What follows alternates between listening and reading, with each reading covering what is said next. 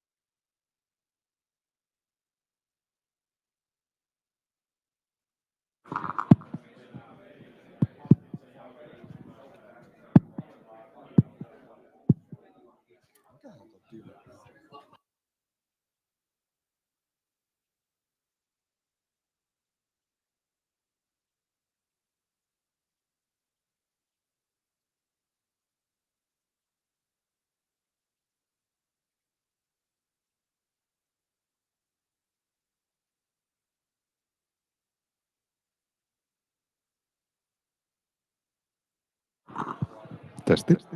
Häh?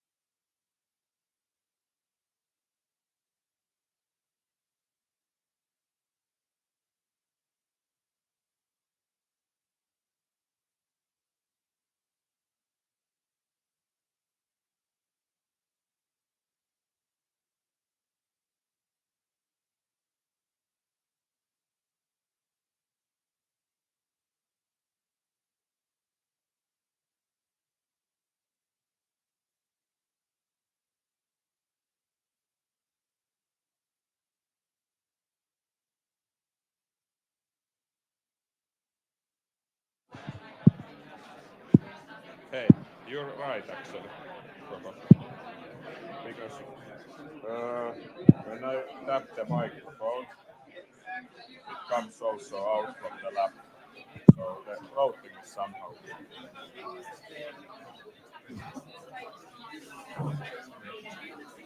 Yeah.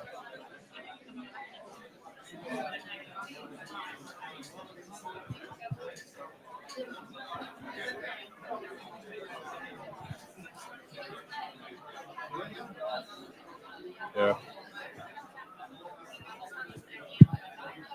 I wonder if it's the It's with streaming card. yes. Because we have the Yes, it's your streaming card.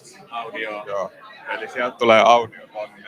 Ja Joo. se sun tavallaan toistaa sen takaisin tänne. Mut meidän pitää jostain saada audio tänne striimiin. Okei. Se tulee sekä Ja parotsista se pelaa.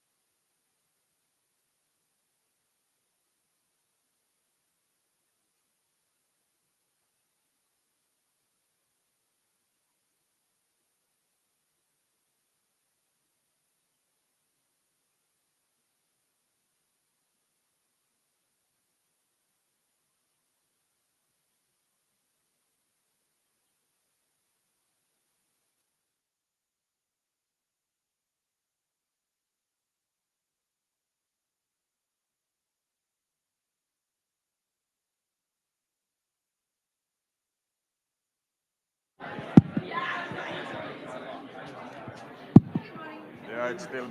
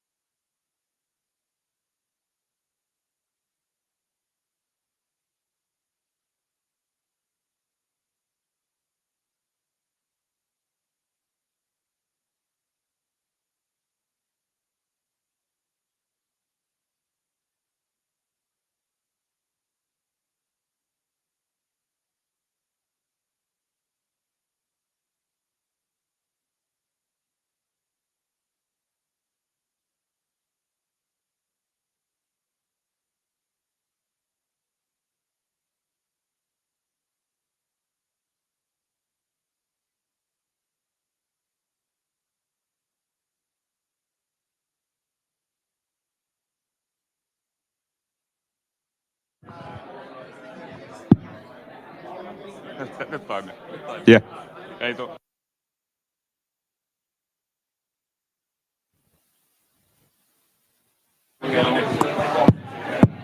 Joo.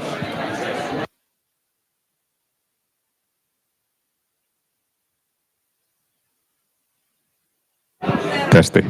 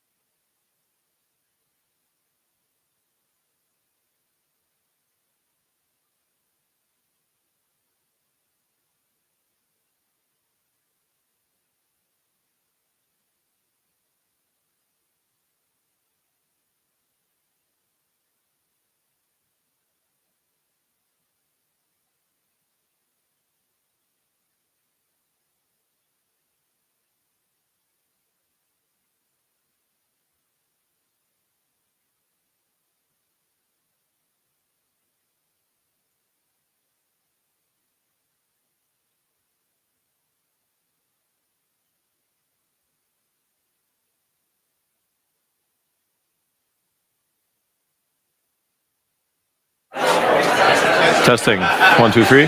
We're good. Okay, my friends, if people could come and find some empty seats and we'll get started. This way, please.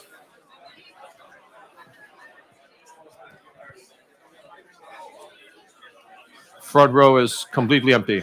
There we go. First one. Perfect. Perfect. Still some empty seats here.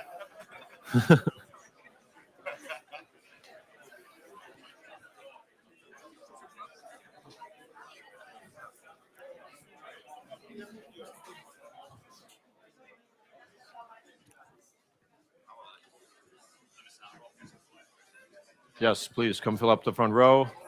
Still some seats back there. Okay, wonderful. If I could get everyone's attention for a couple minutes, we'll get started.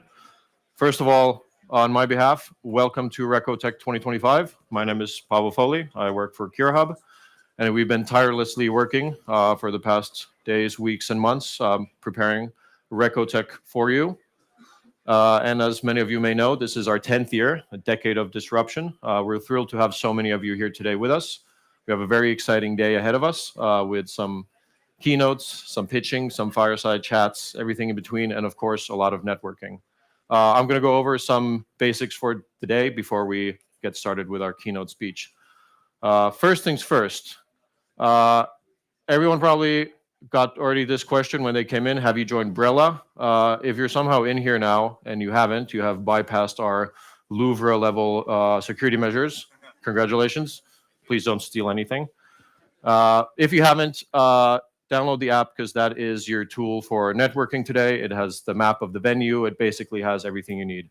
So please do that. This QR code should take you to the right place. If it doesn't, I don't know how to help you right now. We'll figure it out.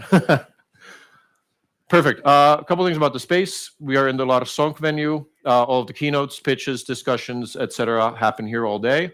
All of the booths are here in this space and in the lounge over there.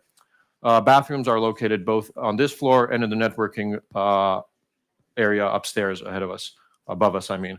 Wi-Fi is Maria01. The password is Maria0101 if you need to get on the internet. Smoking happens in the front yard, so out there where you came in from. And if you need any assistance during the day, there's people here with Recotech t-shirts on, so ask them for instructions. A couple words about networking. Networking slots are open all day. You can set up the meetings on Brella. And the networking area is located directly above us on the second floor. So when you go out past the registration area, you walk up a flight of stairs, take a left, and you're there. Perfect. There you have 15 meeting spots, so you'll find your designated meeting spot through the app and connect. And we'll also have a couple networking breaks in the program. Here is a very clear image of today's schedule. I know it's kind of hard to read. Doesn't matter. We'll start off with a keynote speech in a second. Then the morning PropTech session hosted by Nordic PropTech Awards. Some networking breaks. Then a contact session hosted by SmartCraft and Keel Ventures. And a small book announcement before we head for lunch at 12:25. One more thing. We have a CO2 challenge. You can scan the QR code, and our partner Ninja Labo has a calculator where you can calculate the CO2 emissions of your commute here today, and we have a prize for the most eco-friendly Recotech commuter. So go ahead and scan the QR code. You can also find this on the Brella app. What else? Oh, we have a photographer here. Nestori, are you somewhere to be seen over here? If you don't want to be photographed, you can tell him if you see him taking a picture of you and you don't want your picture taken, just tell him and it's all good. Perfect. And we have a test site outside. When you walked in, you maybe saw some concrete elements. We have some elements there from Hyperion and Recotech, so go take a look at them. Go scan the QR codes. Go learn more about that. I think that's it. So we'll go ahead and kick off the program. Without further ado, I'd like to ask Amy Chen up on stage. Thank you.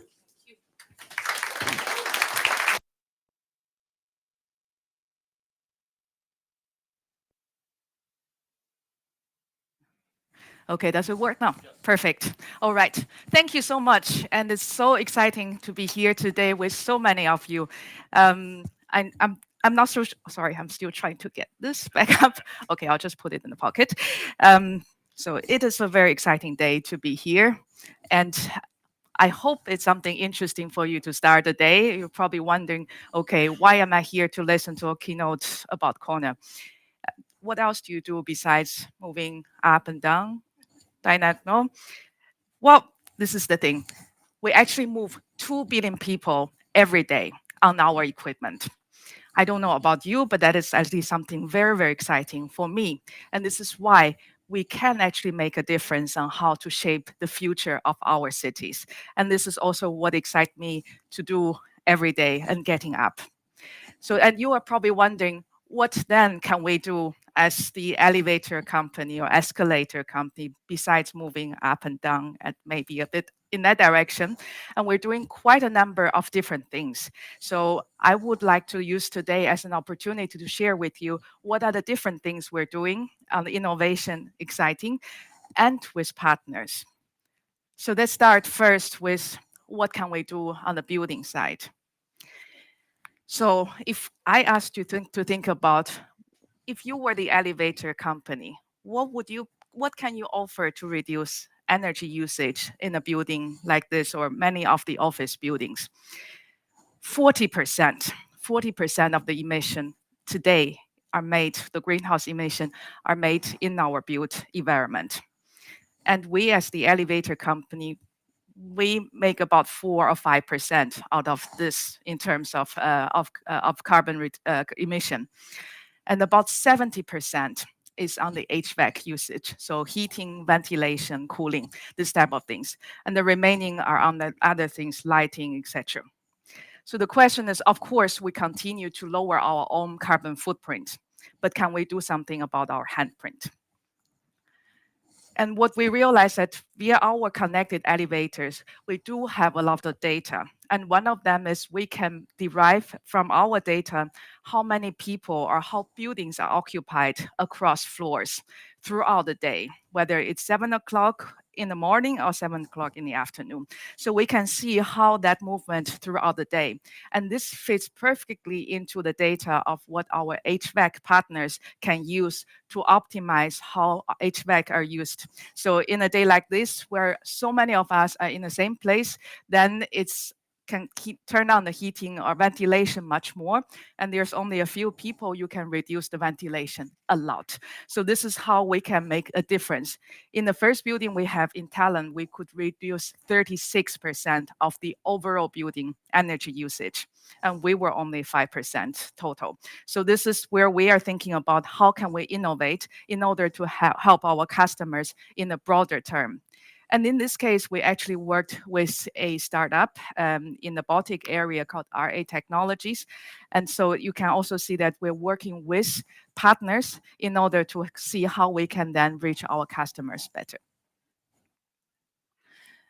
Talking about agentic AI and generative AI, this is probably already not a new topic anymore, but this is something that we as a company and many other large companies has very similar needs to improve our productivity and help our employees working better. And the example here is that we have actually 40,000 field technicians. They make 100,000 field visits to our customers every day. One of the key questions they have is they don't often know what they are going to visit and how to fix their problems. And quite often they need to call a help desk or look into very, very lengthy technical menus. So what if we can use AI to help to make that part happen much easier? So imagine that the technician get a question, so the door keeps open and closing, what can I do? And then AI assistant can help to say that, okay, here you can see that this is the elevator you're going to visit, and then give some prompting suggestions. Okay, what would you want to know? So then you can see the history of what has been done. And let me give a second. Then you can also see that, okay, code 78 happened 14 times in the most recent time. And there's no other needs you need to fix at the moment. And then you can see that, okay, what does code 78 indicating? And this can help the technician to understand, okay, this is about This is about a stuck door call. And then it can help you to see how I can fix that problem. It's going slower than me, so let me see if I think there's further. So there's continuous, then how do I get more? It's the most common thing I did, but it didn't help still. What else can I do? So then there's also a possibility for the technician to go directly to the technical drawings. So we have been doing that, and this is already not so new. This is innovation we already introduced the year before. But what is interesting now is that we are actually scaling it. So we have 7,800 users by now. I think it's already in more than 10 countries. And we did that in a very iterative approach. So it's not only about AI, so very much about the people. And it's what's important is the technician felt that this is a tool that they actually feel like using. And we're also very proud that just yesterday we won the AI Finland Award for AI Transformation of the Year. So we're very, very excited about what is happening here. And there we're actually also looking a lot on technology partners. We have been working quite actively as a venture client. So we are the customer for startups. And there we're working with both Cambium Foundry and 27 pilots to get to what are the specific problems inside that we can solve with startups and scale up directly to be your customer. And this is also a track we are continuously exploring, and we wanted to leverage that because a lot of the problems we face are not unique to one company. And it's probably much faster for you to develop that solution with all the support outside than us building it ourselves. And we'll be very happy to just use that solution you developed. And we can also be a startup ourselves. So this is the one that I will just show a small video.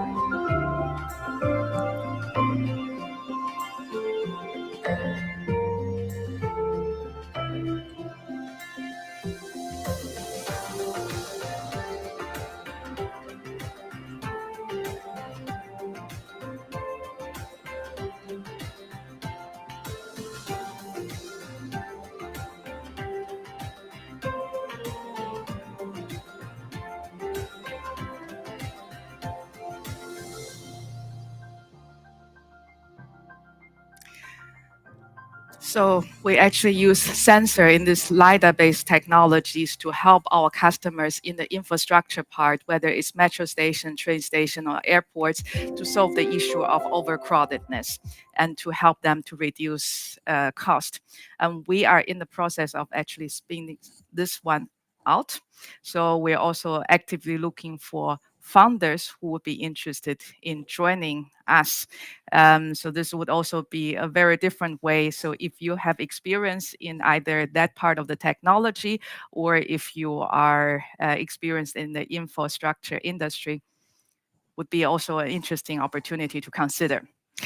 All right, last but not least, we have recently been awarded Business Finland, our Renaissance program. This is a 5-year R&D and innovation program we are now doing with Business Finland. So the whole idea is 80% of today's built environment is already built for 2050. So by 2050, we will only have 20% of new build. So we need to live a lot with the existing building we have as of today. And it's about how can we make this very high consuming, less convenient living environment of today into more sustainable and ease of living in 2030. And this is something that we are actively building. A part of the program is also building an ecosystem hub. And there we're looking for different type of partners and startups included to help us together to make those changes. And we have 4 key areas: data and AI-driven operations, decarbonized buildings, adaptability and life cycle extensions, and next generation delivery and maintenance. And there, particularly, we're also looking for 16 co-innovation projects with business in Finland. So just to give you an example, this is the one we are currently applying. Once it's approved, the partners will also get 40% coverage of what you spent into the program from Business Finland. So this is also something very exciting, a bit longer time, and maybe not as specific. And actually, my colleague Murray and Ida are here, and we also have a standout. So if you are interested to know more about our Renaissance Ecosystem Hub program, please reach out to them. And that's all I wanted to share with you today. So I hope it will be interesting for you to start the day and join us to innovate. Thank you.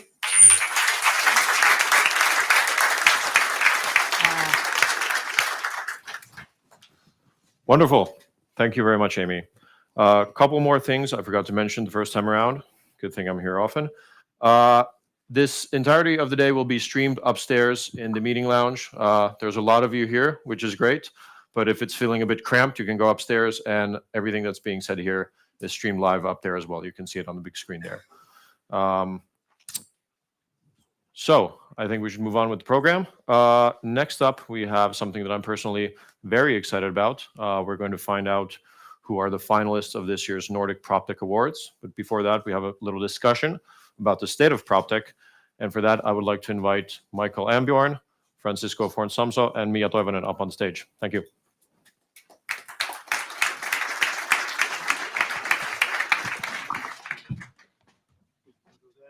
All right. Okay. We have 2 mics ready here. The next 40 minutes or so is going to be quite exciting. There's going to be a lot to cover. So we asked you to fasten your seatbelts, but also we're going to have a little chat on stage. But actually, you've come all this way. Some of you have traveled very far. Some of you have gotten up very early. And some of you just rolled out of bed and came to Maria 1. But the key thing is just look around you and find somebody you haven't talked to yet and just briefly introduce yourself. Is the nice things to do. So just turn to each other and say good morning. Huomenta. Good morning.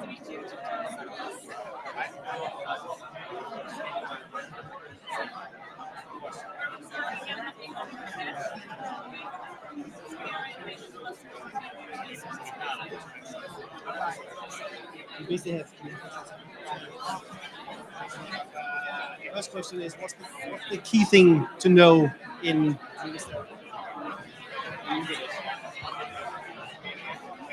All right. We're off to a good start. All right. If everybody could just put up their hands. Put up your hands. Yeah. All right. It will all come back eventually. It always does.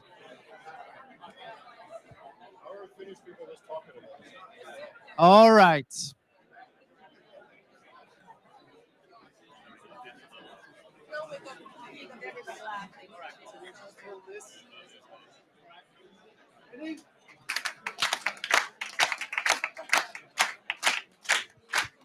All right. It feels good, right? Woo!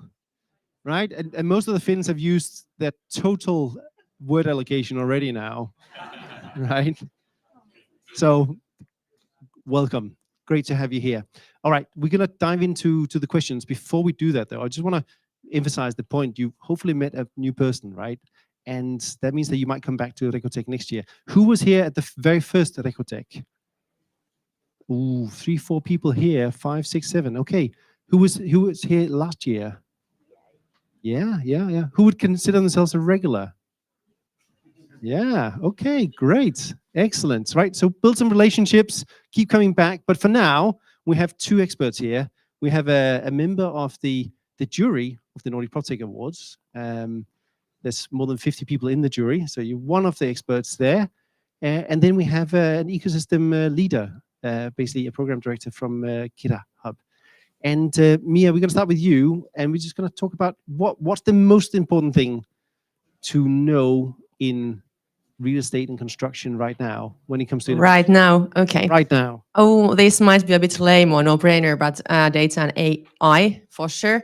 But my perspective is that we already have a huge amount of beautiful, intelligent solutions, innovations, yeah, but they very often are quite narrow and goes with the silos. So I challenge the sector to think more strategically, because we are in a kind of, not yet, I think, in the middle, but we are heading to a total disruption of the whole sector. The business model should be renewed, and AI should be the main tool, or one of the main tools in that. Yep. Because Okay. so to use it, total different kind. All right. So basically, way, lots yeah. of AI. Yeah. Francisco, what are you thinking? What's the most I'm important thing to thinking, know? I think data, definitely. I think companies now are realizing that data is a strategic asset, and we are going from experimenting with data to really tangible cases where we get benefit from this. So yeah, I think data definitely.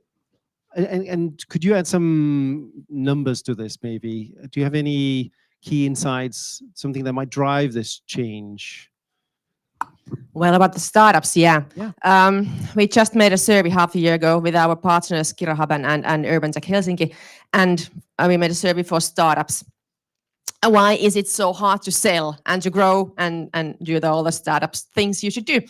And half of the startups told that this is a message for the owners, for the property owners, that the processes to buy from startups or anyone are too complicated, and what is worse, way too slow for startup pace. So that is a huge barrier, and there are plenty of those as well. For example, criteria that actually exclude startups, and totally unnecessary. Plenty of those still, but if we have time. So what's the key thing that you want startups to understand around working with large organizations? And then maybe we get from large organizations the other way around here. Startups should understand, this might sound arrogant, but the startups, of course, love their own solution innovation for sure. Otherwise, they could not compete. But please don't love it too much, because the basic thing is to understand the heart of the buyer, the customer needs, and very often it is not understood enough. Right. Yeah. Okay. So basically, it's like a 2 ears and 1 mouth. Use them in proportion. Please, yeah. Yes. Okay. Exactly. From the other point of view, so from the large organization point of view, what is the one thing that you wish your colleagues knew when it comes to working with startups? I think one thing we're trying to do is find different models how corporations like us can work with the startups. I think when large organization thinks about collaboration, sometimes they think of VC or corporate venture capital. I think what we want to do is find different models that will help startups validate their solutions. I think that's the main thing. And we want to bring as many as domain experts when we talk to startups, and then they can really get feedback and validate the solution early. Could you just briefly outline your portfolio, basically? What's the playground that you potentially access if they work with you? Well, you mean how do we identify these companies? Or? Well, more basically your operations, the scale of it. So basically, it is an opportunity to basically scale fast if you work with a large organization. Yeah, of course. If we have a certain process where we test with the startup, and then if it's a solution, then we bring it into the business, and it's easier for the startup to scale and be applied to some of our projects. Right. And so there's some financial metrics in this as well, right? Some incentives. So a classic one is the worst energy mark, as imperfect as it is probably a 10x performance difference from the best energy mark, if not more. Are there other ratios or numbers that could help inform and kind of bridge the conversation? Well, one thing we noticed recently is that with the, for example, development of agentic AI, startups can really prototype 10 times faster.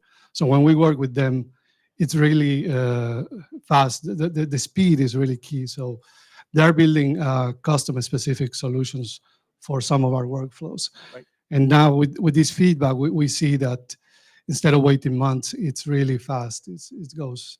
So I think, for example, the use of agentic AI is really speeding up. Okay, great. Anything to add there?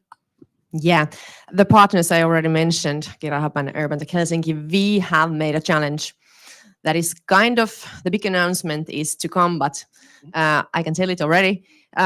We are challenging the whole sector, private and public owners, infra and building, that what if you buy with so small amounts that 2% of your total budget, buying budget, from startups? It would be a huge, huge difference for the whole nation, and we would be very, very, well, not that shortly, but we would be the startup nation of the Europe or world if we would do that. 2% sounds like a very small amount, and some companies already do that, but 99% does not, and the public sector. Please. Right. So what you're speaking to is, like, in pharma, for example, you spend a very significant amount of your total revenue, you reinvest in basically innovation for the future. And in real estate and in construction, that's just not really the case. In fact, in real estate in Denmark, it's estimated that it's maybe 1%, and it's actually only a handful of companies that are making these investments. And I think Exactly. actually Rakli has some data points on this that show a similar picture for Finland. So that's really fascinating. Now, who's a real estate owner or construction operator in this room? If you basically just briefly think about, that was the 5% you just committed, right? Great, excellent. All right, it's moving fast here. From 2 to 5. 2 to 5. That's Doubled. What about basically the conversation? Just coming back to that, because that leads to the ability to speak the same language, right? Exactly. So, are there any tips there on how can you meet the other person? How can you assess their digital maturity and your own digital maturity? Any thoughts there? What do you do when you speak to the CFO, and what do you do when you speak to, let's say, a startup?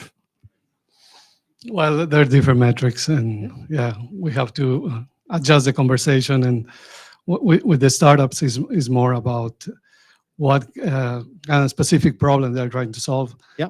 And yeah, so. But actually, that's really the point, right? That you're coming back to the fact that you have to solve a problem rather than the startup solving a problem. Yes, that's where the transaction basically happens. Yes, exactly. Let's change tack a little bit and talk a little bit about what's changing and what's not changing, right? So what will change in 2026 and what will stay the same? Just briefly amongst yourselves, just make a 2-column Notion table or Excel spreadsheet if you're into that 37-year-old classic app from Microsoft.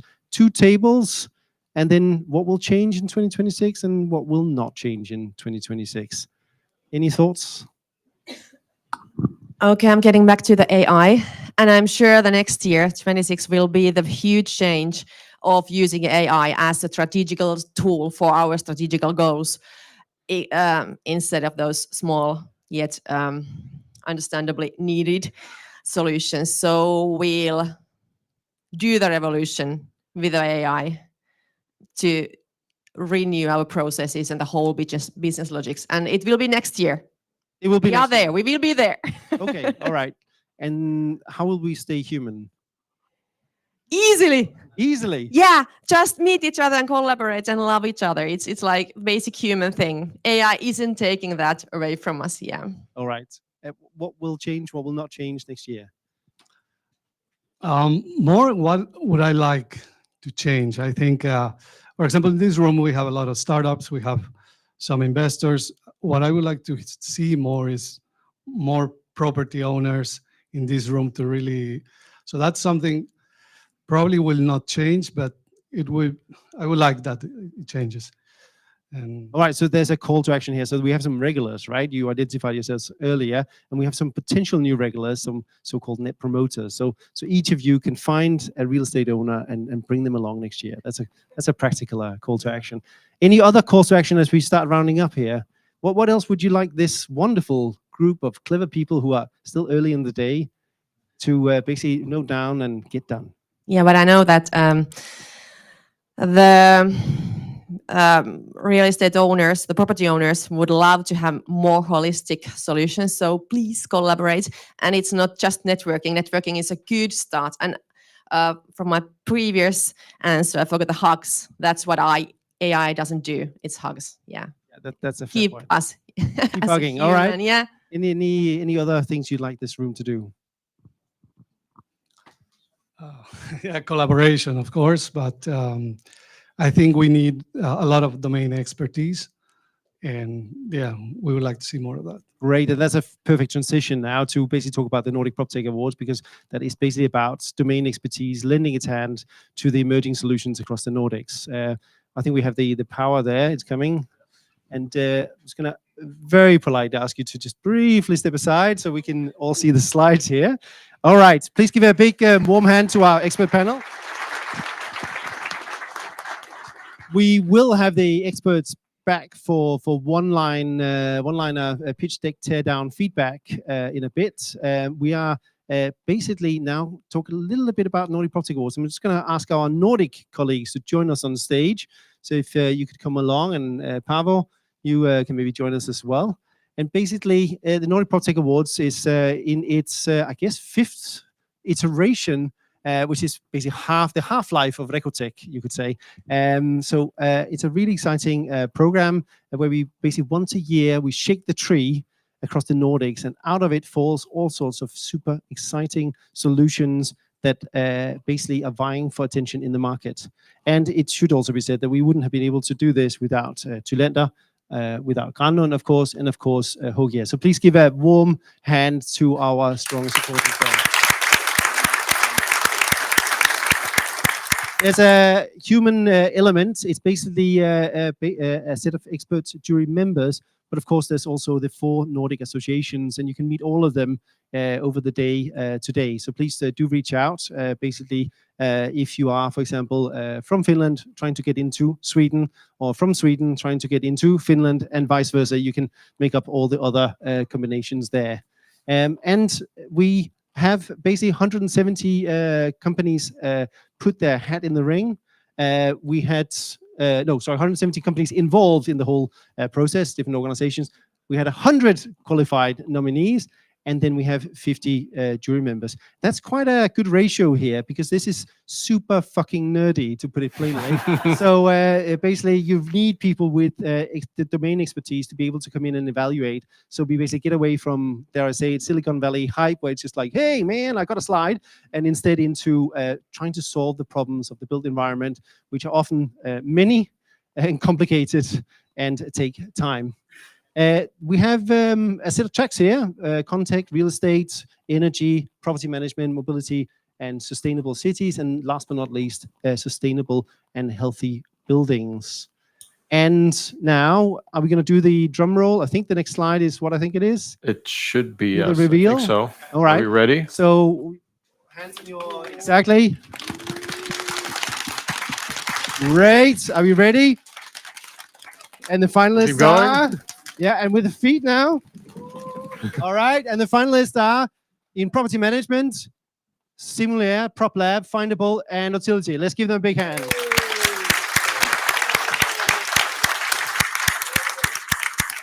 All right, and this is where we do the stage mic thing in the ear, which we should have figured out before. We reveal them all, and then they present, right? All right, so what's going to happen is we're going to cycle through all the categories. And then at the end, those who are present will get to pitch, and they will have about 3 minutes each.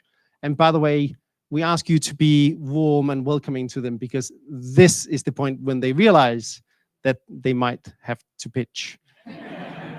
No pressure. Yeah, but there is up north in the Arctic Circle where you actually go into icy water. There is a event where you go into the icy water and pitch for as long as you want, but the icy water makes it a bit difficult. Yeah, yes. and here it's kind of the inverse. Here you get 3 minutes. Yeah, great. All right, for real estate fintech, we got Spacent, Aito, Yako, and Keyhole. Let's give them a big hand.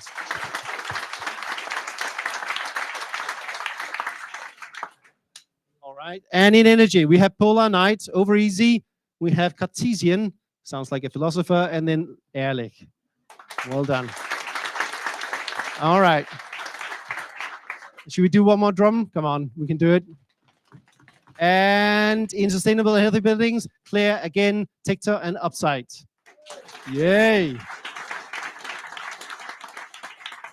And in contact, we have Parametric, we have Circuit, we have Birchview, and we have Recanta. I hope I say that correctly. All right. And in mobility and sustainable cities, we have Green Urban Insights, GISMAP, Soba 3D, and Ratio. Excellent. Please give them a hand. All right. And here are all the wonderful people who are basically involved in this. And they now have an opportunity to say something super exciting about the final, which will be in Copenhagen. Just 2 words, Matilda. So we have the finals on the 26th of February next year in Copenhagen.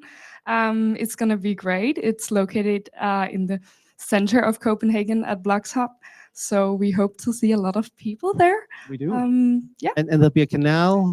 There'll be a canal tour, a pitching session on the canal and stuff like that. So a lot of exciting things happening that That's day. right. So we'll basically co-locate investors and startups on a canal boat, and then we'll just send them off into the sunset. Oh, that's not true. Then they'll come back for the final. Thank you.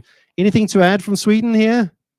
Well, we should, we kicked this whole thing off at Almedalen in Visby in June. So we're kind of 3/4 of the Nordic tour with today, which is good. And good job, guys. Yeah, well done. It's a good start. So and it's a good.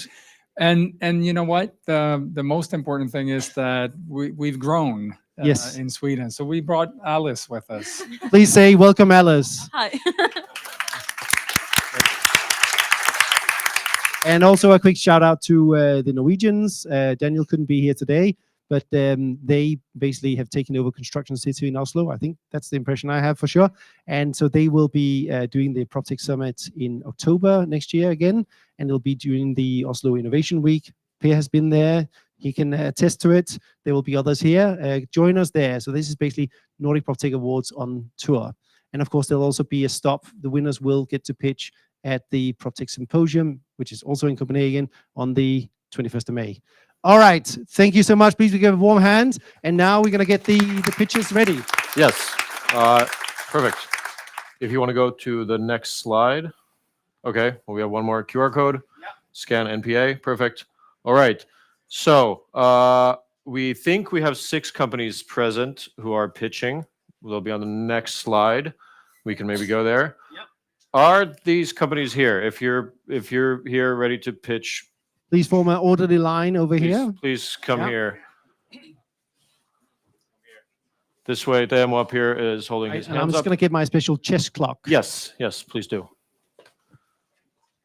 So we have 1, 2, 3, 4, 5. Findable is also here. I think they're upstairs networking. I think, I'm not sure. Right. All right, and this is an internationally certified chess clock with foot operation. Beautiful. There you go. Who plays chess here? E2, E4. All right, ready? Let's get started. We have Birchview up first. Will their slides magically appear when you press this button? Will, I think. Let's see. Perhaps this is you. Yes, wonderful. Okay, right. And they have exactly. Is it 3 minutes? Yeah, 3 minutes. And the way we're going to do it, there are different ways of doing this. There's one where you have like a little bell and so on. What we're going to do is I'm going to encourage you to start clapping when it comes to the end. So you just start slowly and you clap more and more, and then it'll round off nicely. Are we all on for that? Yes? Great. Then we will quickly get our expert panel up again, and they will give one-liner feedback. Yeah? So they will be ready on the side here. And without further ado, I will give you this, and when you press the button, your 3 minutes start. Ready? Yes. Go. Okay. Hi, I'm Åsne from Birdsview, Norway. There is a lot of aging concrete around us, about 64 million buildings and over 20 million bridges that needs to be retrofitted and maintained the next few years. And we should really start tomorrow. But what's the problem? The problem is that we can't see inside the structures. We don't know what it looks like in there. We don't know how it's built. We start blind, and very often we start without drawings, or we don't trust the drawings. We start with visual inspections, but we can only see what we can see. We can't see inside the structures. Then there are these non-destructive tools, but they are very hard to use. They're slow, they're complex. You need to be an expert to understand the results. And then they're destructive, but that's obviously destructive. So what we have developed is a combination of sensor fusion with a LiDAR and a GPR radar, and that's tracking how we're using it. Our own unique algorithms that is able to analyze and process the data instantly, almost, and visualizing it in our fantastic platform. So we'll see if this works. This is Olav. He's scanning a parking garage. And very soon you will see, he's first making a point cloud. And very soon he's scanning. And then you'll see the immediate results up on the screen about the reinforcement and the critical information from the inside of the concrete. So we're seeing inside the concrete. I'm going to skip over to the next slide because this is taking time. Project planning, this is what you need for project planning to do a good tender. It's also what you need for retrofitting to assess the structural load capacity, to cutting and coring, or where rather not to cut and core. And maintenance, obviously, to know more about the bridges and the buildings that you have in your portfolio. We are building on the shoulders of Norwegian oil and gas, seismic, in the same way as in the seismics, they can say this is oil, this is gas, this is rock type X or Y. We can say that this is concrete, this is rebar, this is a plastic pipe with or without water. It's the fantastic algorithms that are helping us here. We've been around the world over the last few months. After launching this product in January, we've been doing all kinds of assets, bridges, prisons, airports, in Governor's Island military buildings in New York. We've been in France doing a parking garage. Next week, I'm going to Canada. We haven't updated the map. We've been in Japan just a couple of weeks ago as well. This is a global problem, and lots of big building and construction agencies and engineering companies are reaching out to us. So, beautiful team, and we're ready to scale and want to raise money. Amazing. Well done. Well done. All right. Great. We're just going to get our expert panel, just briefly give one-liner feedback here. So this is basically something we've done, which is called a pitch deck teardown, where you basically get brutal live feedback on stage from experts. Yeah, I like a lot that you're... Might want to come into the light. It's not a good look to stand behind a pillar and give feedback. Right. No, that I like a lot that you're focusing on a very specific problem. There's a lot of renovation happening. And I like also you're going international, so that's good. Any suggestions? Anything that could be different? Anything that could be clearer? No, I think it was really good pitch. All right, well, give a hand. All right, we'll interchange the two experts as we go along. Now let's have Erlich. Rasmus, please come on stage. All right, your time starts now. Thank you so much. My name is Rasmus. I'm the CEO of Erlich, a Danish PropTech startup. Do I have a slide? I ran away with the power. There you go. Restart the clock then? Yeah, no, I can't. So Erlich is a Danish startup company who have mimicking the air cleaning technologies that are taking place in the atmosphere today. We have stolen our technology from Mother Nature, but we have accelerated the processes 10 million times. We have done that in order to help building owners reduce cost for their HVAC systems. As Amy said this morning, this is the #1 driver of energy consumption in a building, and we need to renovate buildings going forward, both to meet regulatory requirements, but also our tenants' needs in order to be ESG compliant. So this is what we want to help building owners solve. We want to help them solve the ESG agenda and transform their buildings into sustainable, attractive assets for the tenants, and at the same time, of course, protect asset value. 80% of buildings are built, 80% of the building that will be standing in 2050 have been built. We need new technologies to rethink the way we ventilate them, heat them, cool them. They consume a vast amount of energy, and there has been very little innovation in this field the last 10, 20 years. This is where Ally come in. We have a product called EcoGain, which are commercial at this stage. We are installing with commercial partners in key sub-segments such as offices, large retail, hospitality, and airports. And what we do doesn't work. Should be an animation. Ooh, the demo gods. Don't worry, speak over it. Just describe it for us. Sure. So essentially, we are retrofitting our system to the existing ventilation system. We are taking over a substream of the air coming from the main ventilation unit and purifying the air. By doing that, we can reduce the amount of fresh air intake into the building, reduce energy loss to the surroundings, but without having a negative impact on the indoor air quality. We are removing VOCs, gas phase pollutants, particles, viruses, and bacteria at the same time at a very low energy cost. Essentially, when you install our system, you end up reducing operational cost per air handling unit with 60 to 100,000 kilowatt hours, attractive payback times, of course, CO2 reductions, improve indoor air quality, and building certification points if that's in focus for your specific asset. Amazing. Well done. And now to Mia, our experts in what's the feedback? What's the feedback? Thanks a lot. So interesting. And what is the best thing? I think that it was totally understandable, even though I'm not an engineer. So it was a good job.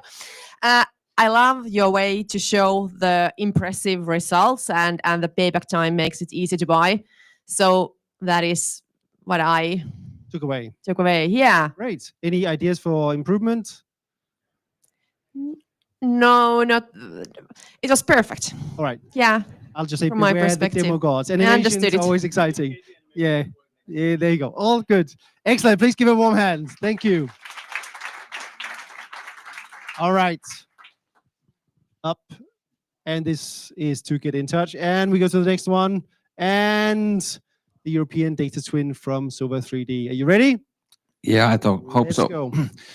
My name is Petri Kokko. I come from Sova 3D. We have been working 10 years. 10 years now, so we are kind of scale-up engineers working on the dungeons and work for the perfect product before you bring it to the market. And now I think that after 10 years, we are ready to bring it. So the problem is that data is scattered around, and citizens oppose changes, so they don't understand. And also now there is the new problem is that you want to keep the data inside of the EU area and not give that for the hyperscalers. So what we have developed, the solution is all data, what we read from different data sources, and bring it to the web browser and share that in very easy, understandable format for all stakeholders. And we have been working with the 3D data. Sorry, it was now. Okay, so it's the European Data Twin Advanced, so full city-owned data control and future-proof sovereign hosting and no hyperscalers, and we are also aligned with the EU Data Act and Gaia-X. And what we do there is the surveying, spatial services, and industrial solutions where we integrate different data formats, point clouds, IFC models, anything basically. So it gives the better decisions and visual data for the end users. So the use cases, you can come and see that on our booth later. I won't show it here. So what we are asking, we are now ready. We think that we are ready to go around the outside of the Finland for the Nordics and also European areas. So, and use the funds to develop that solution further. And I think that's it. Oh, wow. Under time. Well done. Big hands. Thank you. All right. Let's have an expert view here. Francisco. Yeah. Yes, thank you. I like how you frame the problem and the solution. perhaps I would have liked to see, well, you said visit the booth, but more of pilot what you have accomplished with your technology. Yeah, we have a. Yeah, that won't work. Yeah, we have now a bunch of Finnish municipalities and different companies with whom we have been working 10 years. So technology really is very advanced, and but I think that our biggest problem has been the sales, and our management team thinks that you can't go anywhere before it's 100%. But the reality is that first you need to find the client and then start to develop. And otherwise, we will find out that we have 1 million lines of codes and actually 10 different products already, which can be sold separately, in fact. All right, thank you. Please give a warm hand, and we are ready for the next one. All right, just to orientate yourselves, in case you got up very early this morning, you're now finding yourself in Helsinki. This is in Finland, by the way, and basically you're at Recotech, and we are halfway through the 3 pitching startups now.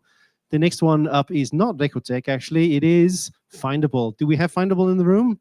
I don't believe we do. Okay. I don't believe we do. That's kind of poetic somehow, isn't it? Yeah? Great. Okay.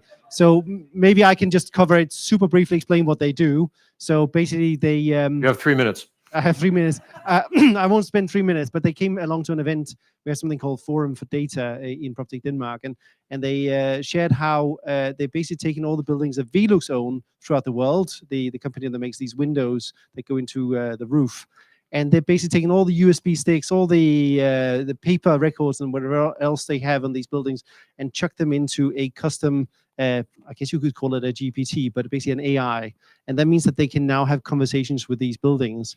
And the wonderful little anecdote in it was that it turns out in Germany, the local person who was in charge of all the buildings actually had his own private archive of physical paper records for the buildings at home. In his own attic, and it was only through this process that they A, found them, and B, got them digitized. So basically Findable basically takes this what's it called challenge out of the equation. All right, we're not going to go through all their slides. We're going to move on fast, but please give them a warm hand. There you go. This can happen when you are doing a live announcement of who's presenting. At least I didn't pick any of you, right? So you'll be pleased. All right, Elias, you would be ready though. All right, let's have Jaakko, your next real estate agent, come on stage. Please give a warm welcome. Thank you. Yes, so hello everyone, I'm Jaakko. I'm the CEO and founder of Jaakko.com. And if we had more time... Michael, the clicker once again. Yeah. All right, we have a constant in Denmark called Kvaj, but you can... one in the middle. It's the big one, yes. Yeah, my name is Jaakko and he is Jaakko too, and it's Jaakko.com, so very much Jaakko's here. But basically what Jaakko is about selling and buying real estate in a new way. So maybe you didn't know, but actually only 2% of all homes have been listed for public sale. Yet actually 28% of the owners would consider selling if approached by a buyer. So imagine if we could somehow activate even a small portion of this passive inventory, we could potentially double the market. So the opportunity is huge. And the other problem with the current model is that it's very expensive. 400 million was paid in agency commissions last year. So there's a supply issue and a cost issue. And that's exactly what Jaakko is fixing. So we are motivating and activating the passive owners to get active, to actually start listening to the buyers. And we're doing that through Jaakko.com, which is a totally new way of like making real estate explorable. You can go into the map, you can find any property in the world in the map as an owner or as a buyer, and with a click of a button, you can show interest to buy or sell. So very straightforward, the lowest barrier ever. And the traction we are seeing is huge. So to date in Finland, we've generated more than 1,600 buying and selling interests on the platform that you cannot find on the competitor platforms. So they are new inventory to the market. So exactly what we were hoping to achieve. And we've generated more than 400 buyer and owner matches. So direct dialogues on the platform for the people to discuss the sales directly. And we don't stop at the match. So we are building a full scale, full stack real estate agent powered by AI. So we already have the pricing tools available so you can get a price for your real estate. photo styling. You can upload a shady picture and we'll make it super selly, and insights and many other things that we are bringing to the picture. So really becoming your full stack real estate agent at the scalable way. And skipping a few slides, our ambition is to actually, this is Finland, we have 14% of the listings currently from self-sellers. So the first goal is to triple that. And we have a small but very capable team behind Jaakko.com. So just a few people, a lot of good advisors, 7 angels have joined. And then I want to stop at the most important. So we are raising a second round right now, 500K with some Business Finland support. Some is still open. So if anybody is interested in changing how real estate is sold and bought, come talk to me. Excellent. Thank you. Great. Well done. And the chap on the shirt, is that you? That's Jaakko. It's another Jaakko than me, but Okay. Yeah. Okay. You've never been seen in the same room at the same time. All right. Let's have an expert view. Well, thanks so much. I'm totally intrigued, and I'll be a client by the end of the day. Yeah, I was wondering about it seems so easy. Like this is a complicated process for everyone, and it's kind of goes to your heart when you're a private property owner. Yeah, and you mentioned the internationalization, that you actually handle the whole world or most of that. So how about your competitors? The way we see this is that, as mentioned, 2% of the properties have been listed for sale, most by agents. So we are, of course, competing with them. But for me, more important is to activate the passive inventory, the 28% I mentioned of the owners who could sell. We are really interested in giving them something that would motivate them to get active on the market. And there's a lot of like hidden supply operators with different approaches, but no one is doing it like us through this like totally user-driven platform that gives the user total control of what they want to do. There's no agents involved if you don't want to use one, so it's 100% the user is in control. All right. And it scales 100%. We have pilot in London and some properties in Stockholm too. So all right, go taking check on it the out. world. Great, thank you, Jaakko. All right. I have to say that this is a revolution we need. Yeah. Thanks a lot. All And right, the that next was one. a ringing endorsement. Now it's my turn to take back the power. Yeah, please give a warm hand here. All right. You're all keeping track, right? It's quite a lot of information you can convey in 3 minutes. Let's have the next one. And the next one is Recotech Labs. Awesome. All right. Hello. Take it away. Clicker, thank you. Hello, everybody. I'm Tuukka from Aito Ventures, and our solution is a digital twin. So currently, we don't really have any documentation of the maintenances or repairs done to detached homes. And what our approach is to create a digital platform where you can see your maintenances and renovations that you need. And we want to do this automatically with the data and the user inputs. 1 second, clicker doesn't work. Awesome.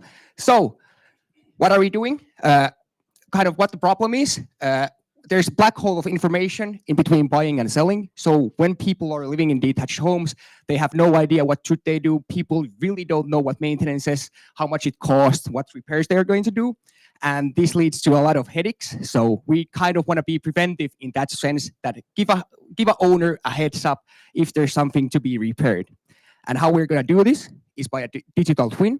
That's a living record that evolves with the house. It has renovation receipts, manuals, photos locked in one place, both DIY and professional work included, and produces a condition-aware valuation. So currently, the home value is just based on the value of the home. So we want to add all the house conditions into that addition as well. Key outcomes is accurate documentation, true cost visibility, confidence in the market, smoother transactions, improved risk assessment, smarter services, better collaboration. Why now? Housing stock is aging, renovation needs are rising, so the renovation depth in Finland is increasing, the market is super big, and the kind of industry is old-fashioned. So the renovations are either sold when there's actually needs, so something breaks, or somebody comes to your house and tells that you need a renovation. So we want to prevent that. And how do we create this digital twin? is by utilizing public data sets, user inputs, and service provider inputs, and cross-referencing that with our own data. Kind of what our business strategy is the consumer side of the platform is Vault for home maintenance. So it automatically books your renovations, tell you what you need to do. And also we're going to help the service providers as well, because most of the service providers are man in a van type of businesses. So we want to help them as well by giving them better tools. All right. Awesome. Awesome. Right. That's Big it. hand. Yeah. Great. Well done. All right. Let's have an expert view. Yeah, great. One question about the maintenance of these digital twins. Are you planning to cover that as well? Yes. So basically, we have listed all the renovations and maintenances needed in a house. So we only need 15 user inputs, and we can update it automatically based on that, just by cross-referencing the data. All right. That's it. Great. Please give a warm hand. Thank you. And I'll take the clicker as well, or pass it on. There you go. Great. Are we... That's it? Am I on? I'm on. Yes, that is it. If you go That to the is next it. one. Perfect. All right. Let's you just go. quickly have our panel back. If you join us here. Excellent. You haven't exercised your hands enough. Please give another applause here for the panel. Please give a big applause for all the finalists. As mentioned, they will now go and face not just one, but more than 50 expert jury members. This will roll through time, and then it will all converge and convene and conclude in Copenhagen in February. So please follow this carefully. But do take the opportunity to talk to all of these whilst you're here. So any final call to action for this group here? Anything else that you'd like them to think about as they go on with their day? Basically, what do you think that they should think about when the year says 2030? I think be open-minded, try to talk to each other, know what they're doing, and also offer to help. I think it's a good way to. All right. So we started with Connor, which is lifts. They go up. Don't forget to send it back down again and let the others in. Yeah, that's a good one. And I'm saying the same once again, that collaboration, that even though you have your own wonderful solution, what if you collaborate with another startup here and make it better, more holistic, and easier for the buyer to buy? That's great. So I'll just seed in two thoughts for when you have a conversation with somebody. It's how can I help you? And is there anything else you need from me? These are incredibly powerful questions. Try them out and see how it works for you. And without that, anything else you need from us, Pavel? No, I need you to get off the stage, please. All right, we'll do that. We'll take our international chess clock and we'll do our move later and say thank you very much. This has been the Nordic PropTech Awards. Yes, clicker and 2 microphones. Okay. Well, you've all been sitting here for an hour. Your prize is a half an hour of networking. Wonderful. So we're going to continue at 11:30. Until then, please go around, talk to people. I got word that the coffee we might be done with coffee down here. If that's the case, there's more coffee upstairs. Don't worry, we have enough coffee for the whole day. As said, the whole event is being streamed upstairs as well. And one last thing, we have an after party starting here in this venue at 5. So once the day's program is over, don't go anywhere. We have food, drink, networking then as well. Thank you. See you in about 25 minutes.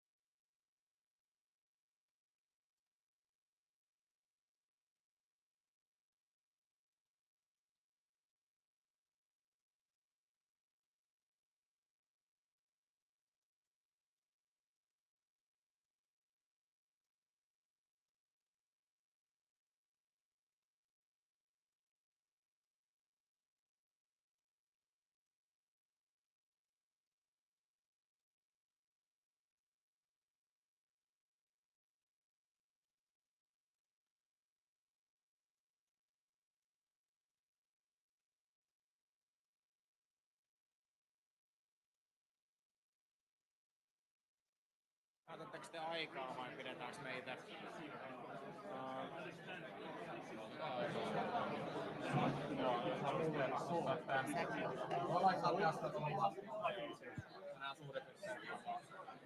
Okay, are we on? I'll do a rough 20. Does it work? It works. Yes? And jump in. Okay, people, let's get back to our seats. Let's get back to our seats.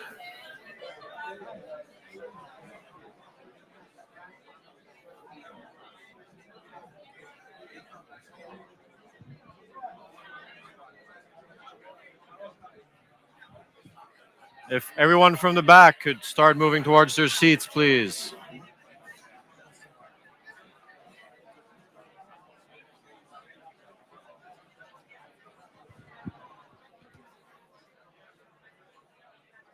Should we do the clapping exercise maybe?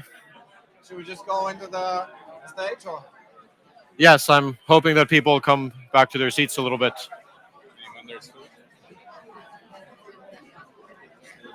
If I could get everyone's attention for a couple minutes, please. Everybody. Let's clap a little bit.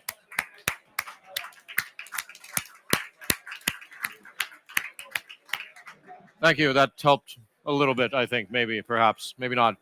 Anywho, let's go on with the program.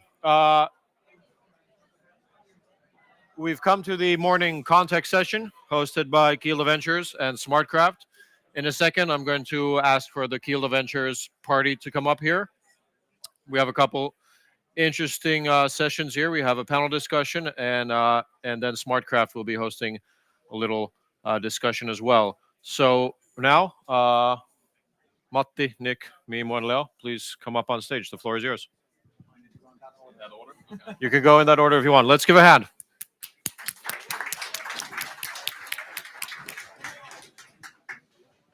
Are we in the right order? Can you recognize us without the pictures? Hello, everyone. Hopefully, we're not keeping everyone away from lunch. So you will stay focused.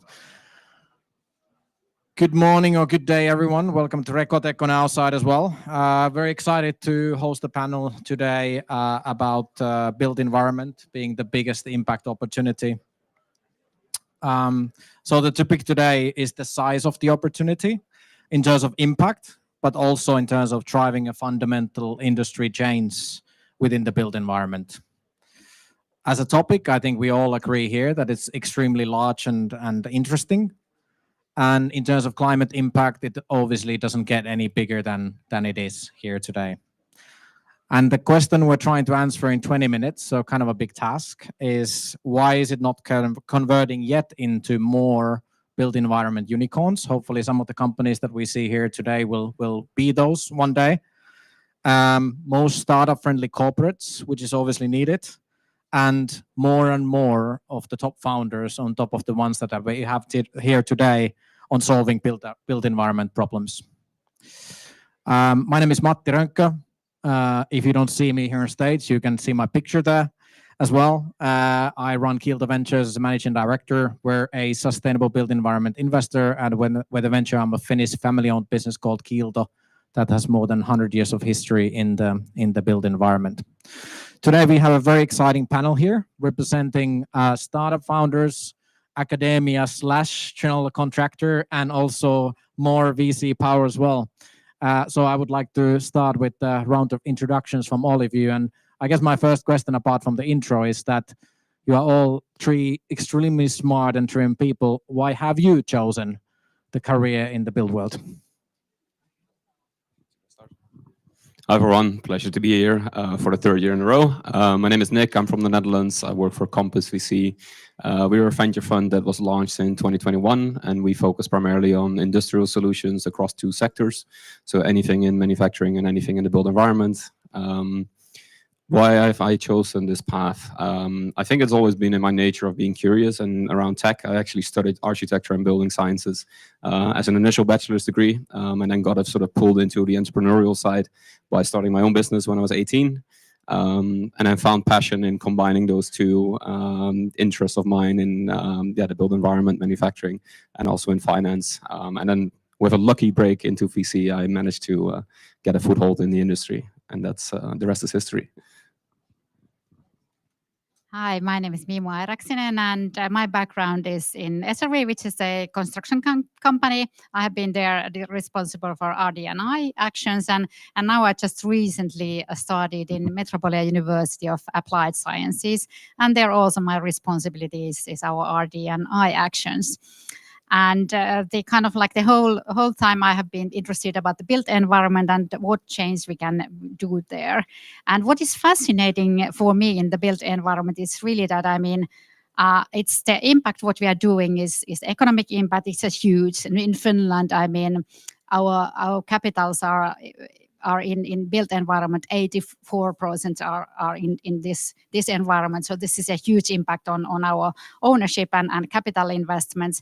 But also this has a huge impact on environmental aspect, on recycling materials. We are using more than any other industry, raw materials, nature materials. And also kind of like this has a huge impact on us as a persons, as a people. So this is why kind of like this is so fascinating, and we have a huge opportunity to really make an impact on this sector. Yeah. Hi, I'm Leo Salomon from Make a BIM.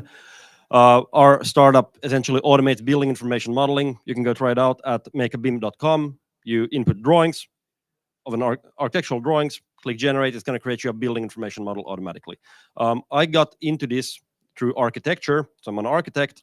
I noticed through my career that, hold on, we do a lot of things manually and we just accept all of this manual work all the time. What if we could actually automate some of that? Then if we go kind of like a little bit deeper, I think there's also this idea of I want my environment to be a result of me, not me being a result of my environment. And in construction, you really have an opportunity to change things and have an impact. I think we all agree on that, hopefully. So getting to the next questions, like obviously for us as an early stage VC or very early stage VC, our thesis is a lot centered around people. And I'm sure we have lots of very smart and driven people here, but as already discussed, I think we still need more of that AAA super talent building startups and exciting companies in the build world, because as we all agree, the opportunity is massive. So maybe a question to you, Mimo, since you have the general contractor and now the academia side as well. What do you think we can improve both on the academic side as well as on the incumbent sides to make this more interesting for the top talent? Yeah, hey, that's a super good question. And I think it's kind of like that, I mean, we have already done quite a lot, even though, I mean, there's a lot of things we need to do. We have good collaboration platforms already existing. For example, Helsinki XR Center, which is kind of like super interesting platform for testing and piloting and kind of like seeing what are the business model, what are the technical solutions for startups, but also kind of like cooperating with big companies and with VCs. So these kind of like, we have already that, but I mean, it's kind of like quite often that we are tend to think in incremental changes or kind of like tuning the current processes.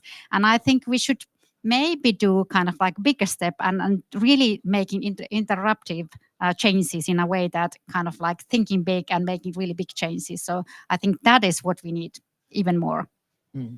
And Leo, you have a background as an architect, but actually your co-founders who you went to hackathon with and started the company, they don't have industry background, and you could have been doing anything. So why Build World?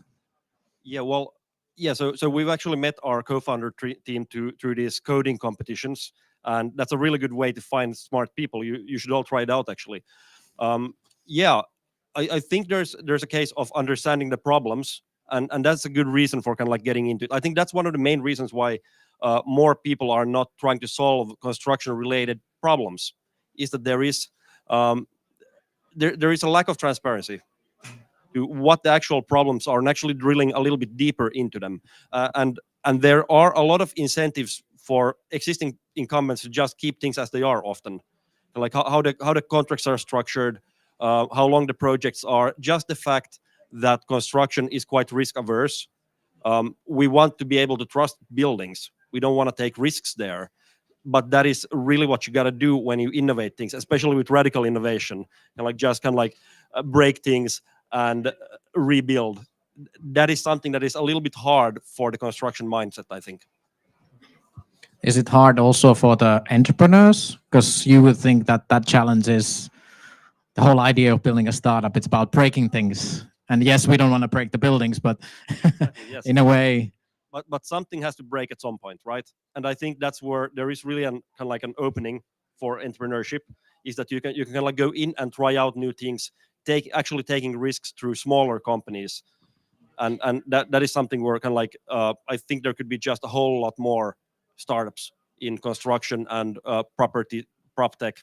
And I mean, even those terms, I think it could go way further, and like maybe it's a huge field. So in terms of kind of the development of built environment overall, we obviously need the talent, but we also need, I think, learnings from other industries. We also need general capital as well. So if only built environment VCs are doing built environment, that's probably not going to work. No offense, Nick, or to us. So Nick, maybe a question to you is like, apart from maybe the people topic partly, what are the reasons that you see why some of the generalist big investors are actually worried about investing into built environment startups? Yeah, where do I start? I mean, it's also the market today that a lot of opportunities are super high, fast scaling, hyper growth, what basically draws the attention away from the generalists, because they're also changing their models. They're investing earlier. They're investing over the entire life cycle of these companies. So I think that is one reason. The second reason is obviously the nature of the market itself in construction tech and real estate. Conservative, and people are conservative, reluctant to change. Everything related along business models. You have project-based revenue, and then switching that into SaaS. Does that work? How do you navigate that? How do you deal with interest rate fluctuations? There's so many aspects to construction and industry that are difficult for outsiders to grasp. And if you're not embedded within the industry and really understand how it functions, I think it's difficult to build a conviction to invest in it. And the last thing I would like to mention is probably the exit scenarios that construction tech and real estate companies can pursue. It's quite a sort of narrow space where you can exit to in large scale businesses.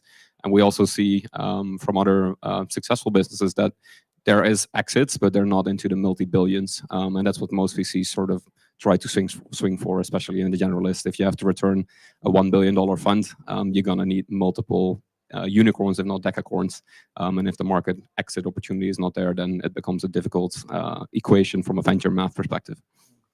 And we all know that the exit market has been, let's say, challenging is maybe the right word in the last couple of years. So is this kind of this overall challenging market affecting more the build world in I mean, it's a capital recycling play, right? The more exits we get, the more money is available for LPs to invest again in VCs. It's basically a cycle that continues, and you see that in all aspects of VC, not just in construction tech and real estate.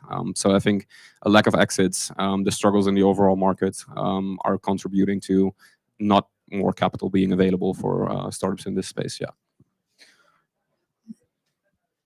Yeah, maybe I think that was really super good idea, and it's also kind of like the construction industry is really like capital intensive, and also kind of like that we are building homes and all that. So we need to kind of like, I mean, no one wants to buy a home which is maybe a pilot, you know, that they want to have a nice home which is kind of like long lasting. So that's why we should really have kind of like different funding models also for the construction companies, kind of like, for example, engaging in insurance industry and all that, kind of like that we could maybe enable those piloting, kind of like that, changing the world and kind of like making much more disruptive things in the built environment without, of course, compromising safety and health and all that. So I think that is kind of like we really should think about differently. I couldn't agree more with that. And I think one is definitely just, I think many of the innovations are already there. I think we have actually discussed this with you before as well, that the innovation are there. We just need the right people to take this to market, and maybe just new type of business models as well to take them to market. But that builds a nice bridge to, we've been talking about the problems. So let's talk a little bit about the solutions. So maybe first the question to Leo about kind of, we all know that if we think of software, everybody will hear say it's so hard to sell to general contractors or anyone in the construction industry and so on. But we kind of see that with AI, that's partly changing as well. And there's a new mentality, and there's kind of almost like a leapfrogging opportunity of going over that boring SaaS to AI solutions. So what you kind of, as a founder, what you kind of wish for the market, the traditional players, that kind of mindset or something else that you would wish to change so you could get them more excited about new things? Yes. So let's see. Yeah, there is this, like both of you actually mentioned, that there is this kind of like conservatism and carefulness in the market, but it is also a range for each person. So you will find these kind of like innovators, early adopters as well. You gotta search for them a little bit longer, maybe. So that is one side of it, from kind of like a startups side. But then from the enterprise side, I think, for example, Granlund does it really well. They have people who are employed with actually working with startups who are going to try out new things. And they have actually got a lot of really good results from that. Like we actually just talked to them. So yeah, so I think just kind of like having some, because what you often end up having, you often end up dealing with people who are project managers. They're really busy because a lot of work in construction and construction related fields, there's a lot of manual work. So they're always kind of like turning the wheels there. They don't have that much time or budget or resources even to actually try new things. So actually having someone who has the mandate to do that is really good. Very good. Maybe we can learn a little bit from San Francisco here. Lately, we see a lot of companies, AI companies, particularly in San Francisco, hire people that are so-called forward deployed engineers, which basically go into businesses, enable them to leverage AI into their organizations. And that maybe can take away a little bit from the conservatism that we see in the market, and actually show these leaders in these companies that you can actually deploy AI in a very swift manner with results, and really quantify the results and then make the sales cycle much more efficient. We got light now as well. Fantastic. And I mean, it will kind of like flip over as well, because it is something where you got to show people that this works. People don't want to take risk, but once there is something that you can prove, then there's going to be kind of like a huge opportunity. And then I don't know, maybe there's going to be a rush of entrepreneurs, like all the crypto guys are going to come in rushing. A gold rush, a new gold rush. But maybe Mimo, from your side, what's your tip then? Like we heard about the best ideas from Silicon Valley, how organization get better with innovation, but you having been on the buyer side, what's your tip for Leon and all the companies out here, how they can get their voice true when they're selling the GCs, for example? Yeah, I mean, it's kind of like actually really simple that makes the customer's life easier. So it's kind of like, I mean, construction companies, I mean, they have so much, I mean, the process needs to be so much in time. I mean, it's really crucial. Otherwise, it's really expensive if you are delayed. So that's really the crucial one. So kind of like all the data, which is kind of like supporting that you have smooth process and not waste or excess resources or anything. So that's super crucial. So show the benefit. So show really kind of like that how you are helping, because I mean quite a lot of time is actually going that you have this application for that application for this one, and then you have the third one, and then you need to kind of like you have the invoicing systems and all that kind of like resource management, and that's so there is so many things you need to kind of like calculate and manually. I mean, we are talking about dashboards and all that kind of like things, and then there are already, but kind of like quite often you have like one and then the other one and then, but really kind of like that how that is making your life smoother, the whole process and synchronizing the process. So I think that's super crucial. Thank you. I was just getting us some more time because the conversation is just getting going.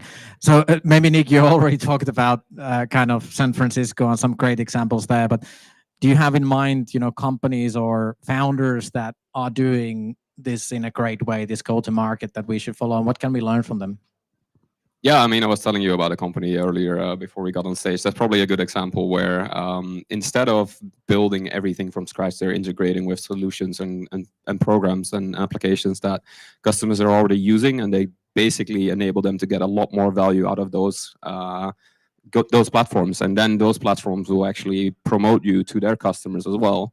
And yeah, maybe in the end of the day, you replace them after a couple of years once you've collected enough data. But in the meantime, just work with these integrations, leverage them, get them faster to market. Another thing that they do really well is they have salespeople that actually understand the industry in the tiniest level of detail. So speaking their language, talking them through problems, and tailor the demos to these customers, rather than if you have a horizontal solution, show them a generic solution that works for everyone, tailor it to them, and really make their problem the core of the demo. That's probably what I would say. And I think that's very aligned with what Mimo was saying before as well. And I would say that this is also something we can learn from other industries as well, that we don't need to build everything ourselves, but we can really partner. Last question to all of you. And Leo, you can't answer Make a BIM. So if you were to solve a built environment problem with a startup right now, and it cannot be Make a BIM, what would it be? Okay, yeah, okay, you got me there. Let's see. Okay. I'm gonna hack the question a little bit here. So one big opportunity is with data of the operation of buildings, just kind of like operating what we have right now a lot more efficiently. Getting data for that and connecting it to the costs and the revenues of a building. Like this financial data management for buildings. That seems like a good opportunity to me. I think everyone who's excited about that should speak to our portfolio company, Nobody Engineering, whose booth is there in the back. Little advertisement there. How about you, Mimo? Yeah, well, I mean, I think kind of like there are two super important things. It's kind of like the lack of resources, all kind of like resources. So we need to go to circular economy. So kind of like this is one thing, but even more importantly is the human factor. Kind of like we all think that we are super rational, but in the end, I mean, when we are doing the decisions, so I mean, we are kind of like making quite a lot with intuition, and then we are kind of like searching the data to support the intuition. So that's kind of like how we could do that in order to kind of like creating the better world. So I think that's one thing what we should really do. I've spent a lot of time lately in cybersecurity, so that's actually the space I would look into, because we hear a lot from our network that a lot of ransomware attacks are happening on buildings, on critical infrastructure, and I think there should be more solutions in that space, particularly tailored to this industry. Very interesting. Another topic we often think about actually with everything related to smart cities. Thank you so much everyone for listening to us. We won't have time for Q&A today, but we will all be at the Kielto Ventures booth there in the back. If you have any questions, you want to speak with any one of us, I think we can learn a lot in terms of building more exciting companies in the space, about incumbents being more friendly for innovation, as well as if those happen, we can get the more attractive and journalist capital to this industry as well. Thank you so much. Thank you. Thank you. I'm on. Now I'm on. Okay, perfect. Thank you, Matti and the crew. Now you're all nice and warmed up. I'd like to bring Timo Makkonen from SmartCraft up on stage to talk about supply chain quality management. There's the clicker. If you go ahead a couple of slides. Let's one, see. two, no, the other way. Other way around. There we go. Perfect. And one more. There we go. Perfect. Yeah. Wonderful. Let's Thank give a hand you. for Timo.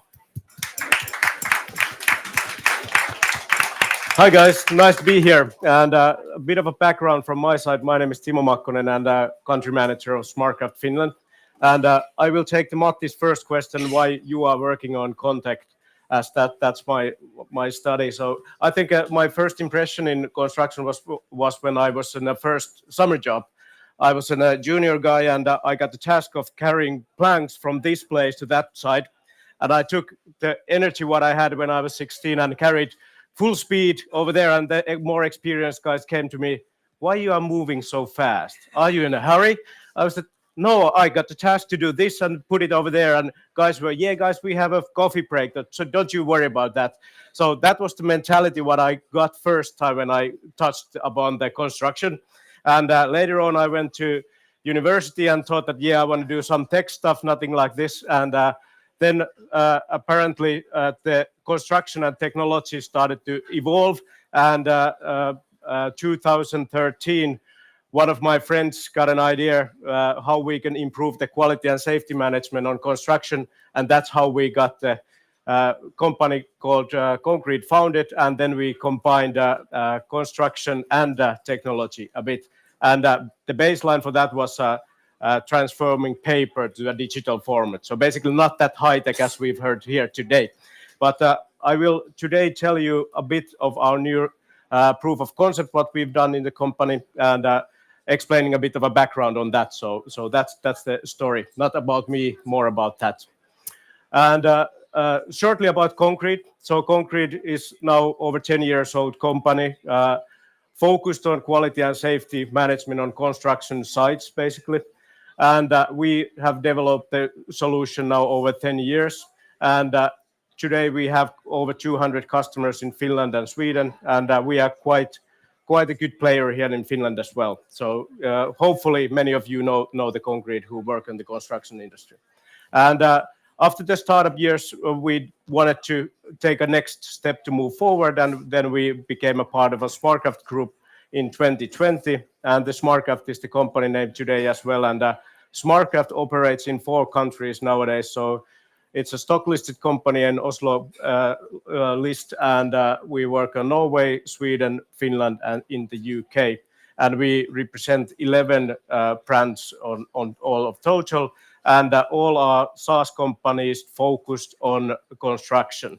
So basically, we have a quite good coverage on different areas of construction in our portfolio. Plus, we know the Nordic market quite well because of the people we have in the company.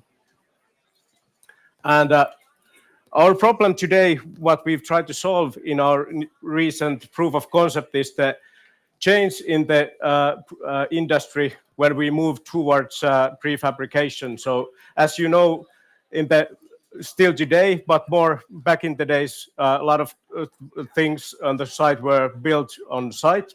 And now we are moving more and more towards prefabrication, where elements, modules, and everything are built somewhere else and then brought to the site. And that changes the traditional way of working naturally, and also the way how the quality needs to be assured. So there's more data points or places to check the quality in the whole process. And that is something that we've taken action on. So basically, if looking the traditional picture that we have a plan and then we collect materials and then everything is built on site, we've seen the need in our customer base that when we get bigger modules or elements, and how we can see that the change in the quality assurance to work towards the whole process. Meaning that when we have a design, then we do something on we manufacture the module, we ship it on site. It's a more bigger, for example, and then it's more on installation instead of a building. So it means that on site, actually, we don't make a quality assurance to the actual work. We install whether the module or something has been installed correctly. So the actual work inspection changes somewhere else.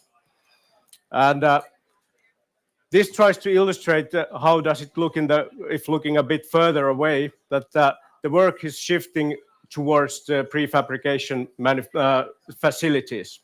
So back like a traditional way of ensuring quality would mean that on the site we have a process of checking each work phase and each work section such a way that when I'm starting the foundation work, for example, I will check the mold and then move forward, and finally we have the final acceptance of that work phase.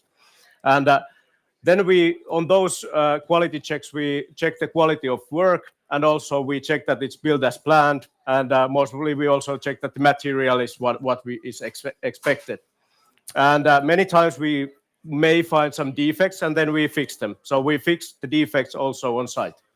And at the handover, we deliver the documentation, and then maybe the property developer or owner will see some defects, and we will fix them as well. As we move forward in the quality assurance chain, when such a way that we have a modules or elements, we add the additional phase, which is on the supplier side. Well, it could be actually manufacturer inspector instead of a supplier. It means that the inspections shift from the site to the manufacturer. So the quality of work is hopefully checked on the manufacturing site, and also that the actual module or slab is built as planned. That is checked also at the factory. And also the defects would be fixed at the manufacturing site. And then on site, we will shift the quality assurance on the way that we check that material or the delivered module is correct and it is installed as planned. So we don't put it upside down or something. So the material or the installation, the sub-assembly should be okay. And naturally, there's the last defect part, or the quality assurance that we've fixed if we found errors. That is at the end of each of these processes. And the reason why I have the defects here, because that is the one our key selling argument that the construction site needs to take over the defect management heavily, and that is the most used use case. So I don't leave that out from the quality process, because that is the reality what we see.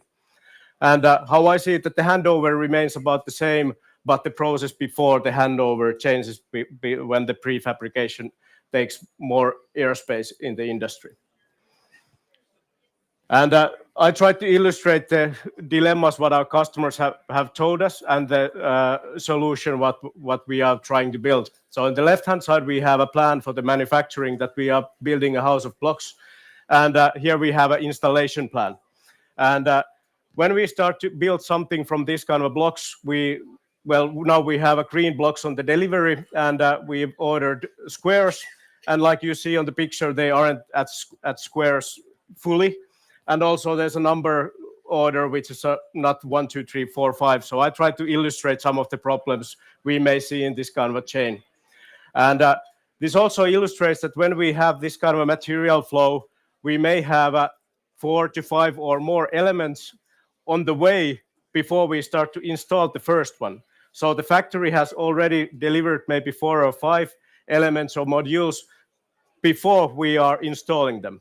And there could be a chance that we check that, okay, it's okay, it looks proper, and we don't deliver it. It didn't break down delivery, and we receive it on site as well, that, okay, it looks about the same. And in the worst case, when we start to install, we realize that I want to install this chair, but I should have been installed this one, for example. And then we already have 1, 2, 3, 4 elements on the pipeline.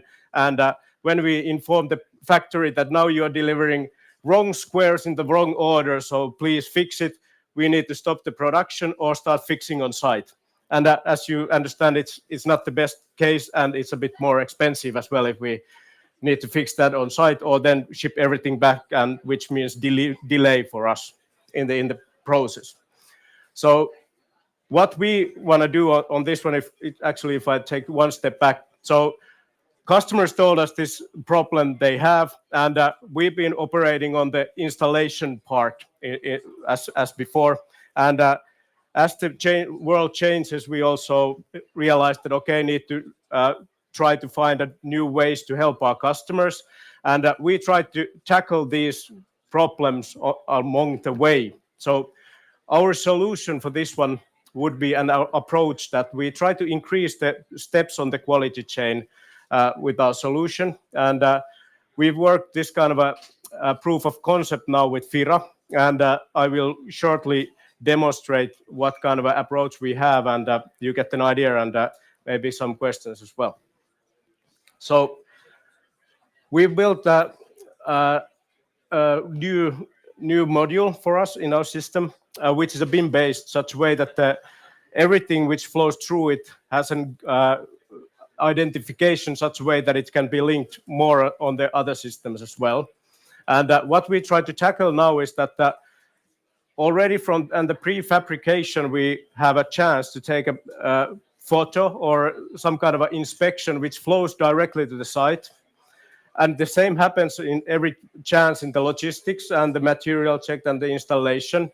And data flows through our BIM connection tool. which means that the customer or the end user can link the data to their BIM model, whether they want to visualize the construction or then collect the full data flow from the material chain. And how we've done it is basically that we've created the follow tag already on the prefabrication facility, such a way that every time we log the data point, we will tag it in our system such a way that we collect each and individual place for each element, for example. And if thinking now the colors are a bit bad, but the idea is that we get the feedback from the delivery chain as soon as possible. So these arrows, which are white, nobody most probably doesn't see it, but that our system now enables that we get the immediate feedback from the manufacturing or from the delivery or from the storage or from the installation to the factory, such a way that the factory can react fast to the possible defect they may have in their material. And there's a real world example from Fira, I think I can share it, that when you are installing the frame, for example, and if the wall element is wrong in this chain, such a way that you need to decide while installing whether you will send it back or start to put it right if it's not straight. So that decision is made on the first floor, for example, and then you have 3 other floors oncoming. So you mostly want to give the input to the factory as soon as possible, such a way that maybe 5th floor will be without plaster. Even though Kielto guys would mostly like it, but less plaster is good anyhow. So that is the point what we are trying to solve. And now we have a POC ongoing, meaning that the first site is using our system from the manufacturing, and now it's on the element side, such a way that the slabs are tagged with our system, and now we try to follow the path and visualize it also on the BIM side.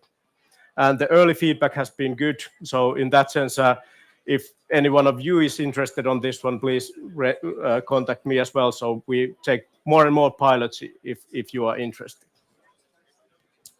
And it was 5, now it's mostly 4 minutes, so I will take the last slide. So basically what we try to do, that we take the fragmented data points to one flow. So instead that we have unreliable data on different systems, meaning in this case that there would be a manufacturer, supplier, delivery company, and the construction company in different systems, we try to harmonize the data and take it in one place such a way that it's easy to share. And the problem at these days is that we have many systems and they are isolated. So we try to tackle that out as well. So we are building the data flow, and we try to collect data points from each data points from each step on the value chain, such a way that it helps our customer to see what is the quality level in the system. And it's also BIM based and standardized, so it's easier to share the data, and then it's real time. So that is the point what we are trying to get on this project. So basically, key takeaways, the most really obvious for us that the world and the industry is changing. And from our perspective, we see that the world is changing, so the traditional site-based quality assurance practices cannot support this kind of a shift. So we need to act on it, and we need to expand the quality assurance chain from the site to the logistic chain and also for the manufacturing. And naturally, early feedback is cheaper than early or the later correction. And now with the technology, what we are building, for example, that enables that kind of a change.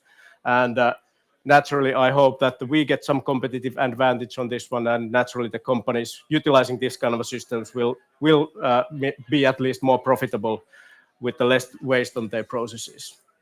So remembering from this one that need to expand the quality assurance chain.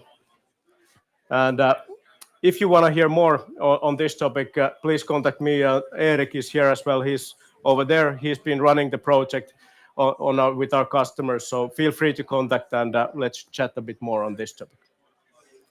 Thank you. Thank you, Timo. Did we have time to get questions? One or two, very quickly. If any questions, shout. If not, you can connect with him on Brella Yep, indeed. and set up a meeting and chew his ear off with questions later on. Let's do that. Thank you, guys. Thank you. Thank you. Perfect. All right. To cap off our morning portion of the day, we have something very interesting and different. Can I have a microphone here for you? Yes.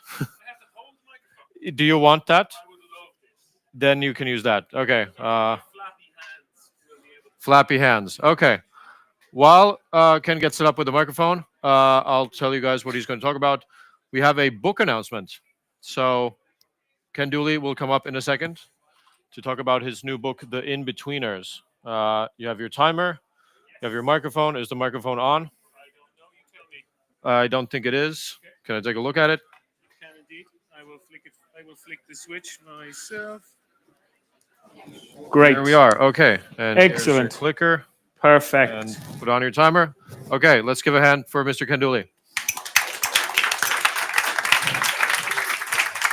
Super. So we wrote a book. Elisa Ronka and I, in the last kind of year or two, have been working on a problem. Our slides are going to appear in just a moment. Elisa is currently the managing director of Johnson Controls, a digital business, EMEA. Johnson Controls have about 23 billion euros in revenue, and she runs all their digital stuff, EMEA. My background is I've been a chief product officer. I've been an innovation director. These days, I'm the chief data officer at Granlund and also a professor of practice at Aalto. And my slides are going to appear any moment. Oh, I click. Excellent. There you go. So as an overview, we're talking about this subject of in-betweeners, this really important role of in-betweeners. And we see it as being this really important reason or challenge to translate technology. And I'll explain exactly what that means. So we're going to play a game of good in-betweeners, bad in-betweeners. Okay? Sauli Niinistö with these guys. Good in-betweener? Good in-betweener. Okay? Paolo from Friends. Good in-betweener? Bad in-betweener? Bad in-betweener. And what's the good in-betweener here? It's the spaghetti. There you go. Excellent. Good answers. So we're talking about this in between technology and customers, deep tech founders, deep tech entrepreneurship. We're talking about this in between here. And this is the thing that we see as being really lacking and not done really well. So the book has 3 parts. It has this kind of starting point, this get your head in the game, the things you have to understand, otherwise you shouldn't be anywhere near this topic. We have the problem of complexity. The best founders often lean towards a lot of complexity, and we have to help them out of that. And then we have this role of the in-betweener. So the foundational mindset is a lot about customer value. There's a lot about customer empathy. As an entrepreneur, as a founder, as a kind of new business sponsor, you really have to understand what your customer values, and you really have to understand the customer doesn't understand it as well as you have. So part of the problem with us trying to tell people it's too complicated is that it's not complicated for them. One person has said to us, you shouldn't write this book, you should write the book, Don't Be a Stupid Customer, because our customers are stupid. What we have is amazing. It's their fault, not my fault. So really, really drilling down and really spending time on this and really drilling down and being open-minded enough to know your customer has 20 things on their desk. Their job is not to buy things from you. You need to make it easy to understand. You need to make it easy to buy. Some of the things that we're seeing in change that are really interesting. Andrew Ng, who is the kind of founder of Google Brain and some of these amazing things. He came out with this brilliant quote that I think with AI shows what's changing. The bottleneck isn't coding anymore. It's not software development. It's really understanding if my coding just got more efficient, what do I do with it? The bottleneck is finding what are the problems the customer wants solved. What is the segment that I can start with? What are the initial problem I should solve? And then the next layer and the next layer. This is really, really what we're seeing now, especially with AI. Anyone know who this guy is? He's in our industry. This guy's called Carl White. Anyone know? Anyone know? Carl White is the CIO at Autodesk. He's also the head of revenue operations. So we're starting to see technology and sales merging. He used to be a marketing guy in Apple, and now he's the CIO of one of our industries, behemoth. We're starting to see these dual roles. We're starting to see chief commercial officer and chief digital officer joining in some places. And it's because really understanding this challenge is a really important thing. So the things we want to do is we want to take this big complex mess and we want to split it into kind of simpler things. We want to simplify the story so people can understand it. And ideally, the big complicated thing, we could find an easy way to sell it to customers. You just need to tell it this way. We need to understand the story. We need to understand their customer value. We need to make it easy for them to buy. The challenge is that some of the really big, complicated innovations we're seeing coming out of industries like this is that actually we also need to dismantle it. That the ideas that are coming are just too complicated. They're trying to develop 5 different things simultaneously. They think all 5 are really, really important. And I know this as a researcher in universities, as an ex-innovation director. It's really hard to say everything is wonderful. Let's pick one. Let's focus on it from a development point of view and let's move on. You need to be a really good expert to convince the best technology people to simplify it for now. Let's pause and come back to this later. There's a huge amount of resistance on this dismantling, on this simplification, but it's part of the problem. The problem then is just the best technology people who understand our domain and understand technology are often lean into complexity. This is a classic kind of cartoon. It's 10 years old and still is relevant when it was made. And actually, we got permission from Brady to put it in the book. The entrepreneurs and the brilliant people come up with this amazing, complicated, but excellent idea. They are able to create this. They're able to make it. They're able to think of it. They're inspired to get out of bed to build this thing. Sometimes at some stage they have to launch. They run out of resources and they do something like this. And actually at the end of the day, the customers didn't want a rocket. So we have this kind of summary of it was too complex, but hey, it challenged them. It got them inspired. This is underwhelming. Customer didn't want it anyway. And this happens a lot. Part of this, in the book, we call the best technology people, we call them creators. We call them kind of idea creators. And we've gone through, from a scientific point of view, all these kind of reasons why people get stuck in this. So we have these 2 areas called evangelism and identity and technical focus and complexity bias. It's really, we only have 15 minutes today, but hey, they're competitive. They're really proud of their ability. They get really enthusiastic, the passion of solving the problem. They like to stay in control. So giving control to marketing and sales is scary. And also they pick problems that are kind of cool and shiny and make them sound good when they're talking to their mother-in-law or father-in-law or at a barbecue. If you're working on something really cool and complicated, then, hey, it makes you sound cool and complicated. But it's not the best maybe business idea. We also have this idea slightly similar to the control, but they don't want to learn about other skills around them like sales and marketing because they're better at technology. There's also these beautiful things called aesthetic bias, where actually a lot of brilliant people mistake the customer will love it if it's more complicated. If I add some extra features on my Swiss Army knife, I'm sure someone will value it, but they don't. There's also this idea called addition bias. There's some brilliant studies on this. When we have a problem, we often add new things to solve it rather than simplifying. And then there's an element about lacking empathy, that actually we don't think of the customer's side. We just say, this makes sense. Why don't they buy it? And then we have this element about impatience. I love the story of Amazon. Amazon at the end of 1997 had 18 months after their launch, they had 150 million in revenue, 1.5 million customers. They were only selling books. Can you imagine having this? They knew at the start, they hired people, they spoke to investors. We have this store that can sell absolutely everything. It's going to be this future thing that has now $200 billion revenue. For 18 months, they only sold books. There's such discipline in that. There's such discipline in thinking, okay, we could sell CDs, we could sell sex toys, we could sell niche hardware, screws and nails and stuff. They validated everything with this. They build, learn, test.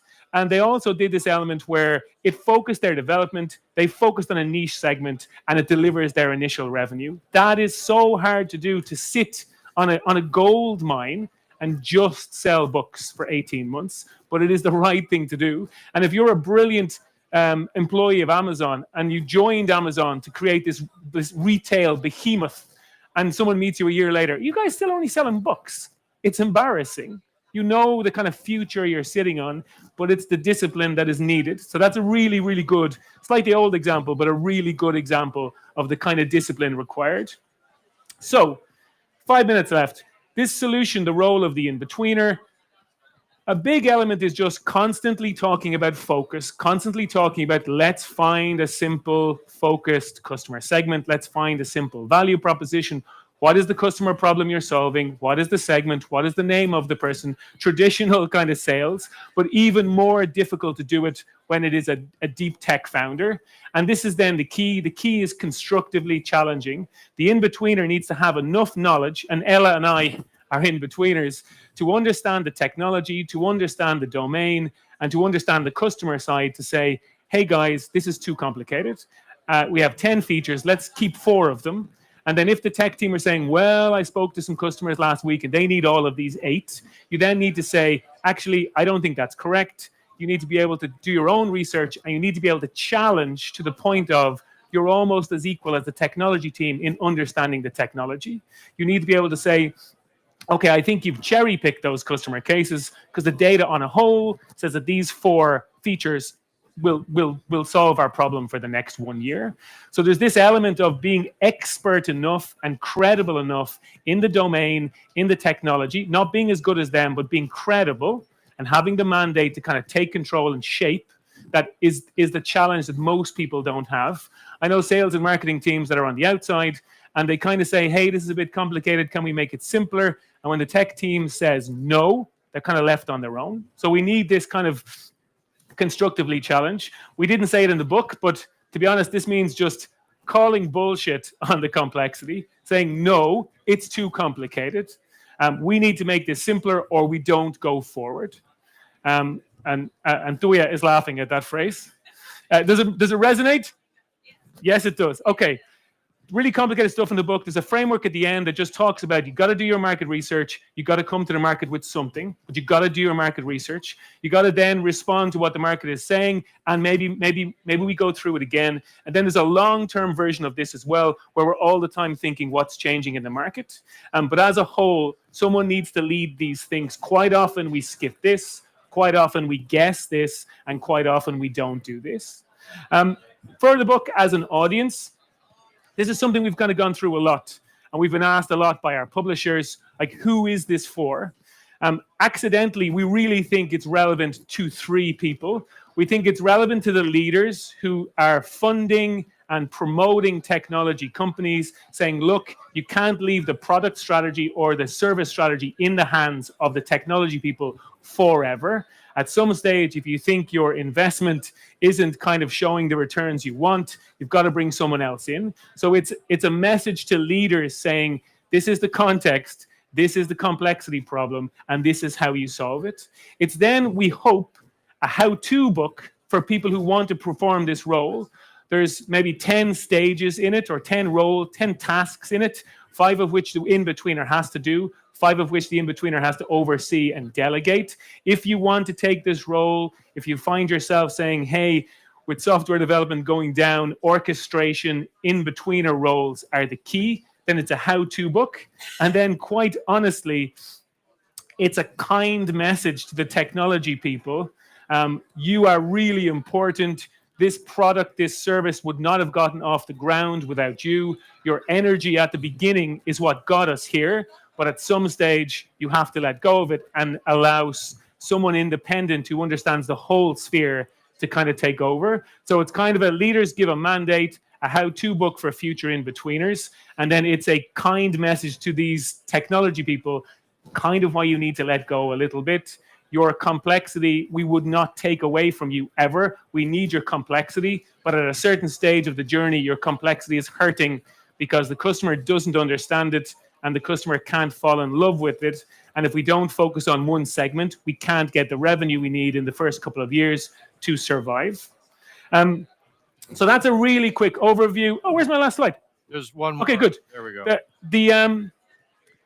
The book is available to pre-order at inbetweenersbook.com. Surprisingly, I'm more interested in showing this than the QR code.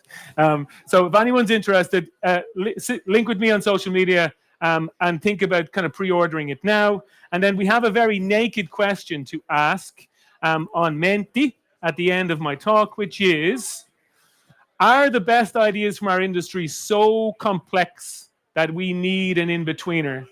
Menti code is 22016629. I use the codes more often than the QR codes. QR code works as well. QR code works as well.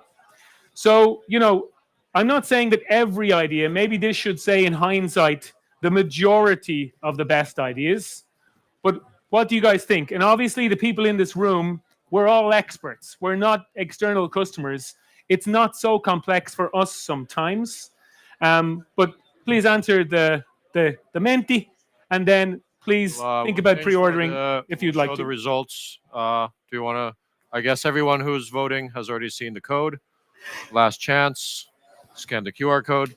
Yeah. 22016629. This should work. There we go. Oh, okay. We like this. Thank you for your kindness. Otherwise, we wasted 2 years of our life. But hey, that's the overview from us. We'll be talking about it lots in the next while. The book comes out early next year. This is day one of pre-promotion. Elisa and I say thank you very much.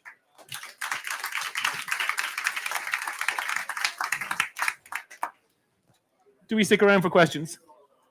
If there's one or two questions, yes. Yes, hi. Sure, there. Go ahead. I can start. Okay, I was thinking I have to do without the mic. Okay. Hi all, Linna Harala from Gilda. Very interesting book and good thoughts you have there. Maybe my question would be that now we all saw that, yes, the built environment needs in-betweeners. Should the in-betweeners, where is the most important location for them to be? There are lots of startups here today, so should every startup think, okay, we need an in-betweener in the team, or for the incumbent companies, which location in the firm is the place for an in-betweener? Yeah, I would think that instinct of we need to hire a salesperson. We have everything, now we need to hire a salesperson. Or I would think when you're thinking about how to sell, when you're thinking about that sales and marketing angle, I think you need to bring it in as soon as possible. I would be biased and say your second hire should be an in-betweener. I would say it as simple as that, especially in the world where your software developers are outsourced or maybe even agents. Maybe your second hire should be someone that thinks this way. And I think going hand in hand and being that tandem between the creator or deep tech founder and this person, I think it's a really good combination. Anything else before I go? There's one here, Teemu. Are you raising your hand? Oh no, someone talking with their hand. Okay. Okay, great. No more questions. Thank you very much. Okay. Thank you. Super. Here we go. All right. Next slide is something everyone's eagerly been waiting to see. Lunch break. We were kind of preempted with the lunch there a little bit. If you've already eaten, go get some fresh air. There's still probably some food left. There's also a restaurant that way across the yard called Monda. Go in there. you. There's a K-store across the street when you walk Thank out you of the very much. yard. So for the next 45 minutes, go get some fresh air, grab a bite to eat, go network, and we will continue at 10 after 1 if my math is correct, maybe 15 after. See you then. Thank you.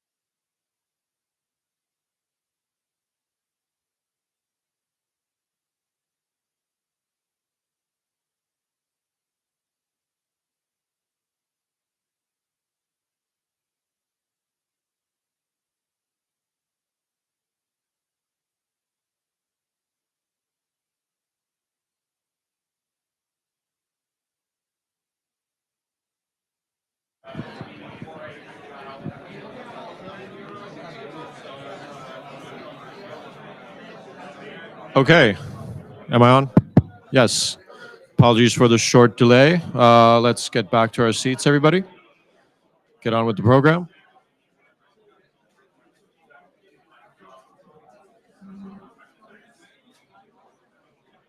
Some more empty seats this way, my friends. If you want to come sit.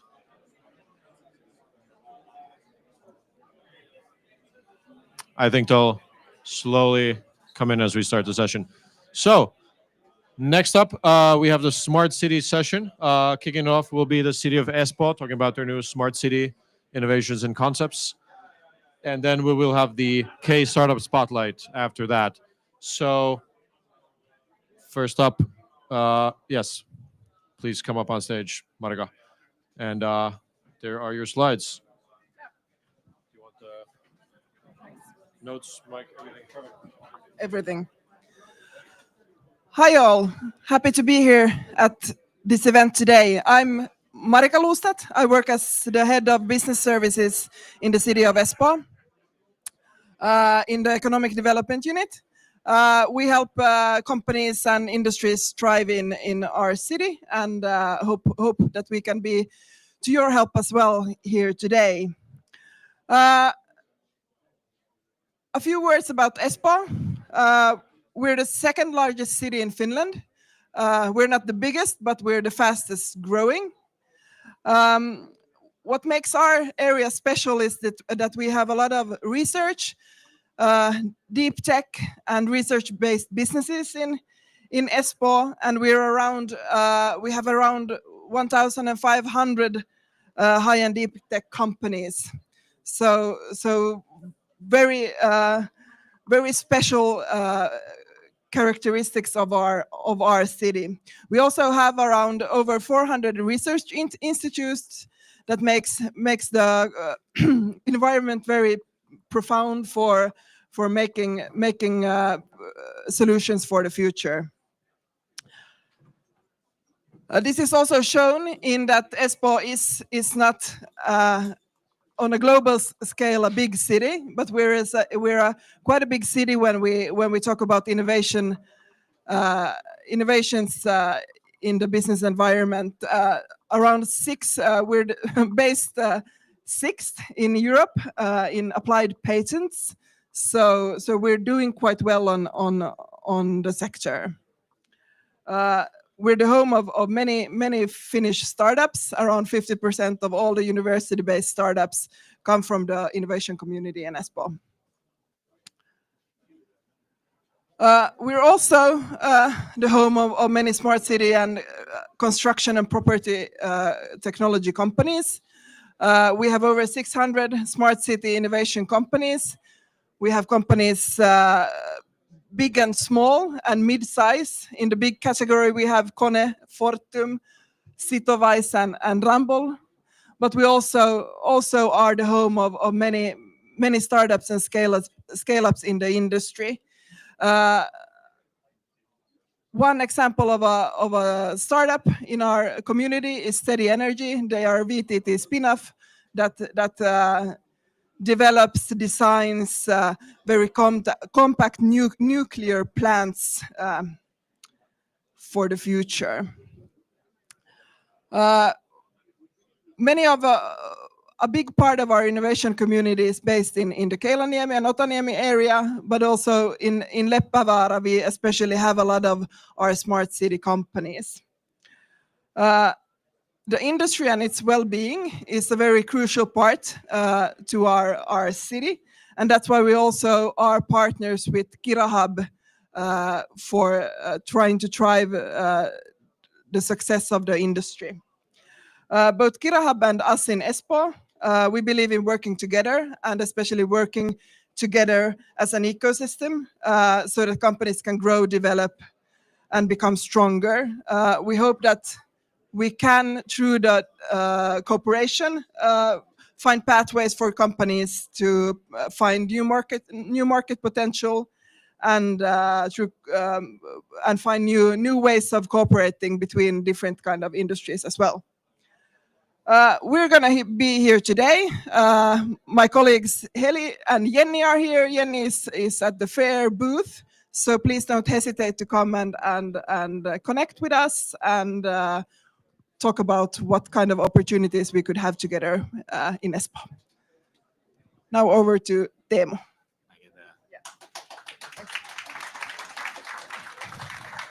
Thank you, Marika. And I have to say that Espoo is also my hometown, so I'm proud habitant in Espoo, living there almost my whole life. But yeah, I actually have a little announcement today for all of you. So let's see. Smart City Innovations just got a little more interesting. We've been as Kira Hub, we're hosting 6 different ecosystems, thematic ecosystems, and we've been working a lot with PropTech, ConTech, Urban Tech, and in the future more with smart cities as well.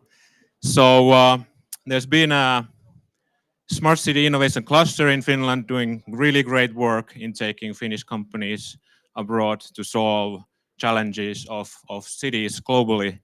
And now we actually decided to continue the journey together. So Smart City Innovation Cluster and Kira Hub will join forces starting next year. So it will be another ecosystem under us called Smart City Innovations and Concepts Ecosystems.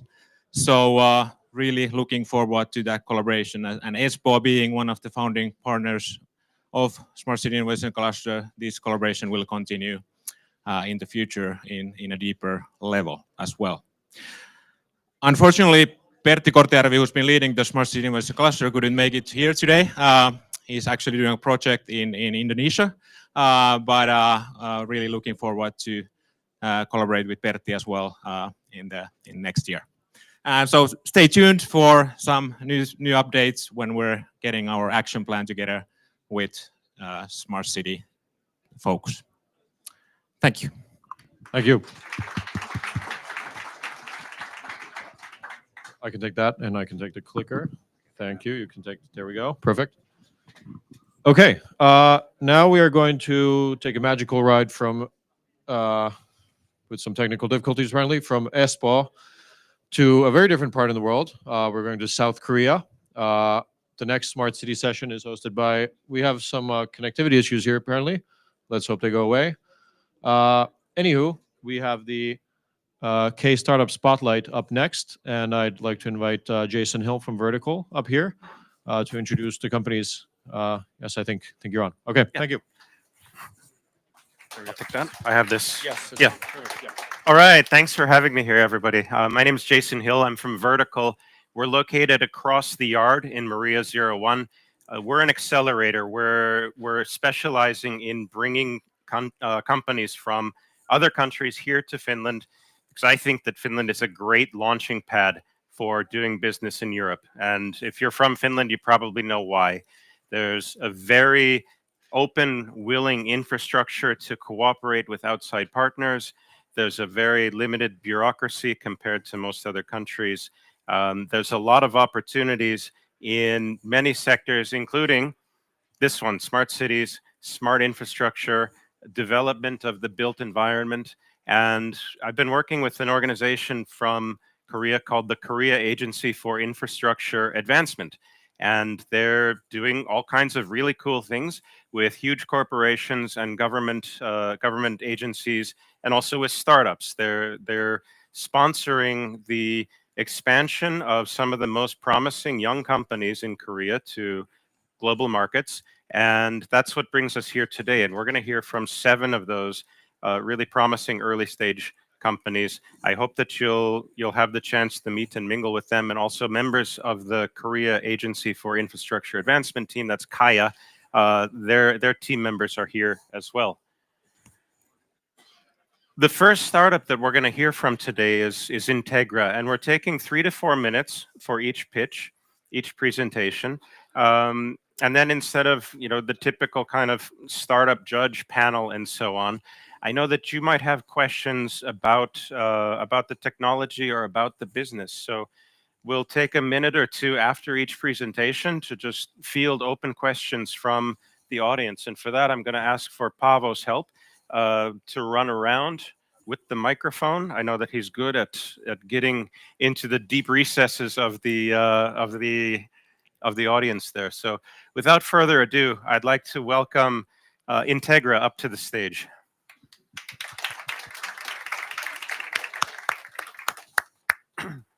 All right. Good afternoon, Finland. Good afternoon. All right. Good. Good. So I'm Brian Ko, the CEO of Integra. Integra is a climate tech and construction tech startup from South Korea. I'm introducing today IUES, which is Modular Smart Facade System for Buildings. Imagine that you can build your exterior wall of your building in just 3 or 4 days. That's what IUES is. It's a very rapid, economical, and safe innovation for the construction industry. So in Europe, you are facing a lot of challenges in new buildings that you have to be zero emission buildings by 2030 if you are building a new building. However, even the existing building stocks are more challenging. You have very outdated buildings over here, and you have to establish the national renovation plan by each country. And 85% of the buildings in Europe were built before 2000, and among them, 75% is performing very bad in terms of energy. And also for that market, we have 1.2 trillion euros to be renovated by 2030. That's a huge market. And IUES can be a solution for that deep retrofit. We integrated HVAC system and also the solar power system as an exterior cladding and seismic reinforced frame, and also the interior finish with the thick insulation and also high efficiency window as one package. So if you adopt this IUES on your existing building, then you achieve 30% more energy efficient than the current code, and also you can save about 20% of cost reduction, and then also the construction period can become only like 2 to 3 weeks compared to the 3 to 4 months in the conventional way. We manufacture them off-site, and then we transport, and then simple, just install on-site very fast. Everything is ready at the factory. And we are not stopping just at the hardware. We are developing the software. We've developed the software. So MediaApp is an app that we survey the occupants in the building. And then Riska is a indoor space control algorithm. By combining those two, we can actually find the optimum temperature that satisfies the most occupants in the same room with one thermostat. This is our first project in South Korea, renovation retrofit, 4 stories. We built this exterior wall from the structure only in 4 days. The second project was a new building construction, and we even completed this even larger area of exterior walls only in 3 days. So that's how we did. But again, we are not stopping at this product. We are expanding to wood frame IUES for the European market. We are developing multi-family units, and also we are developing even solid walls without windows. So our average retrofit project revenue on average size is about 750,000 euros. And with that, we've been developing these products with government's help from South Korean government, about 4 million euros. And we are expecting to grow about 23 million euros in 2026. So now I'm here to network with investors and also the government, real estates, as well as the developers and also manufacturing partners as well. So again, please remember IUES, Modular Smart Hybrid System. That's great fit for the European market. Thank you very much. Thanks so much, Brian. And I should point out that at the Korean Startup Demo Day last night, Brian won the award for Best Product Market Fit between Finland and Korea. So well done there. Thank you. So any questions? So happy to open up for questions from the audience. I know that you might have some questions, and you can also contact Brian afterwards. He's very smartly put his email address there. I had to tell him 10 times to do that. So, I have a question that you can probably answer quite easily. What type of building is this best meant for? And as you know, Just quite nearby, we've got a new medical clinic being built in Kamppi. It's got some curvations to the walls. Okay. Is your solution prepared for curvations, or are you looking more at a different style of building? My answer is we can, but if you go to like irregular shape, it becomes more expensive, of course. So because of the nature of the modular construction, prefab construction, the repetitiveness is probably the best way to save the money and save time. So like offices, schools, the government buildings that are more like repetitive, that's kind of our target. Okay. So the bulk of buildings that we're constructing now, or especially that need to be retrofitted, Yes. You're ready to go. Yes, the buildings that were built in 70s and 80s, they were like a modern style. That's kind of best way to do it. Okay, Yes. great. Thanks. Any more questions? Just okay. Okay. Well, thank you, Brian. Integra. All right. Thank you.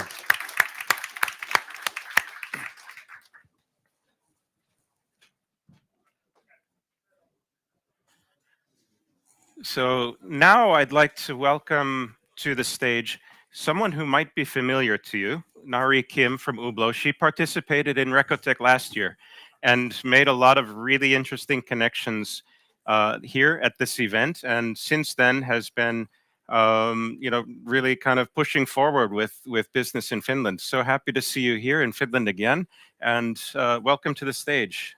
Thank you. Can I have... Yes, you can. Okay, Nari from Ublo. Hi. Good afternoon, everyone. My name is Nari Kim, CEO and co-founder of Ublo. We are making minimalist window to refine ventilation through window. Like these days, energy efficiency is so important. So our window become more insulating and airtight, which is nice for energy saving, but ventilation becomes more tricky.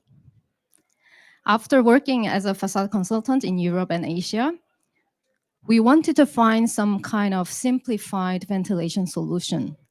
And simplify means that we thought that we have to reduce frame, not glass. Glass is very performing, but its frame is always very complicated in terms of cost and energy efficiency and transparency.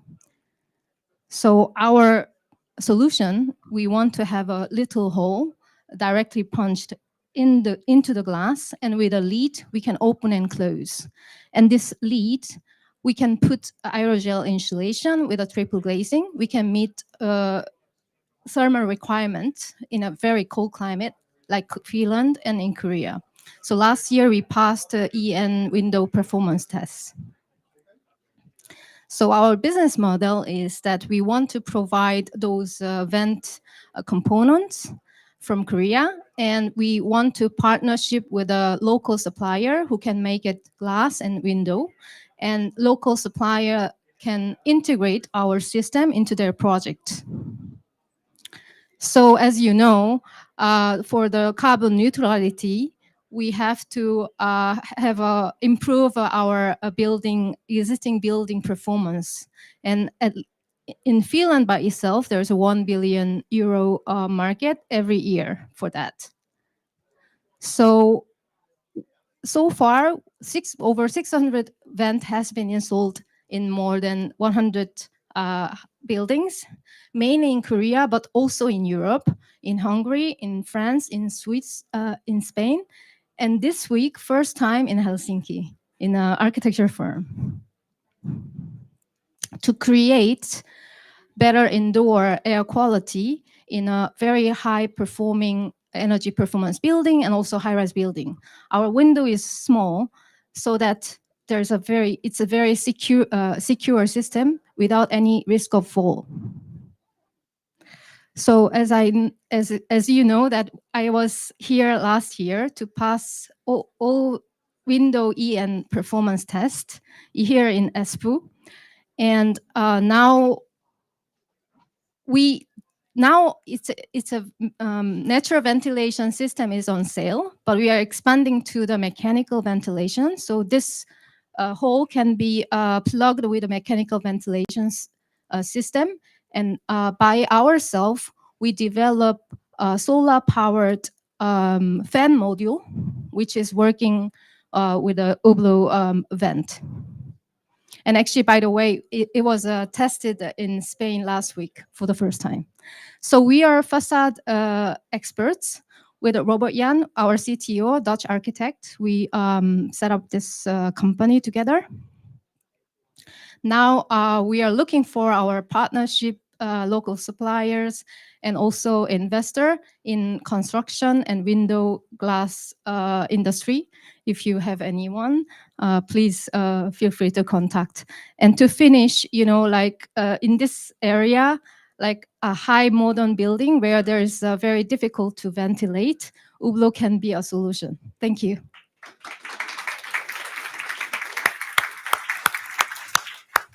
Thanks so much, Nuri. Congratulations on the first Hublot in Finland, and congratulations on successfully testing the solar-powered fan vent in Spain. It's been a busy couple of weeks for you, so yes. Yeah. And I'm still waiting to get the product in my own house, which is a 100-year-old building in Turler. I'm the lowest priority for you, but I still want it. So some of you have met Nuri, I know, and others have not. Any questions in the audience about Hublot and the product here? Yes.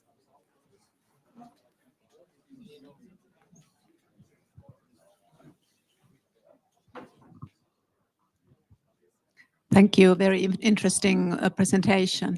I'm wondering, when did you come up with the idea, or how old is the company? I'm wondering if you are the company that I found out about the product already some maybe 10 years ago or 5 years ago, long time ago. We are now 7th year. So yeah, it's our 7th year. So we came up idea actually 2015, and I presented the prototype in Swiss and Finland, in glass conference and facade conference. So maybe you've been heard of it, but it's on sales since 3 years. Okay. Any other questions? Thank you so much, Nuri. Keep it up. Thank you. Okay, we're moving on and we're going into the world of energy here. We're going to hear from 9watt about their data analysis solution for energy. So please welcome Rung Kim to the stage from 9watt. Okay. Hello, I'm Rang from 9watt. Today, I'm going to introduce Opti, an AI-powered energy assistant for buildings to cut the energy cost and stay compliant with the fast-changing regulation. So 9watt is an energy intelligence company with a proven experience. We specialize in data-driven solutions for improving the efficiency levels. Alongside software, we also have operated community-scale solar panels and also the ESS, giving us hands-on experience not just in analytics, but also field operations. But still, there is a critical challenge in this domain that most of the building's energy data stays unused. Building managers, they struggle to interpret the energy reports, and solar panels still require manual tracking. And with carbon caps like Local Law 97 in New York City, building owners face tough choices without knowing what's most cost-effective options for them. Even one of our clients with the automatic reporting system in place, their manager kept calling us and asking, "I cannot understand this report. Can you explain it?" And that was our light bulb moment. So what if buildings can answer all these questions by themselves? And that's why we built Opti. So Opti connects to the existing smart meters, analyze data, and provide ROI simulation for installing the solar panels, ESS, and impact factor analysis, benchmarking against similar buildings, and also the cost optimization. And all of these functions are available through a chat interface so that both experts and non-experts can easily use. And we have validated up to 12% of cost savings and 80% faster reporting and zero hardware installation. Opti used a large language model to translate the complex energy data into natural languages while understanding the context of the analytics and intent of the user's questions. This means that it goes beyond just visualization. It turns the existing data, which was unused, into a clear and actionable decision that can reduce both energy use and the cost. So we are targeting small to mid-sized building managers who need a simple and conversational insights, and enterprise customers like ESCO operators who need a portfolio-wide compliance tool. The business model is a simple a SaaS subscription model and OEM/API model for integrating the existing platform. And our vision for Opti is to become an AI co-pilot for all kinds of the buildings. So we are ready to scale, partner, and provide insightful information for your building. Thank you. So thanks so much. That's Rung Kim from Opti. You're going into a very competitive space. How do you stand out in such a hotly contested area? Oh, well, as I said, we already validated our solution in the Korean market. So, and actually we are working with the global player in the market. For example, like I don't really mention the name of the company, but yeah, They're big. Yeah, but a big company. So we are shortening the process of the measure and verification process. So it's like, yeah, and that could be our validated reference in this market. And yeah, so that's our strategy. Okay, great. Thanks. Any questions from the audience? I think that that desire for conversational insights is going to become so important. Yep. Because we're inundated with more data than we can process. It doesn't matter how many dashboards and spreadsheets and how much data we collect. You know, building managers are just overwhelmed. I think everybody is overwhelmed. So I love your solution because it's cutting through that in a really friendly conversational way. And I think that you'll have good success. So thanks a lot. Thank you so much. Okay, thank you. That's Rung Kim from Opti.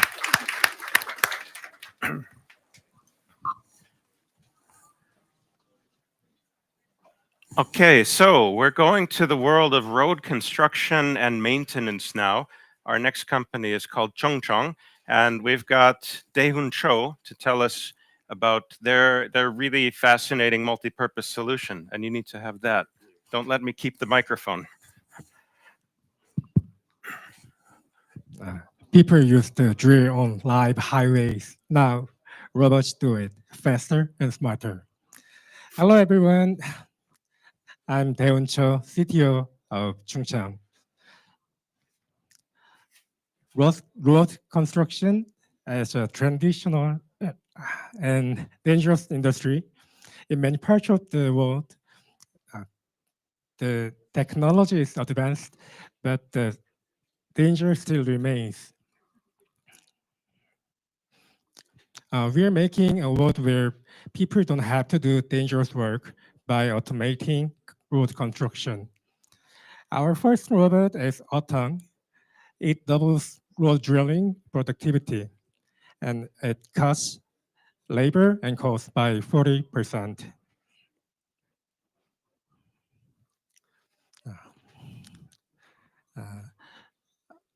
We have proven this technology through successful field tests in Korea.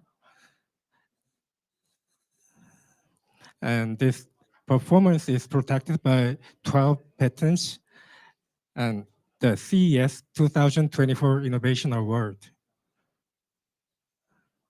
But Otang is a platform, not just a robot. First, Otang M handles marking guidance. Second, Otang L does lane painting. Otang D then performs the precise drilling. Transport robot Otang F manages site safety and transport. It moves materials and protects the area. This is what true automation looks like. Our strategy is clear. We are doing POC in Vietnam, and building our production base there. Our recent meetings in Finland confirmed that some markets do not require road drilling, but this is not our suspect. The Autumn platform's flexibility is our strategic edge. We can sell our drilling robot where demand is clear, and our focus will be lane painting models in here, customized for local needs.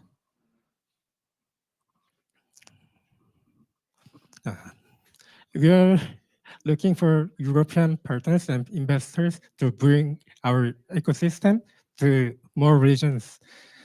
And we are delivering the future of automated infrastructure. Okay. Thank you. Thank you so much, Chung Chong. So, really fascinating presentation. As you might know, in Finland, we've just recently started having delivery robots going around town, and maybe many of you have seen, Volt and whatnot, delivery robots going around. I think that people would now be prepared, because as you know, there is a societal kind of buy-in that needs to be had before we see robots doing construction or lane painting and so on. So I think that people would now be prepared to not be shocked by seeing your robots painting lanes. As you said, the need for drilling isn't so great here. But right outside of Maria 01, you might have noticed there's a hole, and that hole has been there for, I don't know, a year and a half, and they dig the hole and they fill it in and they paint it over, and the hole just moves, and the hole has been moving up and down and around. So, your robot could just be on 24/7 lane painting duty there. So, any questions for Chung Chung? We've got one over here. Yeah. Pavo's coming with the microphone.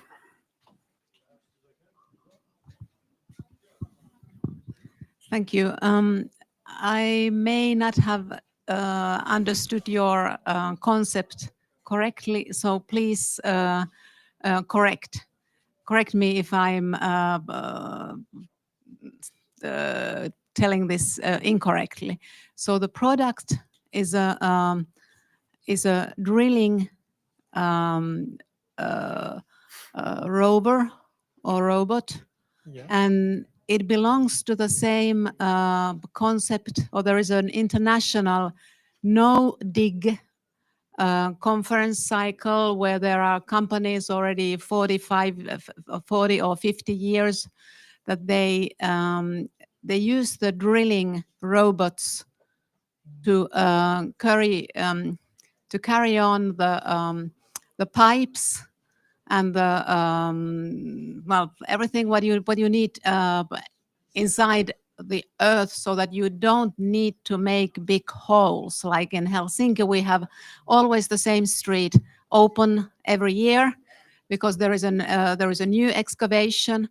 But when we use the robots or the drilling rovers, then you can actually dig inside the earth and you don't need to be opening up the street. Is that what your product is, or are you only thinking about painting the surface?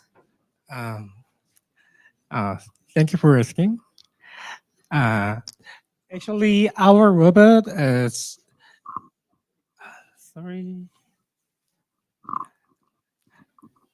it's a kind of small size, and just in Korea, we have to put the pole inside. So not Pylons. Yeah, not like in Finland. So it's just drill the. It's about 30 centimeters, and not working under the ground, just drilling vertical. Yeah, I think it's enough. Yeah. Okay, great. Thank you so much, Chung Chung.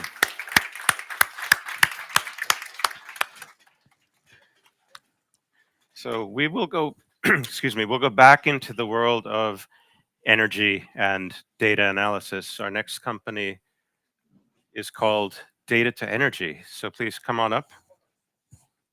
Oh, Conworth. All right. Forget everything I said. Our next company is called Conworth, and you are most welcome on stage. It's not my order, but it's okay. Yeah. Right. Please So take that. So let's have a warm welcome for Junho of Conworth. actually, I supposed to give a talk at the very last, place, but I don't know why it's a little bit changed. It's okay. So in this room, I believe most of you have some expertise in technology side, particularly for built world. It can be smart city or construction or property tech, whatever. What do you think is the most difficult problem to solve in our technology side? Maybe there are numerous issues. From software side, maybe governance or some culture. It's really make us it's difficult to make some innovations. But from technology side, I think one of the major problems in our arena is that bottlenecks of data flow. Bottlenecks of data flow. Digital transformation or AI transformation whatsoever, we have some trouble to share data. So other than talking, why don't you scan this QR code? Maybe I can invite only 50. So Commerce offers unprecedented 3D solution for the built world. So the size of this file is 1 gigabyte. Have you ever seen any solution which can visualize 1 gigabyte of file without regard of device? We're offering such solutions. So the problem is that we have the needs for visualize ultra large 3D data on any device. For example, digital twin or 3D digital heritage or smart city, property technology or smart construction, and anything related to the technology for built world. So bottleneck problems. Even if the 3D rendering market is getting bigger and bigger and more fascinating 3D data are produced, but still same problem, we have same bottleneck. How to solve this? So current solution is that they are typically ultra large 3D data. Mainly they solve this problem using data transfer. All the big name companies, you may know about these companies, they mainly data transfer to the end users. So the only someone who has very strong computer and underneath have a large hard disk drive, they can only visualize such large data. This is 8 gigabyte and 21 gigabyte. So this is not the solution that we can handle all the problem. So that Commerce offers pipeline. As long as internet connection is over 30 megabps, you can visualize any data set anywhere without regard of device. Even Starlink now can offer 50 megabps, so which means that any place on the surface of the earth, you can get access to large 3D data without any problem with our engine. So using so-called interactive streaming technologies. So our solution outperforms like Unreal, of course, Unity, and Azure, Omniverse, which is like world-leading solutions. But I'm not saying that this is not a good 3D rendering engine. They're targeting some different arena, mainly gaming industry, which requires like subtle change of your face expression or change of muscles, or the subtle change of your hairs. But for the built world, which is rather static, some movement is rather straightforward. Conf engine can offer much better performance than any other solution, and it can be like 40 times, 100 times if the data size is reduced down to 1 gigabyte. So graphic quality is still being improved, but competitive.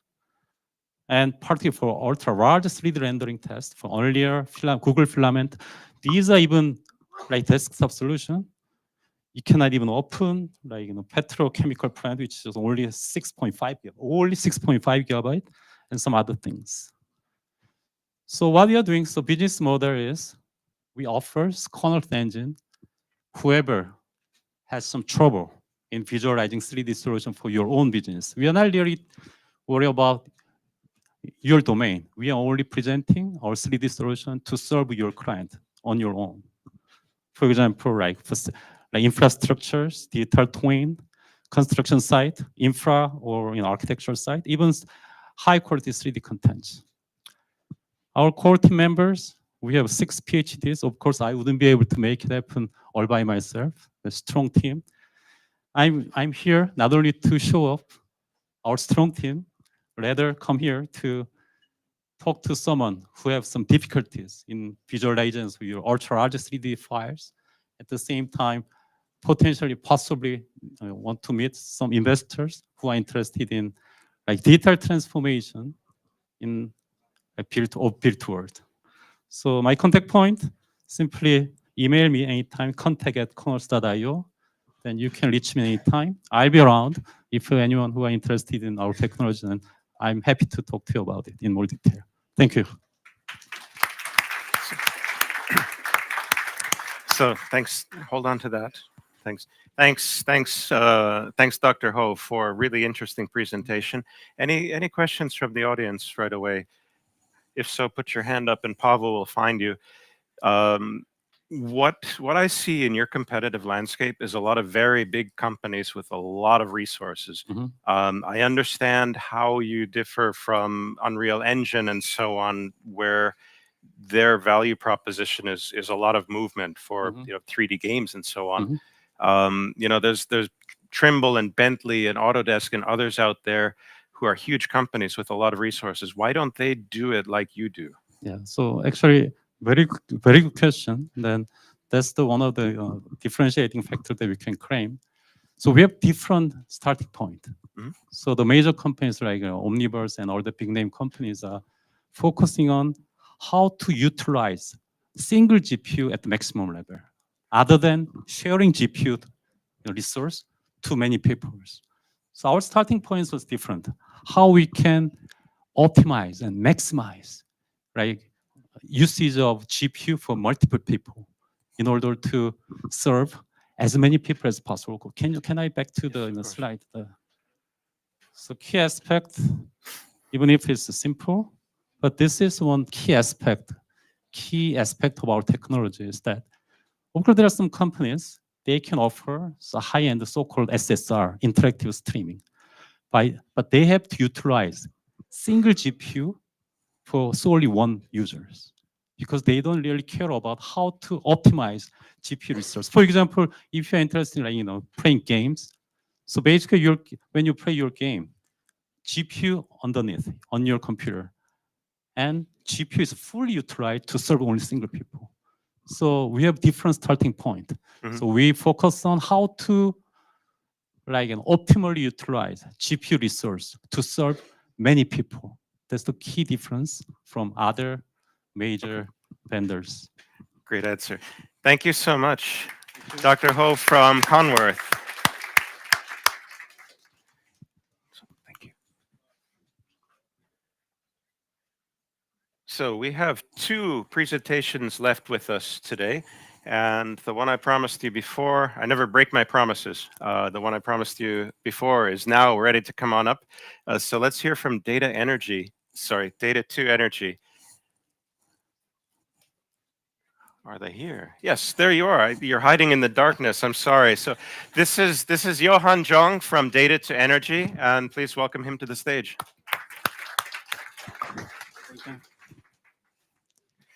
Hi everyone. Good afternoon.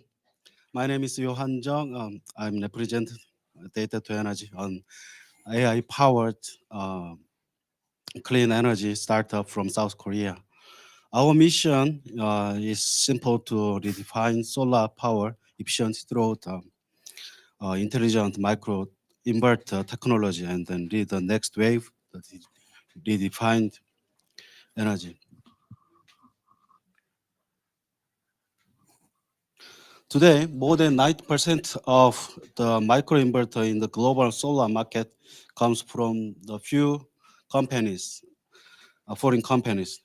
This creates a bottleneck in the supply, high cost, and limited innovations, especially for the small-scale solar systems. but in the distributed energy market, it's changing fast. 2030, this market will be surpass $100 million, driven by rooftop solar and AI-based energy optimization.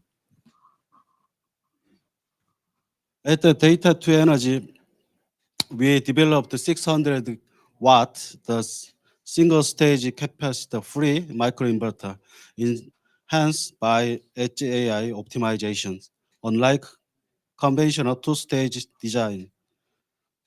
Our technology reduced the component count by 30%, extend lifespan by over 10 years, and improve the overall power efficiency to the 98%. This innovation directly translated to lower cost, longer reliability, and easier scalability for solar installers and consumers. We've already completed the prototype, transferred the patent core technology from Kookmin University in Korea. We are also collaborating with KEPCO KDN, a major Korean power utility, to verify our product in a real-world solar site. Next, we are preparing for UL certification and the US NEM completion, our key step to on the American market. Our business model combines the hardware sales of microinverter and then optimizers with AI-driven O&M subscription service through the static financing partnership. We plan to launch PPA-based solar project in the US and expand to Europe by 2027. We target 75 million in cumulative sales by 2030.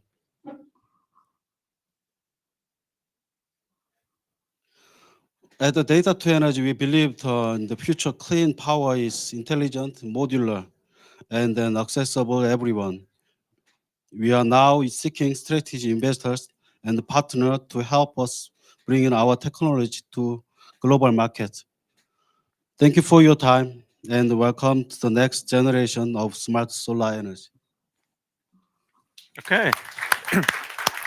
Thanks so much, Johan. A fascinating solution. I mean, the microinverter is really the brain of the solar array, right?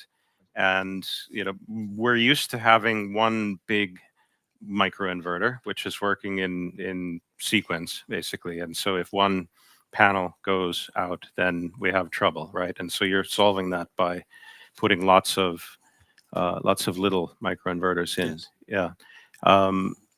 That sounds great for big solar arrays. How applicable do you think your technology is here in Finland, where I don't remember the last time I've seen the sun? And looking at my neighbors out here, I don't think they have either. I know the Finland is not good for the solar panel, solar energy, but we are thinking it's the best to Finland to go to Europe. I know it's Germany. Everyone likes Germany. It's great to have eco energy. So we want to be here to go to the German like this Europe. Sure. And solar is a thing here. We have some arrays, and they can work with very high efficiency, even at low levels of sunlight and very horizontal sunlight. So I'm really excited about that. Any questions from the audience for Johan? Okay. In that case, thank you so much for a great presentation. So that's Johan. Yeah, and I'll take that one. Yes. Thank you. We have our final presenter coming up on stage, and his company is called Kugi. For this one, we're going underground. So we've been above ground up until now. We're going into the pipes. So please come on up, Mr. Kim, and tell us about Kugi. Yeah.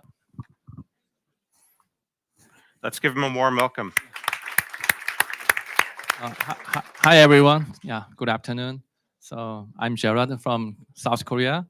So if I had known about this Finland's weather, I, I, I should have brought my goose jacket. It's very cold here.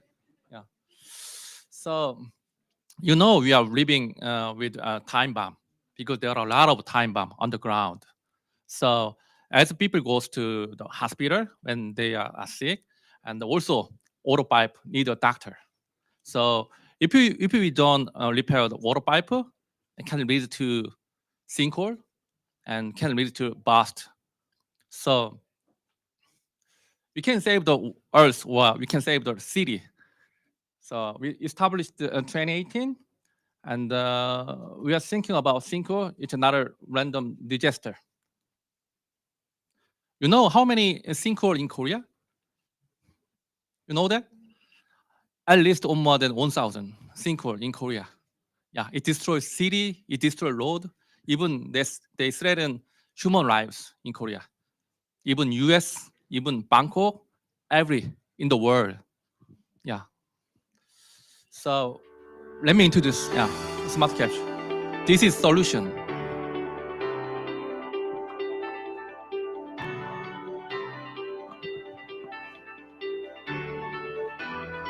We developed this and for 2 years. Our investor is Korea government.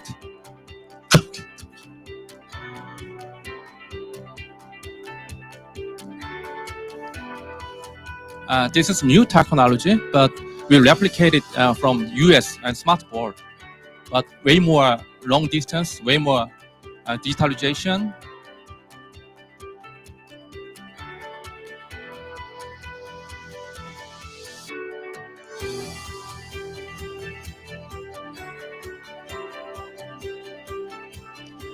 There's only one thing to detect water pipes leak, and the endoscope. Endoscope is very limited. Endoscope can detect just 500 meters. That's all. But smart capture can detect 1 kilometers, 20 kilometers, 40 kilometers. We can detect smart capture.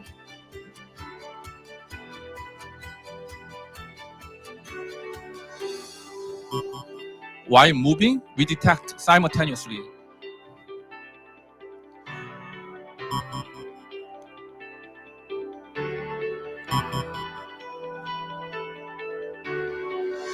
Even we can detect an air pocket. Air pocket can pressure to water pipe. It's very dangerous. This is Korea Gangnam. Yeah.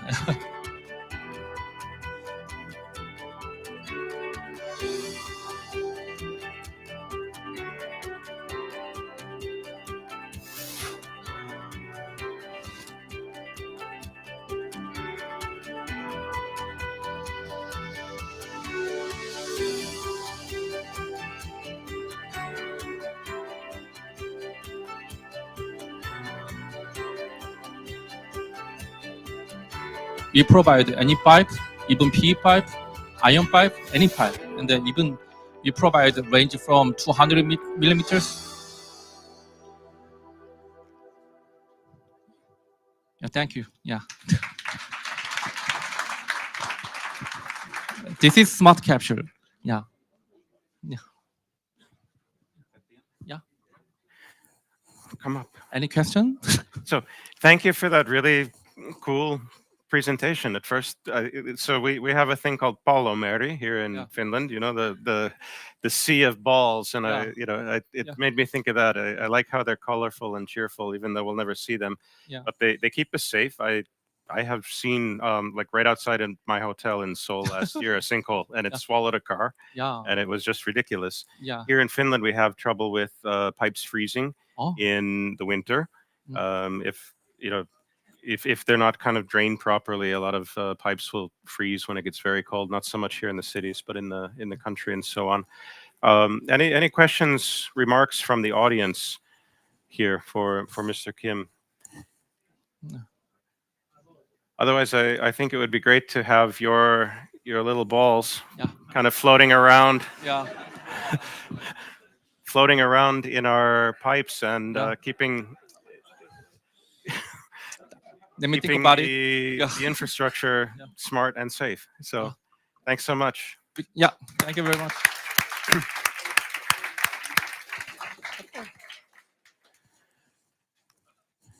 Thanks, everybody. That was our final pitch for today.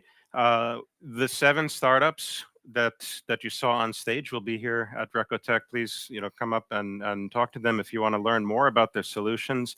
Also, the team from Kaya is here. That's the Korea Agency for Infrastructure Advancement. And they're all attending Slush as well. So I know that many of you are going to be at Slush. Don't be shy to start up a conversation. Thank you for your attention and participation in this session, and have a great rest of Recotech. Thank you, Jason. Can I have the clicker? Thank you. Okay. More ball content here. Let's go ahead. There we go. Perfect. Thank you. I have some nightmarish news for Finnish people and other introverts. I got word that the Brella app isn't functioning properly and it's having a hard time meeting or finding people. So you're just going to have to do it old school and talk to people. I know. None of us like it. We're working on a fix. Hopefully get it fixed soon. Next, though, we're going from South Korea all the way to France. The next session is hosted by Leonard, the innovation arm of Vinci. And I'd like to ask Julien on the stage. I'm not going to say your last name because I'm going to butcher it. You can say it yourself. But let's give a big hand to Julien and Leonard. Thank you, Pavel. Good afternoon. How's it going so far? It's okay for everyone? Okay, good. So I have like a couple of minutes to introduce you what Leonard is. Pavel just introduce us as the innovation arm of Vinci. I will give you like some that's not me. Okay, we will go to the slide. Okay, that's me. Okay, it's okay. Great. So Vinci is the innovation and foresight platform of Vinci. Who's familiar with the Vinci Group? Raise your hand. Okay, so it can be useful to give you a bit of insight about what Vinci is a leading company in construction, concession, and infrastructure. What is interesting in all these numbers is the final one is each year is more than 370,000 work sites. So it's a very interesting place to innovate. There we have a lot of challenges to tackle, and we are looking for partners to help us finding the correct solution for this work site to run correctly and efficiently. 3 main business lines when you are talking with Vinci. So maybe the historical one is the construction. Basically, we build everything we can build on the different countries where we operate. Energy services, a growing business line within Vinci. Everywhere where you have an electron, you can find a skilled business unit of Vinci tackling the infrastructure, basically. And concession businesses, mainly in mobility and energy, how we can build a strong public-private partnership to develop new infrastructure. So when you see these figures and all of this presentation, you can think of Vinci as a big whale. The truth is that we are mainly a school of fish. It's a big company, but it's a very impressive federation of different business units, and so it's easy to collaborate with the different business units in the 100 countries where we do have operations. And Leonard is part of this big archipelago of business units, and it's a place where we connect with innovators, with entrepreneurs, because at Leonard we love entrepreneurs. That's like Leonard in one slide. Don't read all of it, just read the purpose. Our purpose is to explore the major trends that are shaping the evolution of the construction and concession business industries. We want to accelerate the innovative solutions that can help us tackle the big challenges our industry are facing. And we want to connect with startup, with other corporate, with other ecosystem, innovation ecosystem. And thank you, Recotech, Recotech for having us today in Finland. It's a good way to be able to connect with amazing entrepreneurs and innovators. We do have like a global presence. Vinci is operating in more than 100 countries, and so do Leonard, because we want to be very close to the businesses of Vinci. You have there the key geography where we want to develop businesses. So if you do have innovation that are like connected with one of these geographies, don't hesitate in stopping by. You can like follow the thread as Leonard. We also have a booth. I think you have seen it just outside. So we are here to connect. So be welcome. What we are looking for is basically innovation relevant to our main business lines, so construction, infrastructure, energy, and also real estate. And what we want like to tackle is challenging around productivity, how we can secure margin, quality, operation on site. It's also competitivity, how we can like be closer than with the new needs of our customers, and two very strong transversal priorities, which is safety, of course, safety of our employees, collaborators on site and on operation, but also and more boldly about environmental carbon, but also like biodiversity, circular economy, name it. It's a very strong commitment of Vinci Group to develop scalable solution for environmental issues. We do have several programs. I told you that we want to accelerate solution. And what is very interesting with this platform is that we, on one side, want to accelerate internal innovation. So we have like internal innovations, new business, technological based program, but we also want to partner with the most innovative, the most relevant, the best solution outside the company through two different programs, an incubation program. So if you are at the seed level, do not hesitate to come with us to talk about your product market fit and your go-to-market strategy. But we also want to partner with more mature companies to integrate this solution in one of the many work sites I've been talking a bit before. It's very an international program. You have some figure on these slides, and we really want to develop this ecosystem of innovative solution based on the different like business line I was introduced. We also have investment activities, especially with seed startups, with direct investment, but also strategic partnerships and indirect ones. So if you also are in this space, do not hesitate once again like to connect with us. And what is really important for us, the Vinci culture is really like an operational culture. We want like to make things happen, and we want to integrate the solution at the very core of our like on-site activity. Is not only like talking about it, it's also like developing current solution for our clients and the cities and infrastructures that people need. So I will finish my presentation with these slides. Connect, accelerate, and explore. That's our purpose. And like to keep exploring these trends and this innovative journey, I like to introduce Kevin.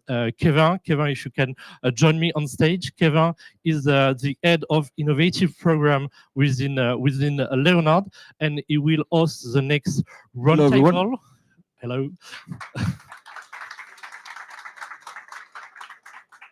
I hope it will be, I'm sure it will be an insightful roundtable. So I leave the floor to Karen. Thanks again for having us today at Recotech. We will be at Slush until probably Friday. So do not hesitate in stopping by. Thank you very much. Goodbye. Thank you, Julien. Thank you. Some small constructing here. We have a very DIY attitude. Also, apparently, Umbrella works again, so that was a very short-lived nightmare. Luckily, should work again. Look for people. Should be able to set up meetings. And okay. Anything else? Little finishing touches here. One of these. Grab a microphone. And Kevin, the floor is yours. The next slide, one after the next one is the panel. So there we are. We're wondering for some reason why. We will be in front of the. I don't know if you guys see the screens, but it's better to see the people anyway. You have double faces, not in the same order, so there's a tricky here. So welcome everyone to this panel session around building sustainable future around the built environment.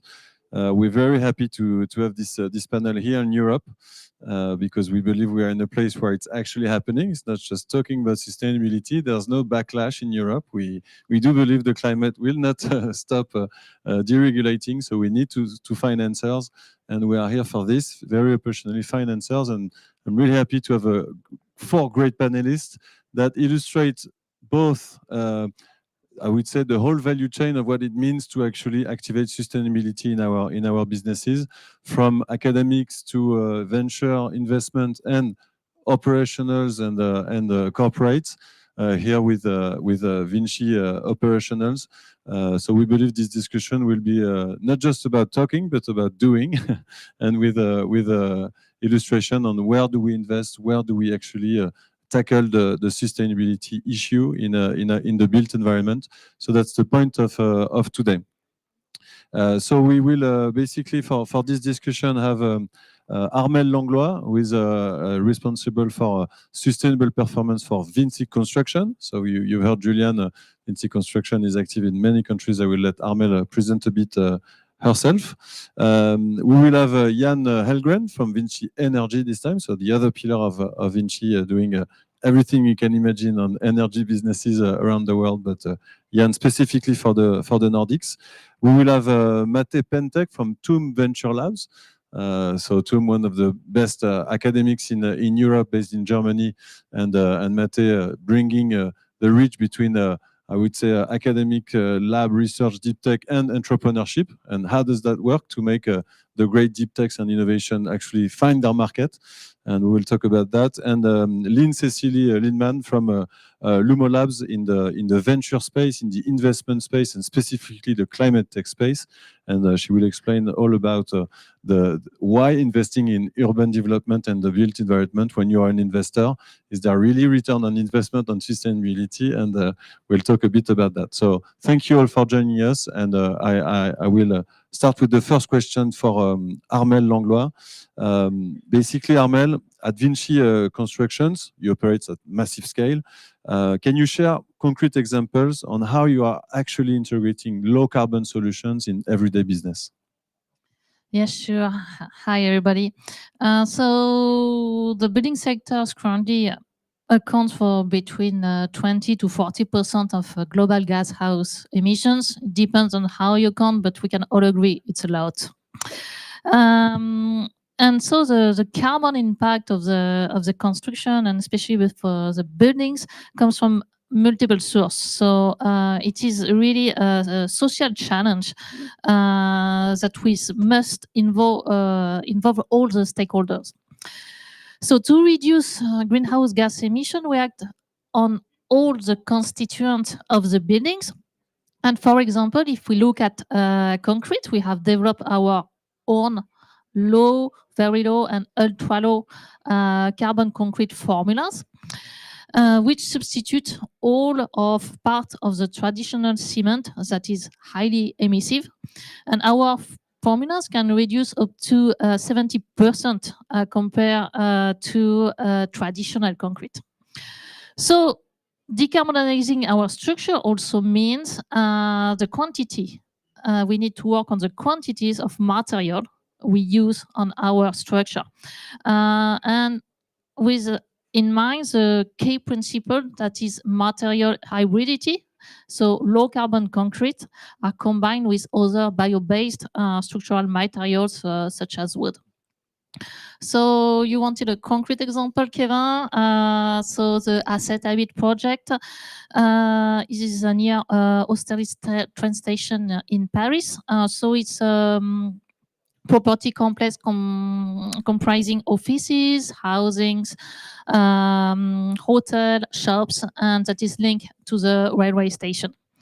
We are currently using low carbon and very low carbon concrete on this project. So 100% of the concrete we use on this project is low or very low carbon. So it's doable. These are formulas that we develop, and we produce the concrete on site for this project. Basically, it's concrete made with a slab. For this project, if we look at circular economy, so we all the water for the concrete is not potable or drinkable water. So we are pumping the groundwater on this project. And so we decided to use this water to make all the concrete on this site. Yeah, it is quite challenging to do that, but also it's doable. And of course, as we are in France and it's a new buildings, it's mandatory now in France to do a life cycle analysis for all the new buildings. So basically we did early life cycle analysis, and we will monitor it until the completion of the project. Thank you, Armel. I think it was important to talk about concrete because when we talk about construction, the elephant in the room is actually concrete. When you're called Vinci Construction, just to give you figures, they pour 10 million cubic meters per year of concrete. It's a lot, but it's nothing compared to the 4 billion cubic meters of concrete poured every year to build cities around the planet. So basically, they are a drop in the ocean, but they want to be exemplary. And their objective is to be actually 90% of low carbon concrete by 2030 in all of their construction. So what I wanted to express here with Armel is to say it's possible. It's underway. It's happening, and it's today. It's not in 10 years. So that's good news. Thank you, Armel, for pushing that agenda. Jan, let's switch to Vinci Energy now in another vertical. Really taking this question of sustainability around. We have seen a lot of technological push solution with everything changing the world.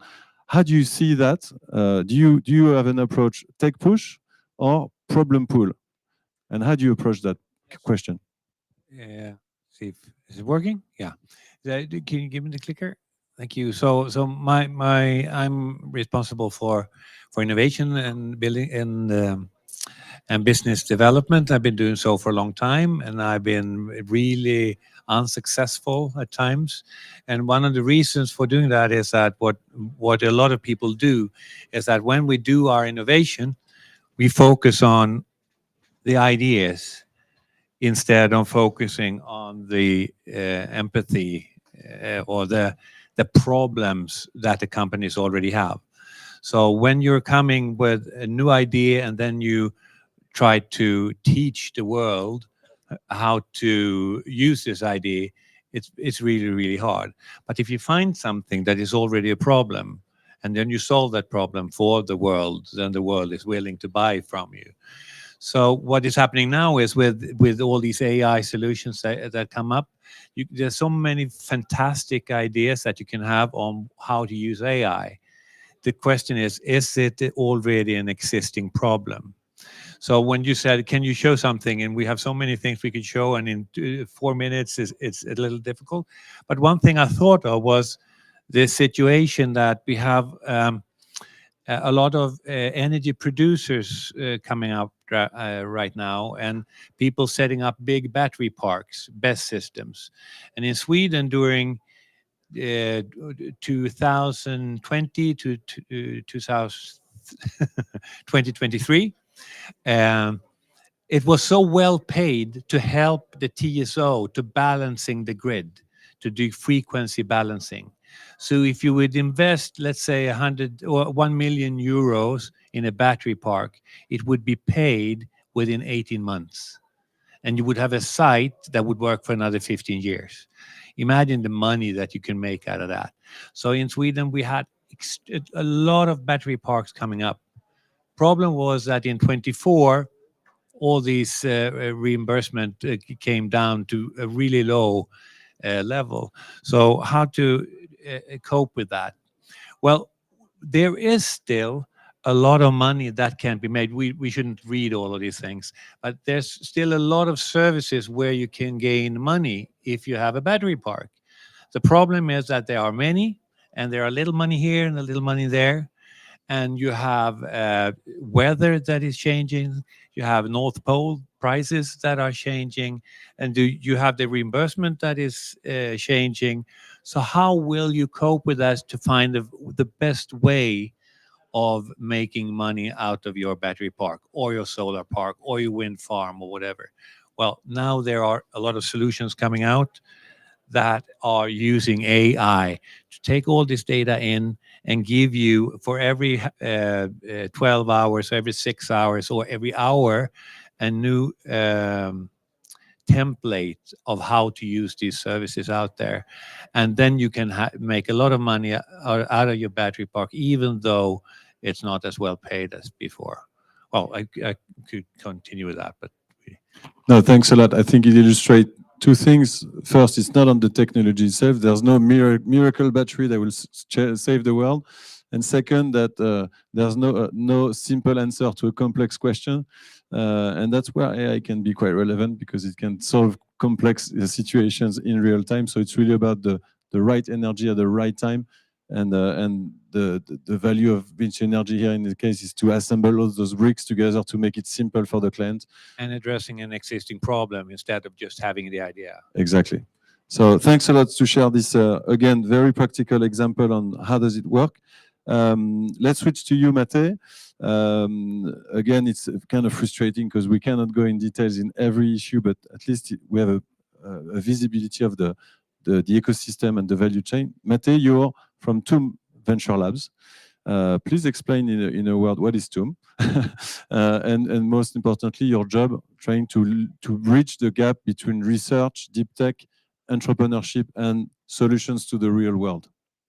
Yeah, thank you. My name is Mate Pintek, and I represent the Technical University of Munich's, I would say, venturing arm. We're a separate entity, so we have the university behind us and Unternehmertum, which is a big entrepreneurship center you might have heard of. And we have the mandate of figure out activities, partnerships to bring out more and more research and motivated people out of university to funnel their energy into the entrepreneurial space as startups. And as far as the example goes, I would go back to the energy sector in the sense that we have a company called, the startup is still a bit in stealth mode, and they will be operational probably from next year, called All Underground. And interestingly, this comes from a student initiative. They won the Elon Musk Not So Boring competition. So they basically have a boring machine which focuses more or less the exact diameter, which is suitable for electric lines. And they hope to have a big impact in the big German project, bringing electricity from the north to the south, right? So that's one of the topics as far as energy goes. And with their example, it's very nice because they're just a super team. They trained in this competition format, right? Dynamic, high intensity, so it's very good for startups. So it's easy to work with them. We have a bit more, I would say, struggle or still trying to figure out how to bring researchers, because researchers are really good technically, but are typically not the personal profiles for an entrepreneur, and how to match them with entrepreneurs. So we're trying to figure it out. Most of our teams are from the Munich area and from Technical University of Munich, but we are not exclusive. So, for example, G-Scan is here from Estonia, and they're an affiliate with us. We have Sonocrete, who's an affiliate and is in the concrete space, I would say, with CO2 reduction. So whoever wants to reach out to us, feel free to contact us, and maybe we can share our part of the recipe of how to deal with research-heavy topics. I lead the built environment vertical, and we have 12 topics like this. We have robotics, we have software, we have food, agro, biotech. So we try to cover quite a bit of cross-domain as well, including battery technologies. So that's how we try it, and it's really nice to see now the partnership not only focusing towards Germany, but first the European space, and maybe even other spaces, because my opinion is if you want to tackle global problems, you cannot always focus on your own Munich ecosystem and French ecosystem. So it would be nice to collaborate. Thanks for the message. So you knew Y Combinator, now you know TUM Venture Labs, which is the, I would say, the European version of the Y Combinator. It's a good role model. And for investor in the room also, you know who to talk to, because that's where entrepreneurs are actually born. So great place in Europe to look for that. Thank you, Mate. And Lynn Cecily Lindman from Lumo Labs. So now we're on the pure investment arm, I would say. Even though you have a generalist approach in terms of fund, you still have a vertical around urban environment. Can you explain first why are you interested in that vertical? Why do you see that vertical interesting as an investor? And what's your focus when you're looking at investing in a startup? What do you look for? Absolutely. Thank you for having me. So I represent Lumo Labs, where I'm a partner. I'm based in Norway in the Nordics, but our headquarters is in Eindhoven in the Netherlands. We invest all over Europe into deep tech founders as well. We have now a portfolio of 30 companies, where more than half is a spin-off from universities and in cooperation with TTOs. But we also do later stage seed up to Series A, where it's more commercial traction. We are a climate fund, an SFDR 9 fund, so we report on the climate side and the health side on the other side, quite a broad mandate. And the reason why we are interested in the built environment and the energy transition, everything that's mentioned here actually, is because by 2050, more than 70% of us probably will live in a large city. And that is the largest constraint on the climate and the planet. So we need new solutions, obviously in the built environment, but also for sustainable cities, climate action, transportation, electrification, and so forth. So that is the short version of that. Since there's a lot of founders here today as well, you're probably interested in like exactly what we invest in. I get a lot of questions around that. So I can just add that we focus on software only.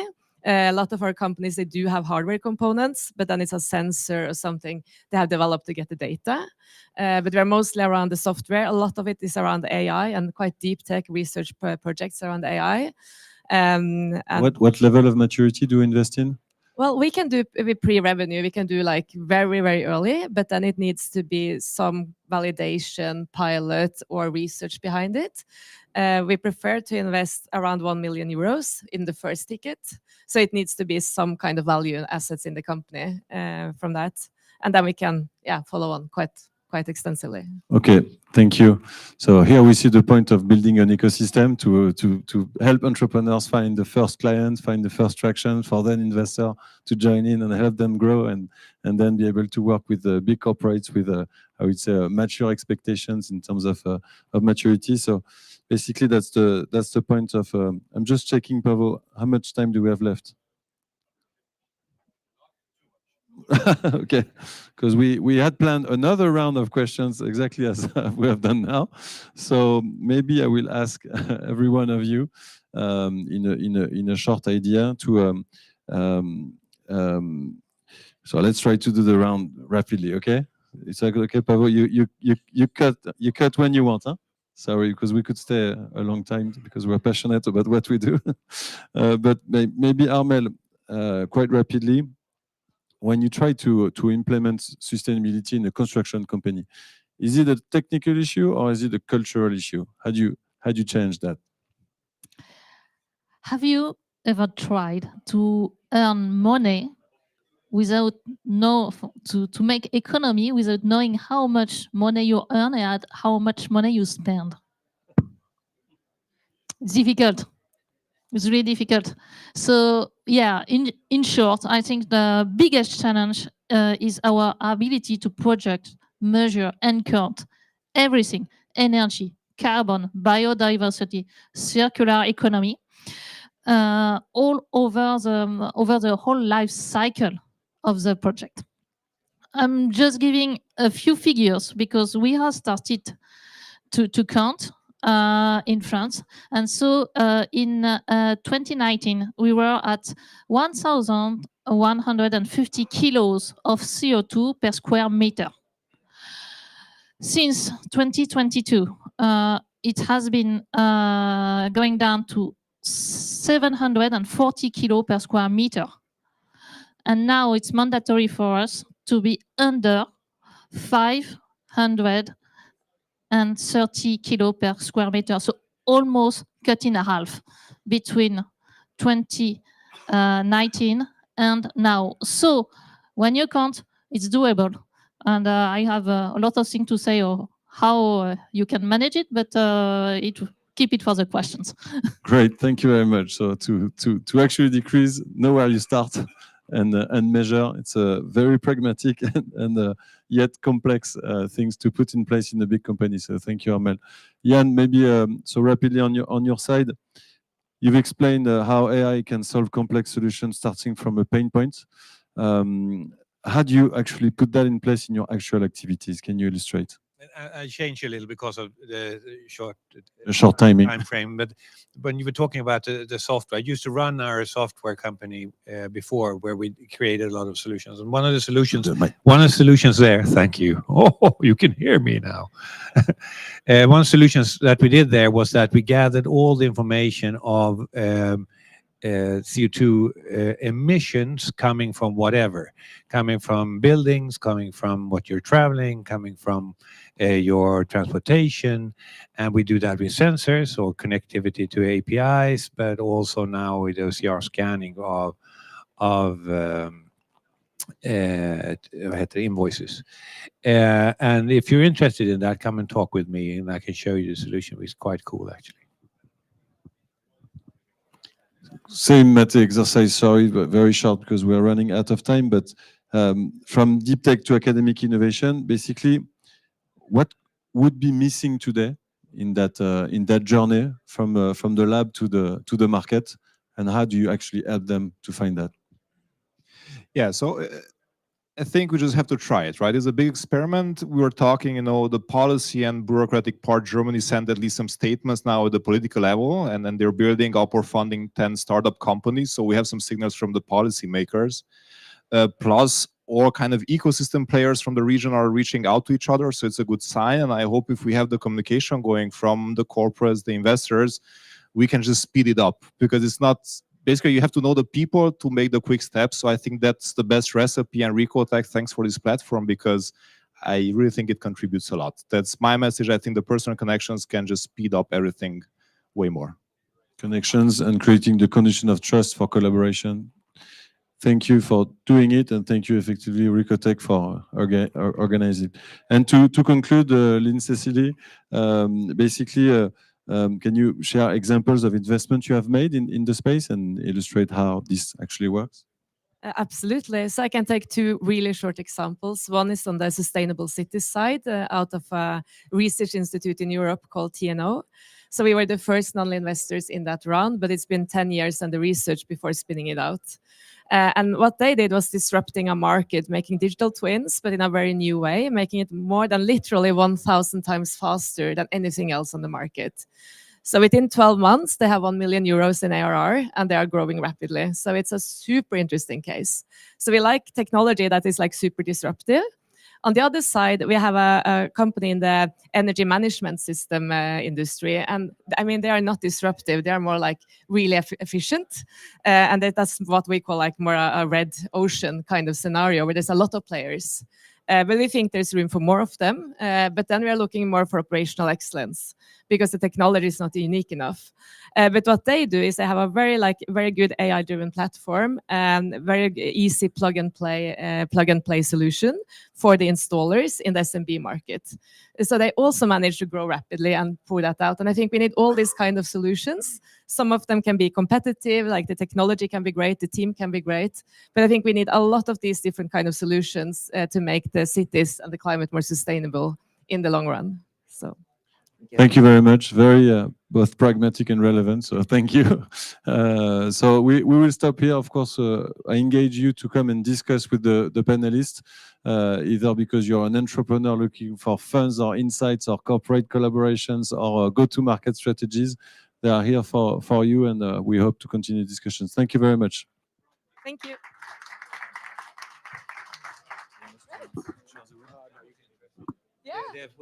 That's fine. I can take the microphone. Whoop, sorry. Okay, no problem. I'll get it. You guys can leave the chairs here. We'll take care of it. Okay.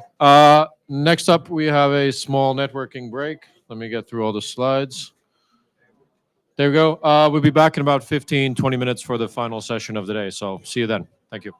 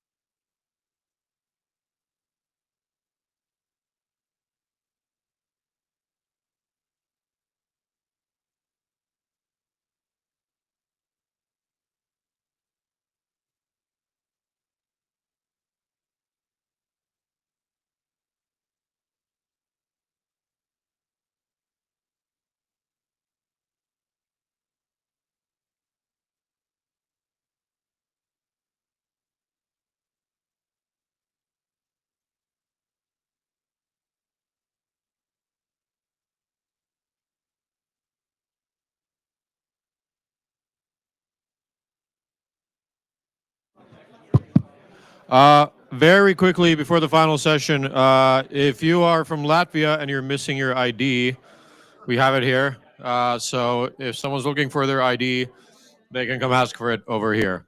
But without further ado, I'll give the floor to Matteo and for the final CSC session. Thank you.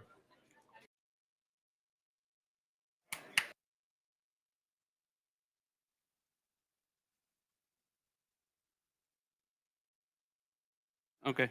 Hi, everyone. Can you hear me? Yes. Good. Welcome to the pitch day, the European pitch day for the Construction Startup Competition 2025. I'm Matteo Zimmerman, Head of Investments and Partnerships at Cemex Ventures. And we're really glad to have you kind of all here, hearing kind of the pitches, hearing some of the partners of the competition. So this construction startup competition is one of the largest construction startup competitions worldwide. This is the 9th edition. This is the 9th year we've done this. We started back in 2017. So as you can see, we really like this event. So we're really proud, kind of obviously having, since we started, having some partners joining us in the competition. And we're here actually to celebrate innovation. We're here to transform the way we build. And we do that obviously with the power of innovation, with the power of partnerships. And the power of partnerships, it's not just the power between corporates and startups, it's actually as well kind of the partnerships between startups and between corporates, right? So we're obviously we're gonna start with, the agenda will be actually today is we're gonna have, I'm gonna do a quick overview of the construction startup competition. Then we're gonna jump into a panel with the partners of the competition, all the corporates that are part of this beautiful initiative, and then we're gonna jump to the pitches, right, of the entrepreneurs, of the startups, right? So we celebrate the entrepreneurs who say why not, who dare to jump into an industry that is very complex like ours, and dare to change the status quo, right? So I've got some important stats that I wanted to share with you, kind of jumping into the overview. Okay. But first, I want to show you the video of the startup competition to give you a little bit of a flavor of what we've done and how we encourage companies to build in our space.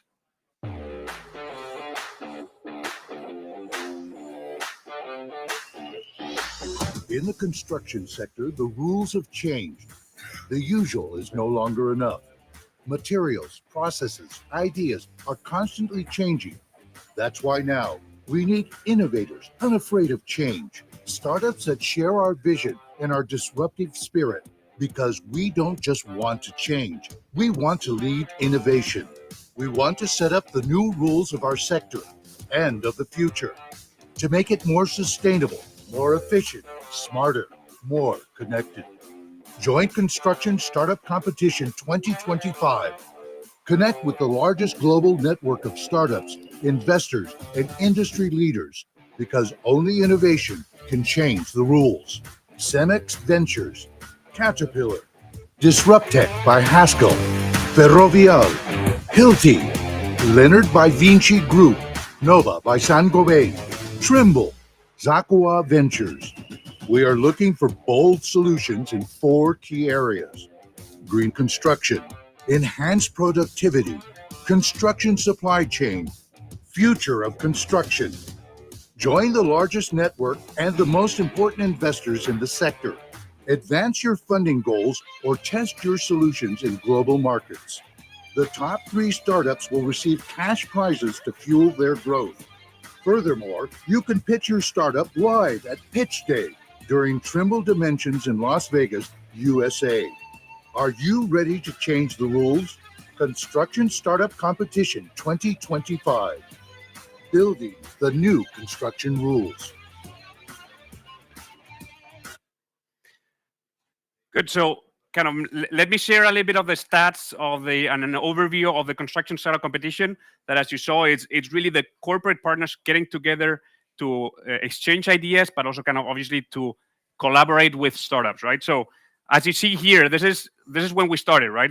Back in 2017, the idea was actually to do a small competition just to kind of force Cemex, where we connected with entrepreneurs, with with kind of talented people just to kind of solve the challenges of our industry, right? Imagine kind of back in that small room that we had back in our Madrid offices, it has developed to the biggest construction startup competition and one of the biggest networks of construction players worldwide, right? This is a stage of the competition that we do normally do it in Vegas or in the US. This year we actually split it up between Vegas and Helsinki here. So that's why we have here for the first time the European Pitch Day at Recotech. So this is again one of the largest events in the world, but we want to obviously do this, expand this, and make this as global as possible because of you'll see later, all the applications that we received are really worldwide. So we want to give the chance for all the partners to be there, for all the startups to participate and make the most out of the event. I want to obviously thank all the partners that you see here on the screen, kind of Caterpillar, Disruptech by Haskell, Ferrovial, Hilti, Leonard by Vinci, Nova by Saint-Gobain, Trimble, and Saqua Ventures, who have joined us since the kind of the very beginning of the competition, again, as a coalition to drive value in the industry and push forward innovation, which we know is hard, but we obviously together, we make it a little bit easier. Just a few stats on the partners and the power of the construction startup competition. $500 billion is actually the market value of all the partners of the competition together. So as you see, we're kind of top innovators, top companies that are trying to disrupt and change the way we build and the way we build our future. 4,000 applications is the number of applications that we've had since the beginning of the competition. This year we had 563 applications. So you can see how much we're able to attract talent, to attract applications. And actually 1.5 is the startups that get to the pitch day, right? So here what you see is it's a small number. It's really the best of the best, right? I constantly say to the companies that will be pitching or sitting over there, you're the best of the best. Kind of, you'll do a great pitch. We know that we've selected you to come on stage because we truly believe in what you guys are doing, right? So the best of the best. Kind of just to compare, actually the success rate for applications for MBA is even higher than that, right? So I want to emphasize of the quality of the companies that you see here today that have been selected by all the partners of the competition. Some other stats, right? Because it doesn't end with the competition. It's actually a start to getting investments. It's a start to getting collaborations and partnerships with the partners, and as well outside of this room with the rest of the industry, right? So 24% of the finalists have received investments from the partners. Actually, that's 25 investments in the companies in 15 different companies, right? So we even have co-invested in a lot of the companies that have pitched at this stage. We have done 36 pilots of collaboration between the startups and the partners, right? So this is companies that have already done kind of getting here. You've done already a lot of work actually to be able to get in front of these companies and progress into a pilot or a collaboration and take it and scale it from there. And of these kind of pilots, as you see here, the success rate is that 30% of the finalists have current agreements with the partners, right? So we want to emphasize, this is not just a competition. This is not just pitches, nice pitches. We're selecting also companies that we truly believe that can help us, and we can help them by providing a safe space to do their pilots. Some stats about the applications that we received, because the idea of the competition is also to understand what's happening around the world. We get early stage applications from companies. And here you can see kind of where obviously a lot of the innovation is concentrated, where it comes from, what they're pushing for, because you will see differences between the regions. So that's actually very, very interesting input for us as well to understand what's happening in the world. Where should we focus on and what's coming, right? Because again, this is early stage companies that we want to provide a platform for them to scale and bring innovation and scale it and truly kind of have an impact on the industry, right? So we're able to gather these insights very early on on the application. Just obviously what you see here is that most of the applications come from North America and Europe. Actually, Europe, for the second time in a row, we've received more applications from Europe. So that's a very strong signal for what's happening in Europe in terms of innovation in our space. And the other areas, obviously, still lagging a little bit behind, but we want to do also more. We want to encourage more companies to apply to the competition from Latin America, Asia, Africa, Middle East, right? So that's also coming. We've done obviously a lot in the US, Europe, but we want to still continue growing. So let's see what happens also in the future with especially Asia and other regions. So we divide the construction startup competition in 4 areas. What we call them the focus areas, where you see where the innovation comes from, right? I mean, we have these areas. Enhanced productivity is really what kind of all around what's happening at the site with documentation, digitization, obviously productivity through digital solutions, connections, communications, and so on. Green construction is about sustainable materials, decarbonization of the industry, and solutions also to even measure the impact of the CO2 and other emissions into the industry, water, and so on, because we know our industry has a lot to say when it comes to kind of responsibility in terms of sustainability, CO2 emissions, and so on. Future construction is our third area. It's really what we think as new methodologies of construction, how we build the future, how we disrupt, how we're using new processes, also new technologies like robotics, modular construction, new materials even is included there. And then construction supply chain. This has been an area which has been the smallest, but we truly believe that there's a better way of, and more efficient way actually, to get materials to site, how to do the pre-construction phase and so on, kind of to get everything at the right time at the right place. So moving on to kind of the agenda, we're going to have a panel between the different partners. So I want to invite all the partners from the competition to join me here on stage in a second, but we'll have then the startup pitches. So this in the format, Miguel will tell you a bit more, but it's going to be 5-minute pitches each company. We have 5 companies, 5 finalists, and then we have 5 minutes of Q&A. We're going to ask them hopefully relevant questions that they will answer right on the spot for us, and then obviously we're going to jump into the award ceremony. We're going to select one winner from all the finalists that and so stay put. I think it's going to be a very interesting kind of the both sessions, first on obviously the power of collaboration and partnerships, and then really that innovation in action with the pitches. So here I want to introduce you to the panel. Please join me on the stage and we can kick it off.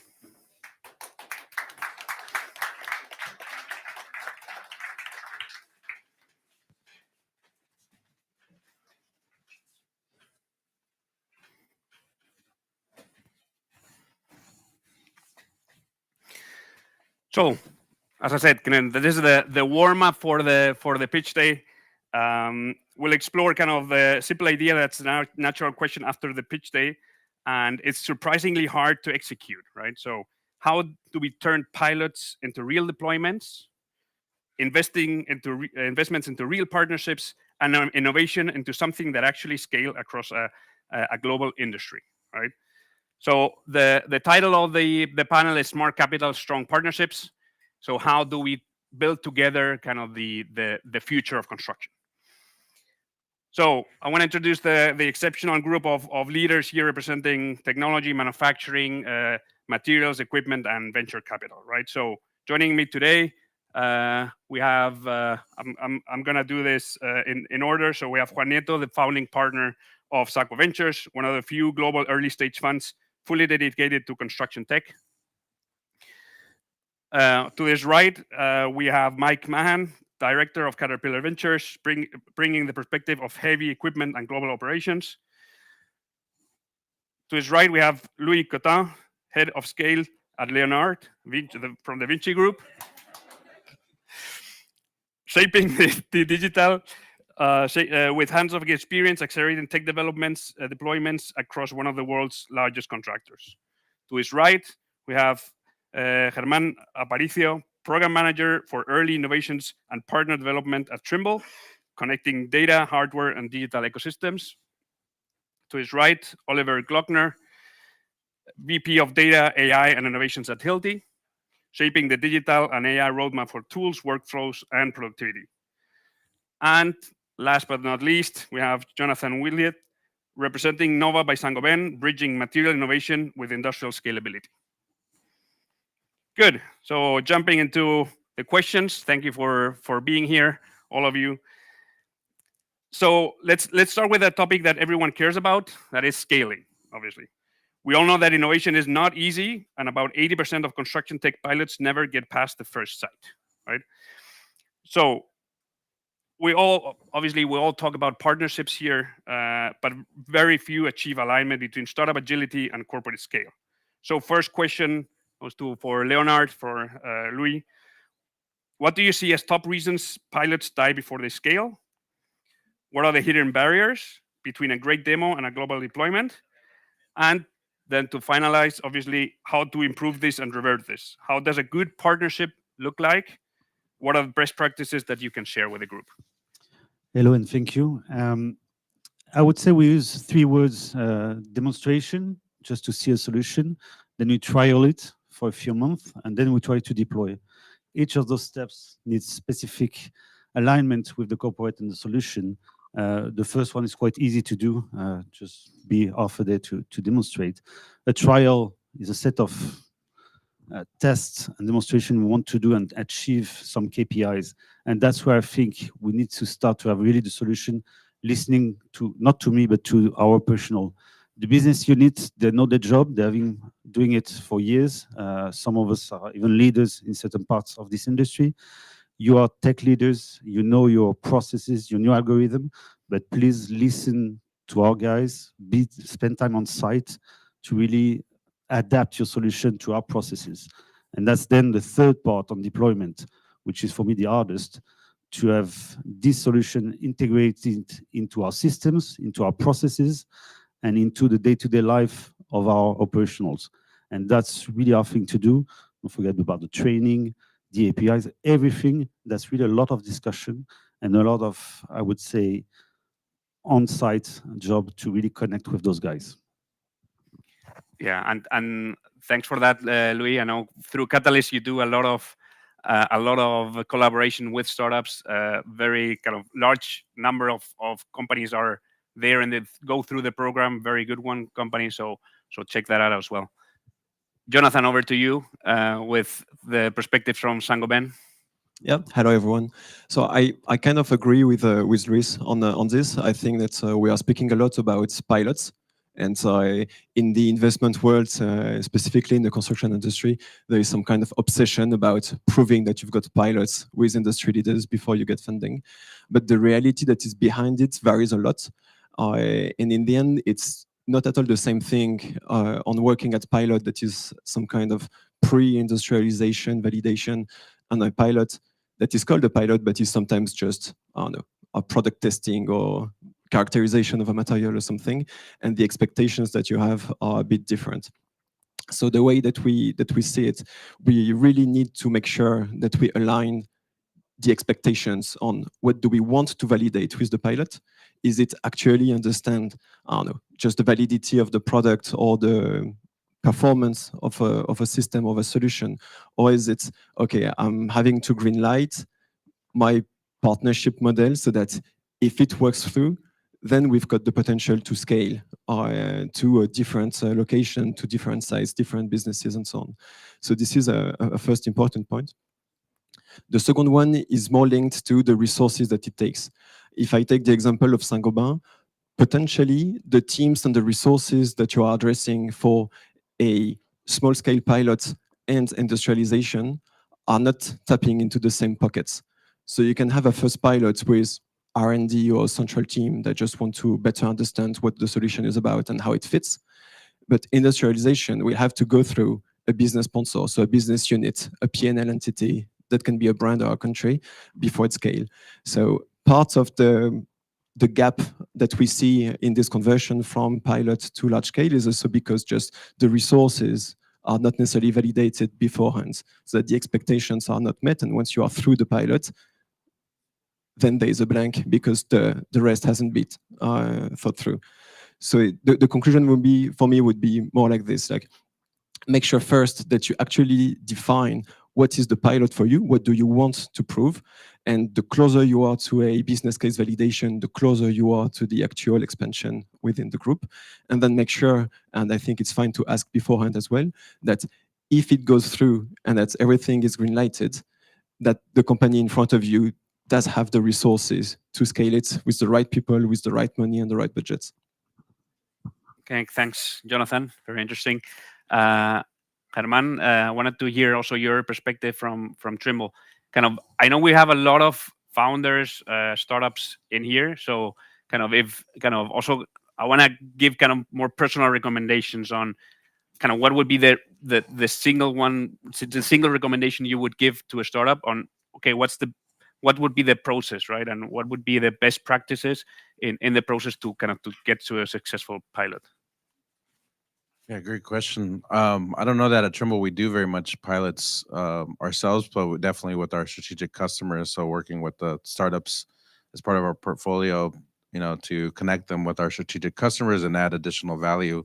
So I think a successful pilot, would be one that work with the startup on potentially building an integration, right, that complements one of our solutions as part of existing workflow, and kind of working with our strategic customer to take that to a specific project and kind of testing that out before going to scale, and hopefully through our partnership, right, build a solution that can scale to the rest of the industry and provide additional value to our mutual customers. Okay, thanks, Germán. Kind of moving to the next question. So obviously, it's very difficult to align the startup agility, obviously the hunger and the impatience with the corporate world, which obviously moves slower. So, and I think every founder in this room knows that the moment where innovation meets procurement. So when it says when it meets kind of the project, it's all things freeze and it gets a little bit messy, right? I think the intention is always there, but then the execution is a little bit more challenging, right? So also starting now with Juan, kind of that brings kind of the VC perspective. What advice would you give startups trying to sell to a large, kind of in this case, contractor, manufacturer, but in general, large company? What kind of are the adoption barriers that you see kind of sometimes scaling from a site to the corporate, to the headquarters? And kind of a little bit also on expectations that you've heard over kind of with your experience on, okay, what's the expectations on ROI? If there is a standard like from specific companies, I target a ROI, or is it completely open? So and kind of also in that process, I think it's not just about the startup, right? But it's also about creating the right relationships, the right trust. So what would be your advice, Juan? Thank you. I will try to remember all the questions. Well, and first of all, thanks a lot for CEMEX, our partners in the competition, especially Recotech, for such a fantastic gathering. I wasn't expecting something like this big, so congratulations for also how well managed it is. Maybe getting back to the questions, I think comes back to a point that John mentioned just before, which is about managing expectations, right? So I think it's not unfair to ask your the other counterpart on the relation, okay, what's going to be the process looks like? But you need to see from me in order to move this forward, right? And what's going to be the next stages, right? I think the good thing, particularly about the corporate partners that we have over here, is that there is a structured innovation process, right? So there is a vehicle, there is a department which is taking care that this process goes as smoothly, particularly getting to this procurement wall, right? That it will be otherwise a big hit, right? So I think that's important. Try to manage the expectations and also try to build what you just said. At the end, this comes to doing business with people, right? So it's okay what you as an individual would like to see from me in order to be comfortable to bring this to a broader organization, right? Then towards the second point, which I think is like jumping from site to enterprise, I think like there, I mean, I always learn. I mean, I think like this whole like AI thing, it's just changing like the rules quite rapidly. But I think on my previous experience will be try to just like go step by step, right? So it's not like, okay, you land one side and then you will expect to just get this scale like through 300, like 400 or like 1,000 like manufacturing like sites. It's just like a phase or approach, right? And also you probably won't be ready for moving from 1 to 100 like day and night. So it's just going to be a phase out process, and it's nothing. I mean, we have like Series B and one Series C portfolio company right now, which is still like doing like site level sales, but then they expand to enterprise over the years, right? And this might take like up to 3 years. And then maybe about the ROI, I think that's probably the trickiest question. I would love to hear my partners right here. Obviously, we as business would like to see like quick payback, quick ROI, nice unit economics, etc. And I think the industry typically deserves it just because it's so fragmented. And then a lot of the times you are selling to someone which is not capturing the value, right? So I think like the quicker, like the better. But I think it's very hard to measure that, right? Particularly when like the guys that you are selling are not like being able to quantify that, and they need to quantify that to the customer or to the customer's our customer, right? So really keen on hearing like my partners' feedback on this, but that's a tricky one.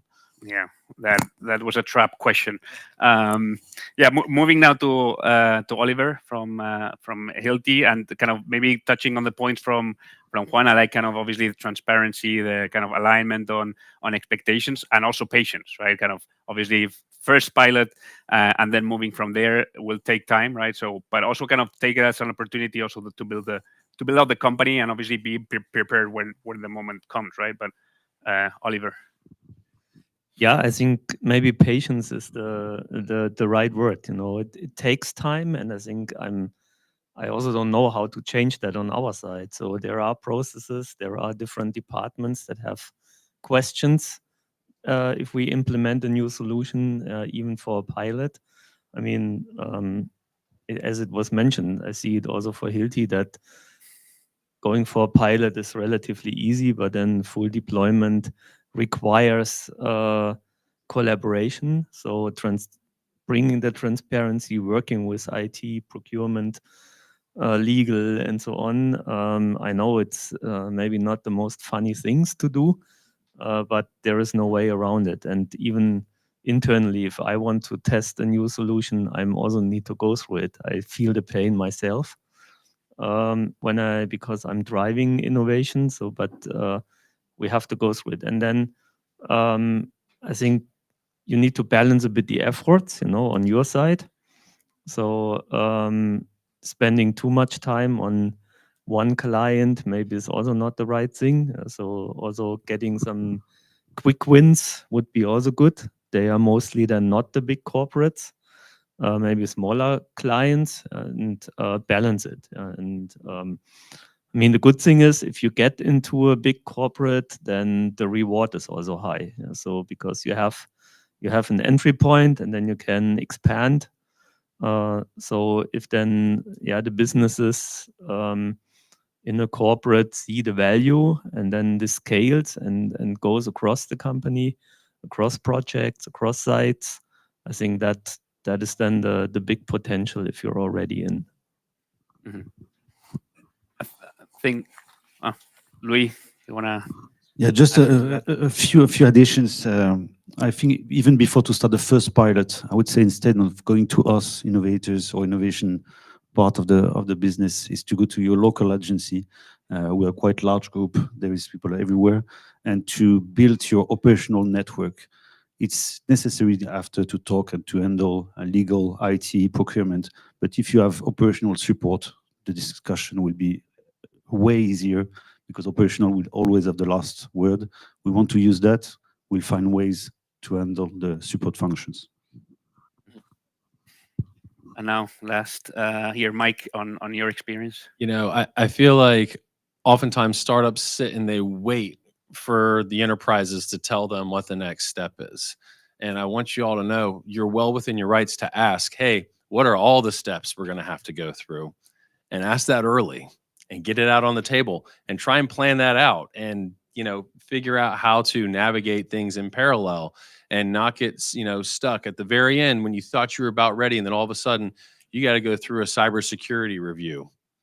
and you just lost another 8 weeks, you know? And so I think that driving the conversation with the enterprise and not always being on the receiving end of directions from the enterprise is a great way to ensure like the best path forward for success. And the other thing, just on ROI, I would say, I would learn through your own customer interactions how to demonstrate value, as tangible value, as quickly as possible. So whatever kind of pilot or whatever kind of, you know, customer you're going to visit, like, you know, you should understand what kind of use cases are going to demonstrate value quickly, where the customer is going to say to one of us, yes, that was very helpful. I need that solution. I want to buy it from you or from the startup. I don't care, but I need that solution because we were here for a day and you saw it working and it helped me out, right? So like figure out a way to demonstrate that. And if you don't have a good way of demonstrating that, then, you know, maybe you haven't found the right product market fit just yet, and you still look for that. That's a good point on transparency on the process, because I think it's very important to have that on the table. Just kind of, if I might add from my perspective as well, I think two important points that to mention. I mean, I think ROI is sometimes we've been able to measure it kind of as a result, but it's very difficult. There's use cases, I don't know, health and safety, where it's very difficult to measure an ROI. So I think it's very important actually that you align very well. I mean, we've had that experience that obviously the startups are very hungry to do the pilot and jump into the pilot, kind of sit down, kind of have an honest discussion. Okay, what are the expected results? It doesn't have to be kind of ROI, right? But just what are the expectations? What would be a success for you? Kind of be honest, obviously, if you can achieve it, right? That'll be my first recommendation. The second one is personal relationships. Kind of, we've seen that pilots work very well actually when they're working with a business unit that is close to them. Why? Because they visit them in person, right? So if you have the chance, I think that's very important to obviously kind of be honest, build that relationship, kind of personal relationship. It's not just about the use case. It's also about, we're in a business. It's really about personal relationships, right? So that'll be my 2 cents to the discussion. Now I'm kind of moving to the second part of the panel. That capital does more than capital, right? We're obviously most of us here are strategics. Even Sakwa, kind of as an investor in the industry, is very strategic. But I want to shift to the role of investors, and obviously strategic and financial, right? And obviously construction is not an easy industry to navigate. So that's why I believe that smart capital is very important to kind of help you and become a partner to drive innovation forward, right? So, but what does smart capital really mean? So my question, my first question to Germán from Trimble would be actually, how should founders think about strategic investors versus financial VCs? When is each the right choice, right? And is there a right mix, depending also on timing, depending on different factors? Yeah, it's a great question. I think you know, why the difference between CVCs versus VCs, right, and the value that they bring to the ecosystem. And as a startup, I think when you look to a CVC, so just think about Trimble, you know, our fund, it really exists to help at the growth stage, right, to help accelerate, build those partnerships, and help companies scale. We talked about scalability earlier. So, you know, usually the early stage companies will go through VCs, or when they start working with us, we're looking more about that commercial partnership and create an agreement. And so integrations kind of is a way of doing that.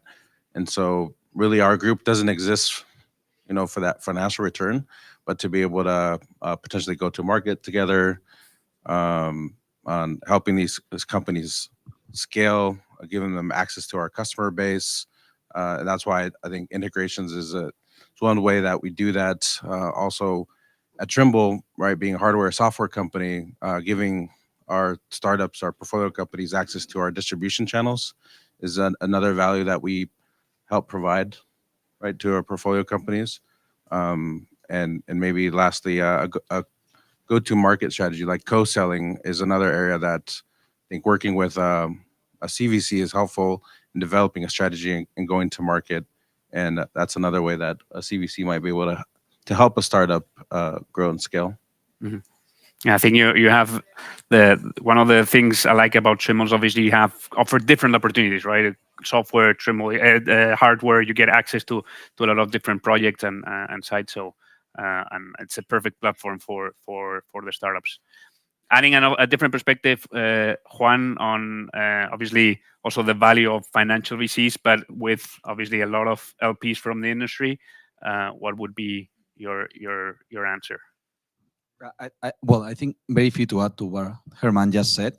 I think at least like maybe how we frame it from a Sequoia perspective is that we cannot add value where like a sophisticated like consulting firm or like service firm can like provide value, right? So like legal, hiring, like a few things. I mean, we can provide some support, but that's not our sort of like our goal, right?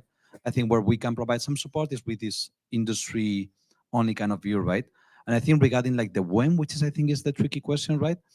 I think at least because I also come from like the corporate VC background before, right? I think playing super early for corporates doesn't typically end up like going quite well, just because the time for this to mature and to get into a stage that you are ready to support like enterprise level it just takes too long, right?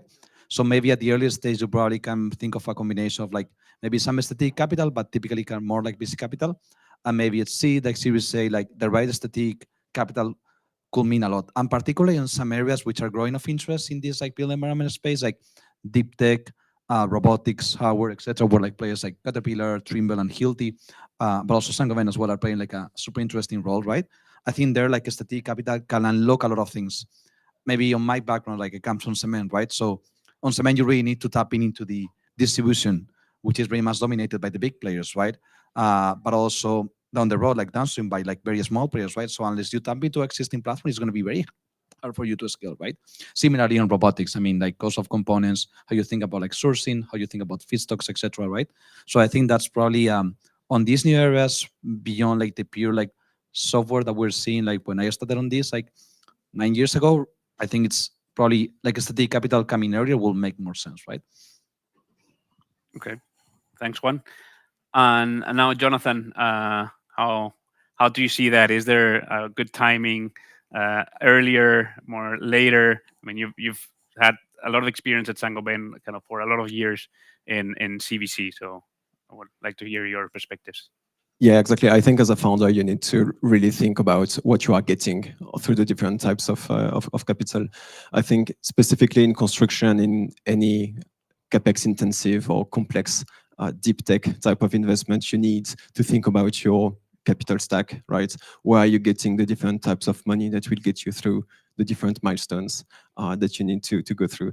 On our side, I think always invest alongside financial VCs and if possible other types of investors as well, because alone I don't think that we bring enough to actually check all the boxes that are required for the companies to actually scale and validate.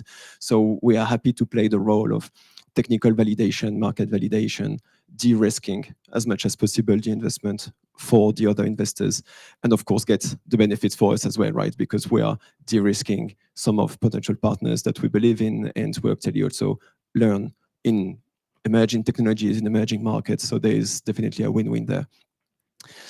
One thing that is important and we see more and more often is, although we are strategic investors, we still have some laws that are similar to financial VCs. So we can be called sometimes like more patient capital or to have different types of KPIs versus financial VCs. But the thing is that we also need to account for our investments, right? So at some point we need to show financial value. We need to show that we're able to return the money that we invest as well. And so some stuff that is often a bit difficult to deal with is because we're an investor, at some point, some companies can be thinking that they won't go bankrupt because anyway, there is this corporate at the cap table that will save them at some point, even if they go bad or something. And that is just not true. And alternatively, even if the company is going well, but we believe that with our investment tickets, we are not the right partner to finance the later stage of development, then it's fine for us to just sell our shares, even if we still believe in the company, but just because later stage investors will be just better suited for your next stage development. So again, it comes back to aligning expectations, understanding what are the timelines of the investors that you get, and making sure that you know exactly when is the right time to accept a new investor to validate the stage you are in, and then let them out to switch to other ones that will bring you to the next parts of your development. Yeah, I like that answer. Obviously, it's something very personal to each company. Obviously, what stage you're in, what are you looking to do? Kind of, if it's deep tech, we normally have the experience that if it's very, very deep tech, normally some other generalist investors ask us, the corporates, hey, how do you see this? Are you kind of willing to do something with the company, right? As a validation for them, because the tech risk for them is sometimes too big, right? So, and obviously they lack the expertise to know if it works or not, even, right? So, kind of maybe moving again more into the strategic perspective about kind of expectations on misconceptions around strategic pilots. Obviously, the strategic investors, ourselves as well, when we invest, we're also we're pushing for pilots. But I think always aligned on the startups, right? So, what would be the recommendation for the founders? What to know before signing with a corporate VC? And I want to ask Hilti on a few kind of recommendations, and also kind of what does success look like for Hilti when you're doing kind of these kind of partnerships, high risk but high return or high value for the company. So generally, we do two types of collaborations. So one is more that we are a customer directly of a startup, so implement solutions directly into our operations. And the second one is then similar to what Herman was talking about, integrating into our ecosystems, into our software landscape. So these two exist, and they are also a bit different. So in the one, we do a customer pilot, so we can normal as you do it also with others. And the other one would be more an integration partnership. We have common customers that we can go to, discuss workflows, integrations, and so on. I think that already depends on which type. We would not be somebody who pays you then, in this case.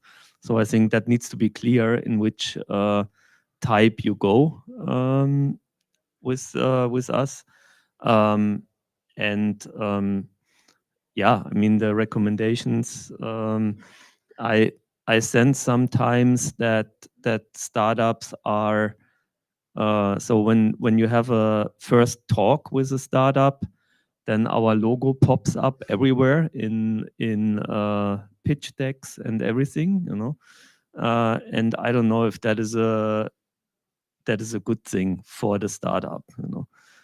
Because then I also start mistrusting all the other logos.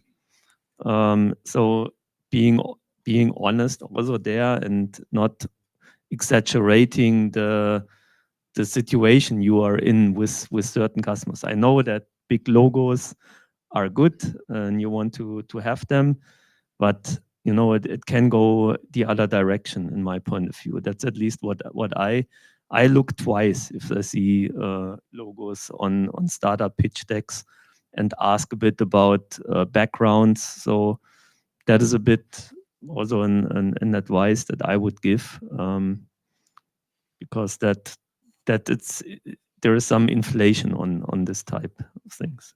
Okay, thanks, Oliver. Good one. Kind of sticking the finger there on seeing how true that is and how's the impact. That is a nice best practice. I'll start doing that. Kind of also, I want to give it now to kind of to Mike for kind of on his experience, but I also want to kind of to think obviously I think we're talking about. I'm going to throw a curveball here, but we're talking about in theory. So maybe I want to hear some stories about kind of how was the process or a success story within each of your companies. Not for you, Mike. I'll give them some time to think about the answer. But I want to throw in some, if you can share some examples of things that you've done that has been a success and why it has been a success in the company. Well, first I want to go back and talk about what Oliver was just saying, because one thing that I would highly encourage all startups to keep in mind is that the investor community is very small. I know y'all feel like you talk to a million of us, but we all know each other, and I get probably a phone call a week of an investor saying, "Hey, I saw Caterpillar's logo in this pitch deck, and are y'all actually working with them?" And I'm happy to answer that question truthfully. So, just be honest with what's in your pitch decks, because we can ask each other, because we all know each other. All right. And I will say, so I've only been at Caterpillar for 5 months, so that's why I'm getting a little bit of a leeway here. But I will say that we've got a few investments here. I'll pick out one in the electrification space where we've made an investment, and it's a technology that could really help us accelerate the electrification of our heavy equipment. And the early tests have gone really well. You kind of go through some initial diligence and stuff when you make investments, but then you get into the real nitty gritty projects with real milestones and real expectations, and there's going to be technologies like electrification that are not going to be a one and done. It's not like there's a silver bullet, like, okay, one project and yeah, now everything's like electrified. There's a lot of development that goes on. But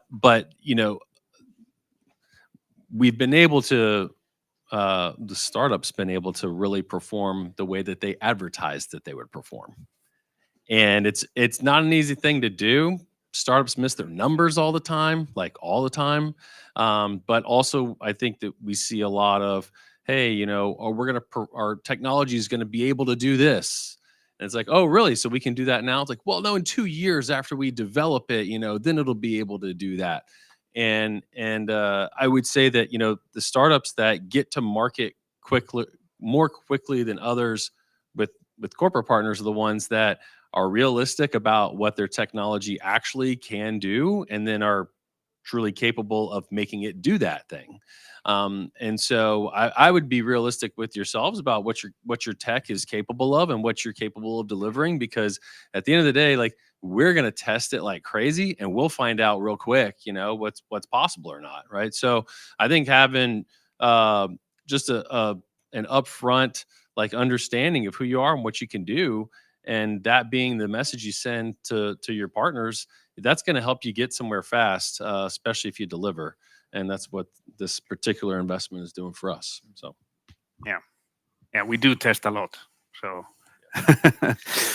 okay. And I will try to answer the curveball with 2 examples. Nice. One around, and I will not give name for the first one, robotics. Really easy to have a demonstration, even a test, because it's a once time. But then when you think about really deploying it, who will be operating it? Who will be running the program to conceive where it will paint, where it will drill? Where do you store it? Where do you charge it? How do you maintain it? All those questions need to be answered and prepared in advance. So that's why to deploy is really hard. An example of good collaboration, I would cite Machine 26, who is actually somewhere in the room. There, yeah. A platform to resell old equipment. So there is not much of a wow effect there. But the guy came number of times, came to Paris.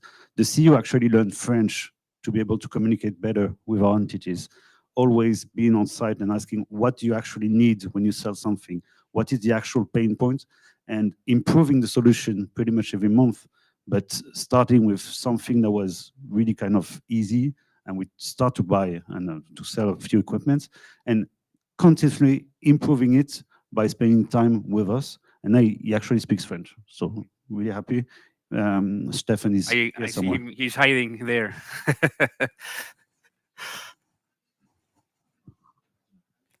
Okay, good. Any other examples that you want to share of successful cases? Yeah, maybe from our side, the Fieldwire story, maybe. So we acquired Fieldwire a couple of years back, US-based startup, and the whole story started a bit by accident. So we somehow made an investment years before. Because we had good discussions and we liked each other, and they were raising some money, and we just supported that, and only based on that we started to learn. That was the first investment of Hilti?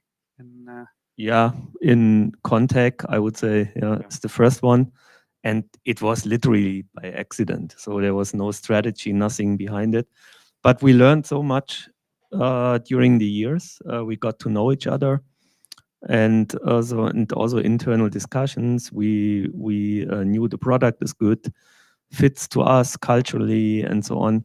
And so then we decided also to enter, and this is not because of Fieldwire, but that was a big strategic shift for us to enter construction software.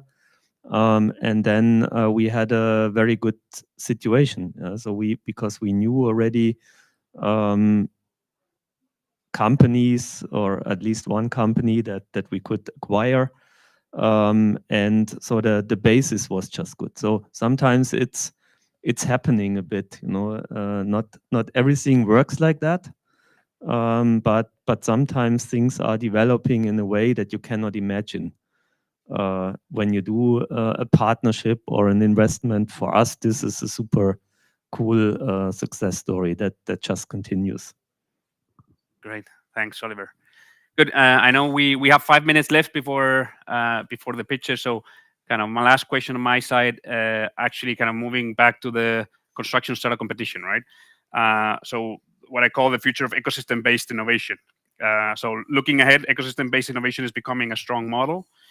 We're seeing more initiatives and partnerships like the CSC, where corporate join forces to push for innovation together, right? So we've seen obviously, and at the beginning, it was actually more direct kind of corporate to startup, but obviously as this ecosystem grows and there's more partners, we're seeing this more and more, right? Just kind of general question on first to Sangovenas, also one of the first ones to join the startup competition. But where do you see the role of cross-corporate collaborations?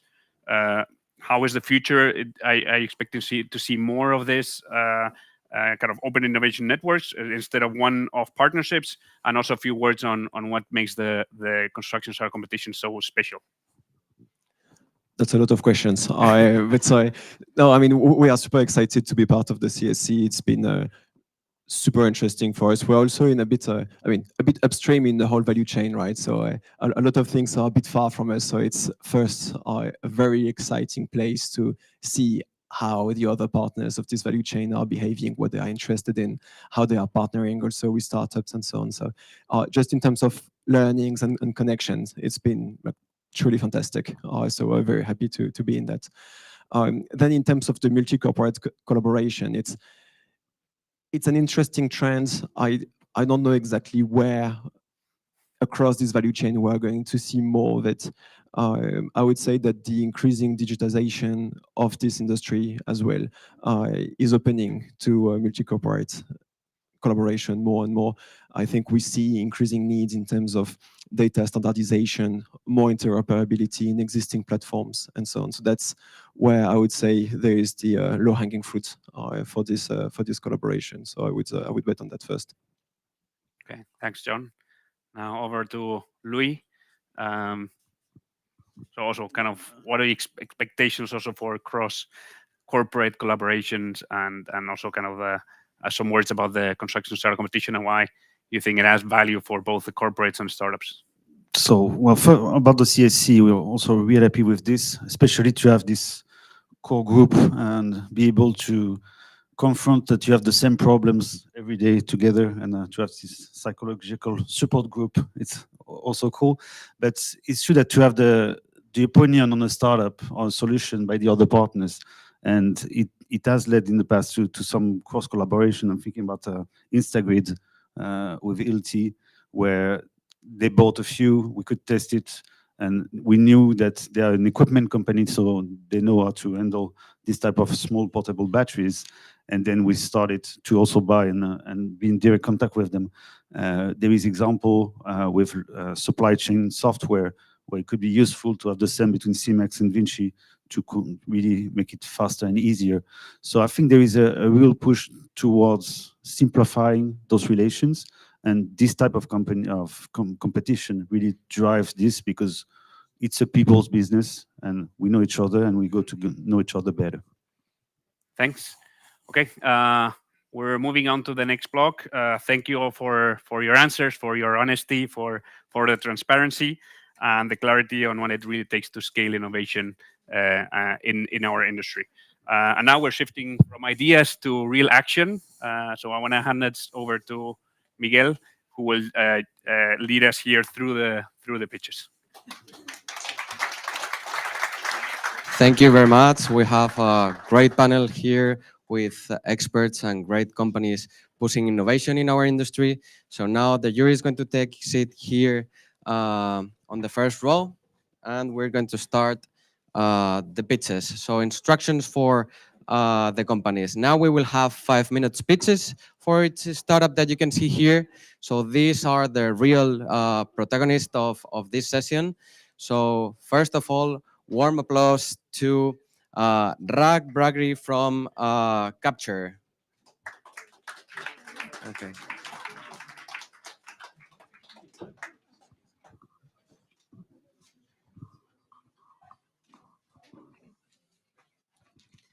Hi everyone, my name's Raj and I'm the founder of Capture, and we are decarbonising diesel generators. So as you all know, diesel generators emit huge amounts of CO2 emissions, and every company is currently using them, and we simply cannot replace existing infrastructure to decarbonise all of the diesel generators out there. So at Capture, we've developed carbon capture technology that can be retrofitted to diesel generators in under 30 minutes. We capture up to 95% of CO2 emissions before they enter the atmosphere. Our hardware can be mass produced, so we've really developed modular carbon capture that is very similar to a diesel generator and can be scaled at mass. We've also made it as simple as possible for our customers to use in the real world. We've been working with our customer to create the most user-friendly carbon capture when it goes on site to the customer's site. For example, we're really trying to minimize human interaction because that's a big thing for corporates, and just really making it quite hands-off for the user experience. So earlier this year, we worked with one of the largest power companies in Australia to demonstrate our technology, and we had successful trials where we demonstrated zero back pressure, we captured up to 90% CO2 emissions, there was low noise and no health and safety risks. So you might be wondering what we do with the captured CO2, and this is a real point of difference with our technology compared to any competitors out there in the world. So we convert the CO2 into 99% purity green calcium carbonate. This calcium carbonate performs better than traditional calcium carbonate on the market. We achieved rapid strength results within the first 24 hours when sequestered into cement. The key benefit of our byproduct is it's a high quality binder for cement companies.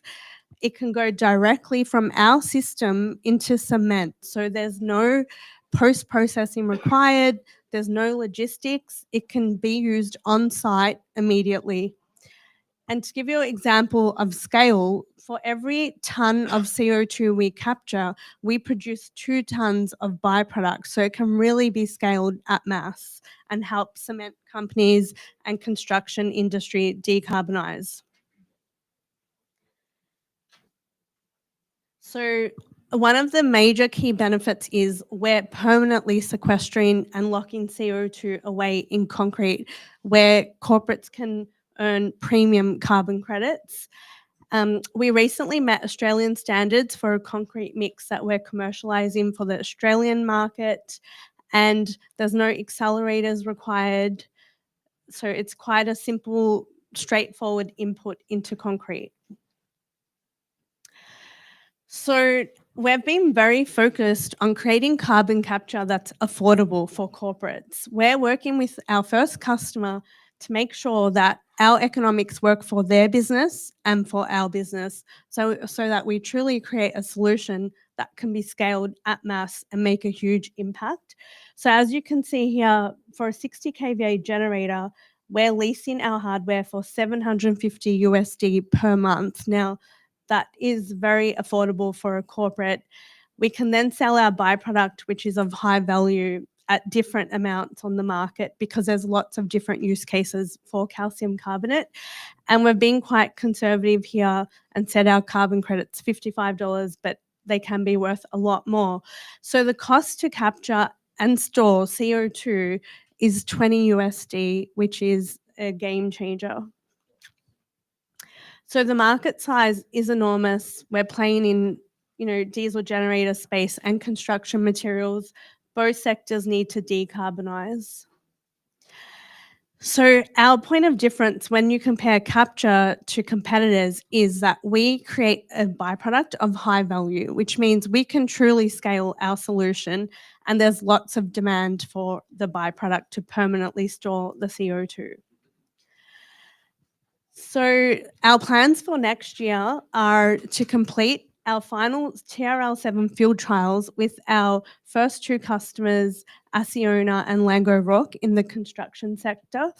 And they're real customers. I was thinking to you. And then we're planning to raise a Series A raise to help scale our technology globally. And we are looking for manufacturing partners, corporate customers that can help us scale our technology, and byproduct offtake partners as well. This is our team. So we are a small, lean team at the moment. So it's myself, Rebecca, and Sai, and he leads a team of a few engineers back in Australia. Thank you. Okay. Thank you very much for your presentation. Now we have the questions from the juries, and we are starting with Jonathan Williet from Nova Saint-Gobain.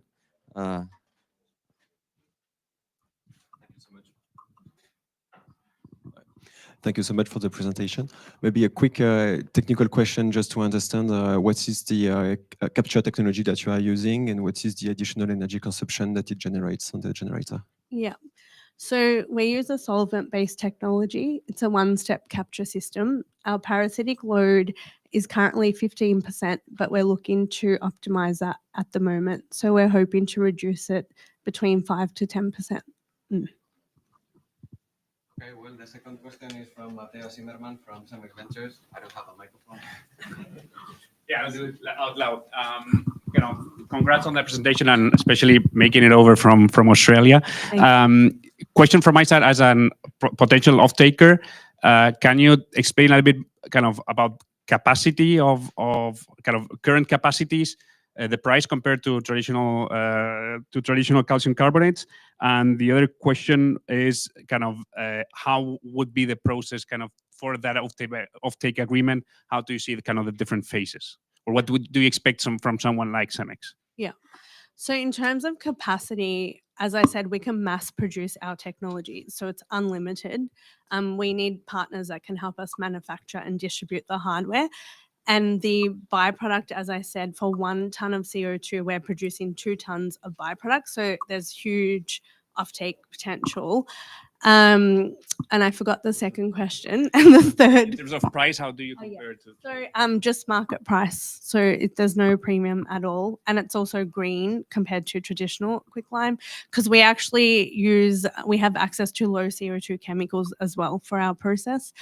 And then in terms of offtake partners, you would potentially work with our it's currently confidential, but one of our customers is looking at partnering with us to help us scale globally. So you could potentially work alongside them as we scale the technology. And then really it's limitless, the potential of producing byproduct and capturing CO2. Because you won't be the owner of the output product? Yes, we will. So that's why we're leasing the hardware, but we will profit share some with the customer. Yeah, but our economics, because the byproduct can be sold at market price, that's all we need for our economics. So we're not relying on subsidies. We also don't rely on the carbon credit. So actually we can give that to the customer as well. And what would be, just, sorry, follow-on question, but what would be the process actually to test the quality of Yeah. So like, for example, we're working with a concrete partner in Australia, and we just, so as someone said earlier, for all startups out there, it's sometimes good to work with a mid-tier company when you want to get things done quickly. And so we have ran rapid tests, like we've done 200 different tests of testing our byproduct in concrete. So we just went through that process, found a mix that works, and we found Capture's byproduct really helped with early strength. So that's the biggest advantage. And then they're now commercializing a byproduct, a concrete mix. So then the same thing, we could send you a sample of our byproduct for testing, and then you can see how it can work in your operations, and then we go from there. Yeah. And then the last question from Juanito from Sakua Ventures. Thanks, Rats, and congratulations for the pitch. Well, I think we were chatting about this before, right? So the calcium carbonate opportunity, and when you saw the time, that to me is equally or even like more interesting versus like the other opportunity, where the only point that I cannot get my heads around is like how the whole like retrofit play for like diesel will play with the new realities that you're seeing out there, which is like Fox, like Caterpillar, and a few others like working on electrifying stuff like from scratch, right? So, well, the reality is, okay, I'm about to say this out loud, diesel's not going away anytime soon. Our customer like Acciona works with hybrid systems, they work with battery. A generator is very hard to replace. So if we can create a solution that can capture the CO2, I think customers are very happy with that. And secondly, yeah, I also, it's midnight back home. there was no second question, so I think we're good with this. Yeah, so I just think, for customers, if there's a solution that can immediately provide decarbonization, it's a no-brainer. Like maybe in 20 to 30 years when battery improves, like who knows where the world will be at. But, we chat to large OEMs and their diesel sales are higher than ever. So, yeah. Thank you. Yeah. Round of applause, Thank please. you. Thank you very much. So coming all the way from Singapore, we have Wei Tan from AI Lytics. Please welcome to the stage, and all yours. All right. Sorry, I'll prefer to stand. Afternoon, everyone. My name is Leonard, and I'm from iLytics. And today I'll be talking about our AI-powered solution for operations monitoring in construction. So if you go to a lot of projects around the world today, maybe not so much here, but you will see a lot of manual monitoring methods. So someone supervising someone supervising someone to supervise a robot, or somebody looking at a bunch of CCTV screens, right? When I go to construction sites in Singapore, most of the time they're not there, or they're sleeping or using their phone. So I'm not sure how effective this is. And the end result is that there are many, many near misses. Okay, I can tell you on a daily basis, this is nothing to be shocked of. People knocking into each other, ramming each other with vehicles, trying to be Spider-Man, climbing things. It happens all over the place, right? And of course, there are accidents that come out of it.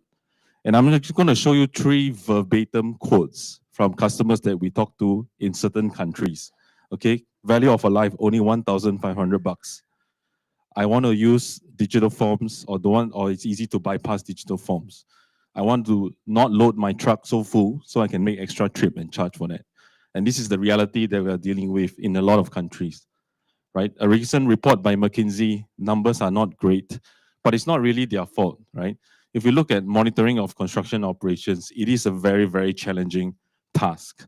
And this is not unique to construction. Construction, unfortunately, is the worst. But in heavy industries, they also have similar problems. Now, our solution is really about helping them just understand what is exactly happening on the ground to bring transparency into the operations. And we do this by tapping into existing cameras. So we're not asking you to buy some fancy hardware. We're asking to connect to your $30, $40 cameras on site. And we're trying to understand what's happening in real time and send those information for end users to make better informed decisions. And this information really comes in four forms, right? Safety, progress, productivity, and security. Ultimately, whatever the site needs, we try to serve their purpose or their use case in terms of what is critical to monitor. And if we think about it, construction environments, from a technology standpoint for us, it's a very challenging environment. Number one, it's outdoors. Number two, it's dynamic. Number three, contractors don't want to spend money to buy fancy stuff if they can. And we have to deal with a lot of these issues on site. So we actually develop a lot of core solutions around our AI model to actually help us thrive in these environments. For example, converting a single camera video feed from 2D to 3D without LiDAR sensors or multiple cameras. That means we can unlock a lot of more potential use cases from every single camera alone. And of course, the talk of the town is now agentic AI, and we have started to incorporate that into our workflows already. For vision, agentic AI has not impacted as much as structured data, documents, image generation, but we have used that to allow end users to create their own use cases rather than us building the use cases first. And this is a game changer for different kind of contractors. Number two, we are using and allowing them to analyze very, very contextual scenes. So for example, not all projects want to buy way bridges, and they want to estimate the load of the truck to make sure that people are not going out with less than half full load so that they can claim for one more trip. So we're using it in all these scenarios to help analyze and understand. And if we look at the benefits the end users have gotten so far, we are really talking about early risk identification, helping them identify less wastage, because I kid you not, the amount of wastage from people over-claiming things and trying to do funny business on site is very pronounced in many countries. Okay, this is the reality of construction, unfortunately. And a lot of end users has now used this in their day-to-day operations. Some companies have told us that we have made their safety officers very lazy. They only wait for alerts from our system, but I don't want that to be the case. What we are trying to do is to augment the team on site to really help them understand what's happening rather than replacing them. So incumbents and competitors in the space, they are not really a lot if we talk about construction and operating at kind of our level. But our biggest competitor is VIAC, based in Hong Kong. They've been around for about almost 10 years now. But we have already eaten their lunch, and we are eating them as we speak in Hong Kong as we are flipping their customers. So these are actual customers, right? Not POCs. We have about 170 over customers now. We are only a 4-year-old company. We are active in almost 270 over projects, and we are active in almost 5,000 cameras. So we serve all kinds of customers, from one camera to our largest project with 1,600 cameras, which is building the next Changi terminal in Singapore. The team is mainly led by myself and Pratik, and we have a team of 32 people now, mainly in Singapore, that serves our projects around the world. And our pricing model is very straightforward. Subscription based on usage, licensing based on the number of modules that they use and the number of years that they use. So just some metrics, sorry, numbers looks a bit weird. Last year we recorded 79% gross margin. We only have 1% churn, only 2 customers, very, very low. We are growing at 2 to 4x year over year, and this is a very, very interesting space. So what we're looking for is really 3 key things. We are opening our next round early next year in the first half. We're looking for partners and system integrators to scale in this region, and we're also looking for partners, regulators, and associations to work with to use our solution. Thank you very much.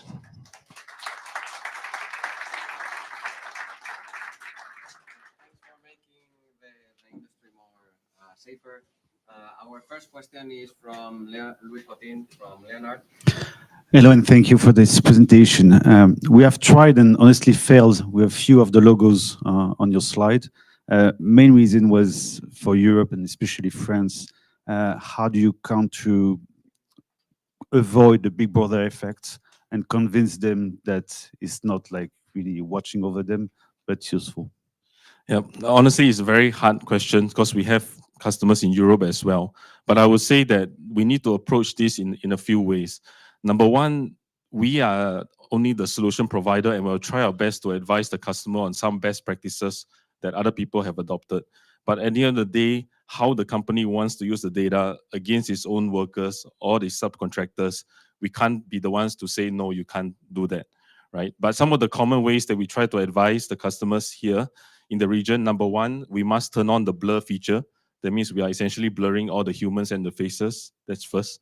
Number two, in terms of all the GDPR regulation, data processing, data residency laws, we comply to that. So from a product perspective, we do our part.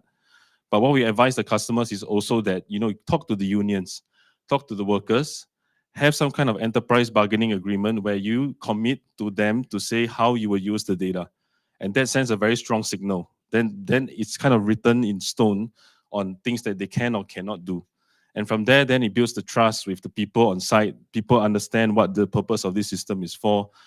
And if they walk the talk and do that, and then generally people over time, they will be more or less kind of agreeable to using this system for their own benefits of safety. Thank you. Okay, second question is from Oliver Glockner from PT. Yeah, thank you for the great presentation, also from my side. Can you elaborate a little bit? What are you doing differently than your competitors? There are, I know, a few more logos also, and that from a first view that looks very similar. What are you doing different? And the second is, you talked about the safety hazards. What do you do with this data? Because I think when a person goes too close to a truck, do you alert, or because otherwise it's too late? I mean, that's just in time thing that needs to happen. Yeah, maybe I'll answer your second question first. So I think there are two major kind of challenges to be solved in construction. Number one is the real-time feedback and alert to people on the ground or people that needs to be notified that they are doing something that they shouldn't be, right? And for that, for example, if we talk about excavators, forklift, rollers, cranes, we actually deploy AI inside those vehicles and plants so that there's a siren and a sensor that can warn the driver for fatigue or warn the people around if they are going too close in proximity. However, that only solves half of the problem, because what happens in some countries is that people find very creative ways to avoid this, like plugging it out, putting a towel on the camera. So at the end of the day, we still want to have that supervisory kind of notification and information so that the supervisor or the HSC personnel who's not on the ground also can understand what's happening. So from that perspective, they will use the information to brief the workers and contractors on site. They actually have a lot of incentivization programs sometimes for good behavior. And sometimes when there's too many repeated offenders, they do fine them to some extent. But that whole culture and these two solutions can coexist and should coexist because it's needed to and solves different problems. Then for your first question on the differentiator, right? I think there are a lot of solutions like this that stop at very basic stuff. For example, PPE detection, smoke and fire, restricted zones, etc. But if you're talking about more complex but high risk and important scenarios, like for example, is someone standing under a load? Do I only trigger an alert when the machine is moving and not all the time when someone has walked past? Those nitty-gritty details around making sure you don't get bombarded by too many alerts and become a white elephant is very, very common for such solutions. But we focus a lot on building a lot of parameters into the system and also allowing them to use very low quality cameras instead of asking them to change the hardware, to really allow this solution to be taken or pushed into the site very, very quickly with low effort and low commitment from the customers. And that's, I would say, our main kind of selling point from a product perspective.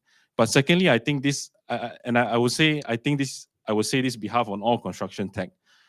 In certain parts of the world, no matter how fancy the tech is, if you just buy it and you sell it to a customer and you just give some sort of training and say, here are all the benefits, there are operational people that will not want to use it because they are too lazy to use it. They rather use WhatsApp, which is, I think, powering most of the world's construction, and other tools, right, that make it life easier for them.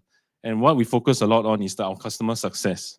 Because after post-sale, and the reason why our churn is so low, is that we help the customers to realize the value. Sometimes we will notice some issues and we'll point to them and say, hey, look at what happened last night. You might want to take a look. Things like that. And once they start to realize, oh, okay, it's actually providing me a lot of very good critical information, and you get that buy-in from people on the ground, the whole adoption process, but from the end user to the management, then becomes an easier push and much sticky in that sense. Okay, well, thank you very much, and warm applause.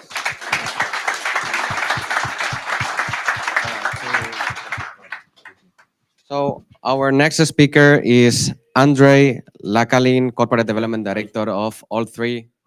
Andre. If does it work? Yeah, thank you. So, hi everyone. I'm Andre from All3, where we build houses with robots. It's not only possible, but it's the only way going forward as we think it. So, the residential construction today is in crisis. Productivity is about 3 times lower than in manufacturing. As a result, Europe needs 10 million homes, and almost half of the huge residential construction market is not served by modern building technologies. The issue is that construction is project-based. Every project is a business on its own, a unique mix of investors, developers, clients, whatever, you name it, often meeting just once. So even a very smart innovation faces all the pains of a first implementation, but brings no value down the road. Most construction tech solutions today are quite narrow. They may solve a specific pain, but in our view, their scaling opportunities are rather limited. You cannot automate what you can scale, and you can't scale what has been brought by a fragmented chain of contractors delivering on a product that changes every time. We believe that the only way to add some real tangible value to the industry is by controlling the entire value chain, from the very first design idea of a future building to handing over the keys. That's how we can make sure that we can start adding tangible value to the industry already today. The centerpiece of our approach is an on-site mobile robotic assembly of prefabricated elements. We are building specialized robots that work only within the construction site. They are versatile enough to handle all assembly operations. They are deployed from a container, working out on their own, and equipping themselves with the tools that they need. These robots can work collaboratively to preposition the building elements of the constructed floors. And as they are designed to cover a whole set of operations, the next logical operation after this video here will be to choose an appropriate tool from the tool carrier that just arrived and to screw the element into its designated position. The robots are built for uninterrupted autonomous operations. So if one is low in battery, the second one brings a fresh pack, and the third one swaps it, all without pausing the work. And what others treat as their core product, for us, is just one of many functions, so like spatial scanning here. But even such a sophisticated machine cannot work on a current legacy construction site. We don't believe in humanoids for construction. We need our own infrastructure, and we've built that. Our real-time architecture software suite and an automated production line. So everything starts with a project brief being uploaded into our design software. It instantly analyzes the building plot and works out the most efficient building layout, balancing floor areas, ceiling heights, costs, whatever. The system then generates several design options, scores them, and gives you precise cost estimates, all in real time. So instead of waiting 6 to 8 weeks, you get full, ready for approval, full spec project doc in a matter of only hours. But that's not everything. Then manufacturing. When a specific design is selected, the necessary elements are precision fabricated at our robotized factory. We use off-the-shelf robotic arms, but they are powered by our own design-to-program software, which generates production instructions on its own. So no one touches the keyboard or the raw material. It means that it takes us the same time and cost to produce 1,000 unique elements as 1,000 identical ones, giving us real architectural freedom at the cost of mass production. Finally, assembly. We've developed the world's first heavy-duty industrial robot built specifically for construction. It can carry 100 kilos, reach 4 meters, and have various tools. It already works across our London lab, operates a 6-degree of freedom arm, and since earlier this month, it even climbs stairs. In April next year, it will appear on a real construction site to conduct its first operations. As a result, the technology allows us to build 50% faster, 30% cheaper, while cutting CO2 emissions by a full quarter, since our main structural material is timber. And unlike typical prefab builders, we are not constrained by standardized designs, regular grids, rectangular plot shapes, whatever. We can do any design that you want. We know that this is an ambitious project requiring a top-notch team, so lucky for us that we have it. We have 2 founders who have built and sold 2 unicorns and have led real estate and logistics corporations. Our team of 130 people now speaks 17 native languages. Our mobile robotics team consists of 40 people that have been surgically selected, holding PhDs and postdocs from top global universities. They've actually worked on anything and on everything from Mars exploration to industrial and everyday robotics. Our expertise, combined with an integrated approach and a very competitive price offering, thanks to the efficiency of our tech, has allowed us to sign LOIs for 9 residential projects totaling 60,000 square meters, where we will act as a general contractor. The first one is supposed to break ground later this year. Here, how it's going to look like. All in all, this is the only way we see how construction can become an efficient modern industry in the coming years. We are very excited, you can see it, of the future ahead, and I hope you are now too. Thank you.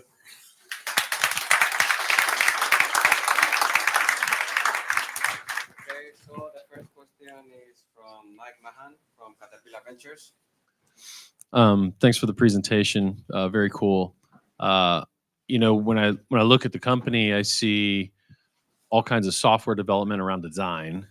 I see all kinds of robotics development. You know, obviously around robotics. Are you a software company? Are you a robotics company? Are you a construction company? What kind of company are you? And then also, it looked like to me, so that's question 1, but it looked like to me you're basically just focusing on framing. Are you doing more than that, like MEP and, you know, things like that nature? So we are a modern general contractor that employs the software solutions inside, have industrial robotics and mobile robotics. So we do all of this, all 3 of these, to arrive at and provide you with the best possible solution, with the most efficient building that potentially can be on your building plot. So we are providing houses, and those houses are ready for inhabitation. So they are equipped with all the MEP systems inside already at the stage of industrial prefabrication. So all the pipes, all the sockets, HVAC are installed at the factory. Thanks to our proprietary connection systems and positioners, the process of assembling the house out of these components is super straightforward, cutting like 10 times the time needed to assemble the structure from the elements. So yes, we do a full vertical integration of the whole process and give you the houses which are ready to be moved in. Thank you. Very tough question from our judges here. So next question is from Germán Aparicio, Trimble. Yes, thank you, Andre. Thank you for the presentation. Great see the product that you're building. Just curious, maybe a follow on to Mike's question is like more color on the business model, right? You mentioned the end deliverable, essentially buildings, your self-performing GC. So are you selling directly to developers? Developers. Okay. Yes. So we have 9 LOIs signed for next year only, and the clients are residential real estate developers in Germany. That's where we start.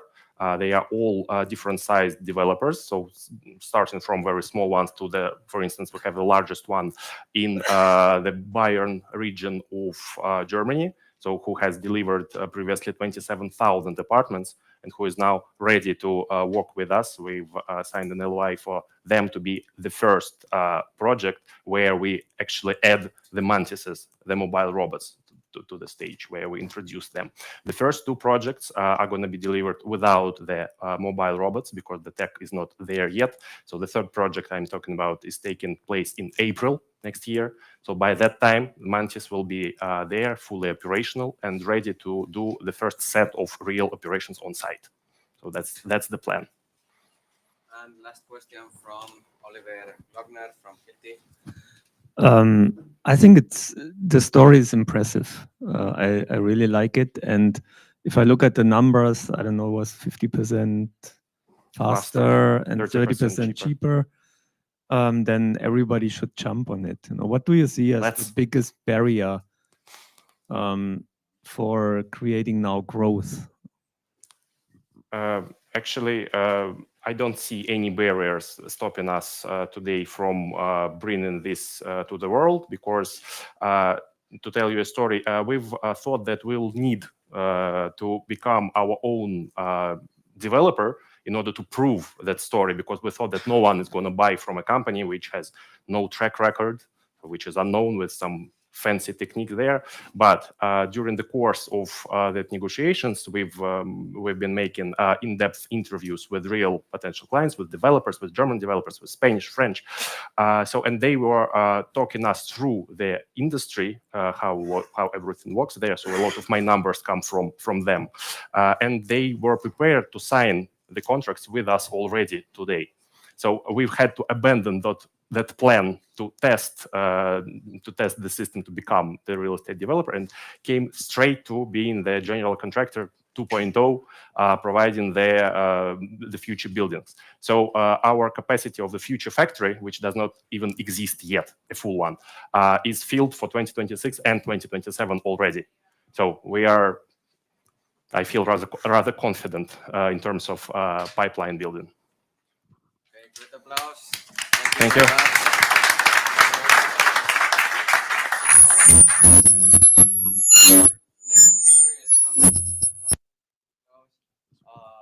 Welcome to the stage, Asnal Dale, Head of Strategy and Business Development of Birdsview.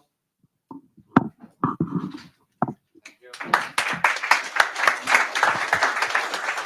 Thank you very much. It's a pleasure for me to introduce you all to Birdsview. We have developed a technology that we call it's like X-ray vision for concrete, and now in 3D. There's a lot of old concrete around us, more than 64 million old buildings that needs to be retrofitted, and more than 20 million bridges all over the world that really should be maintained maybe yesterday. And what is the problem here? Why can't we just do it? Well, the problem is that you very often start blind. You start without drawings, or you might have drawings, but you don't trust the drawings. Then you start with visual inspection. So you go around, look for errors or look for changes, but you can only see what you can see. Then you have the non-destructive tools that are out there already, but they're slow, they're complex. You really need to be an expert to use them. Then destructive testing, yeah, you can of course drill a hole and try to see what it's really like inside there. But then you start destructive, you start damaging the construction. So what we have developed is a solution that gives you that visibility. It's a combination of a sensor fusion package. We're not developing the hardware ourselves. We're putting together off the shelf of the best sensors that there is on the market. We're combining it with our own unique algorithms that are able to both extract more data from the hardware and to automatically analyze it and process it and visualize it in our own analysis platform that is also very compatible with the BIM world and the 3D world that the engineers and the architects all use.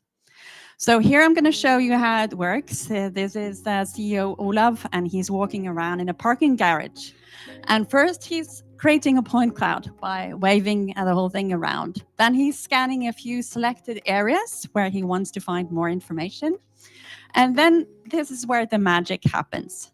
now we're documenting where we've done the scans, and also the algorithms are working on automatically analyzing and processing the results and displaying it on the screen. So now you can see the different layers of the rebars, the reinforcement in the structures.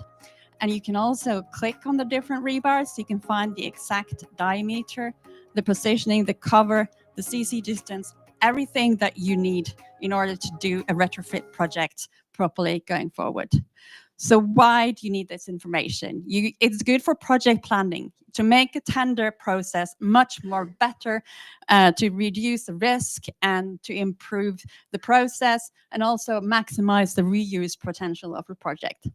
You need it for retrofitting to assess the structural load capacity of the structures, the columns, the walls, everything, and to cut uncertainty and risk in the process.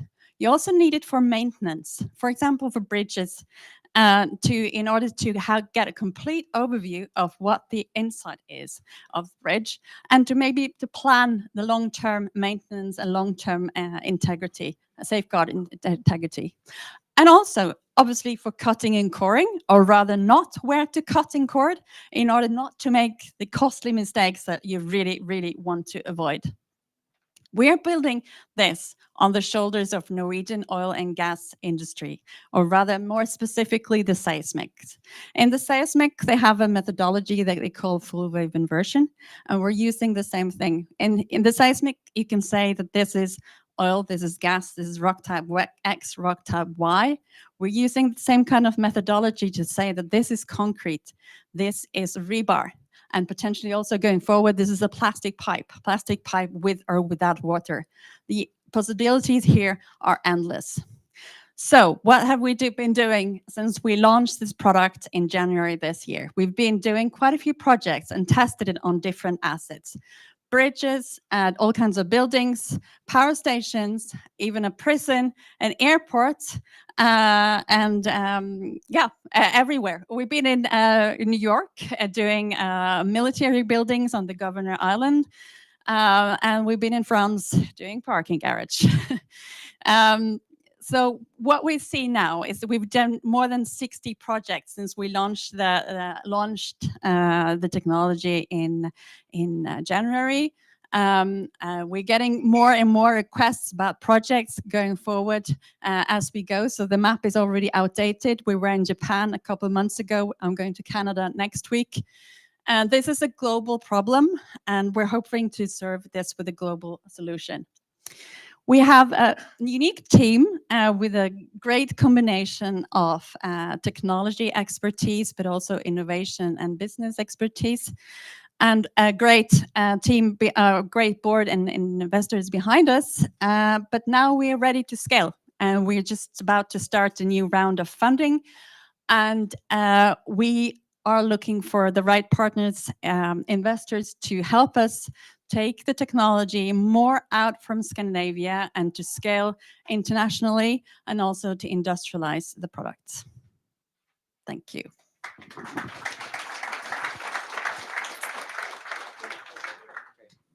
First question from Recotech. Hello, and thank you.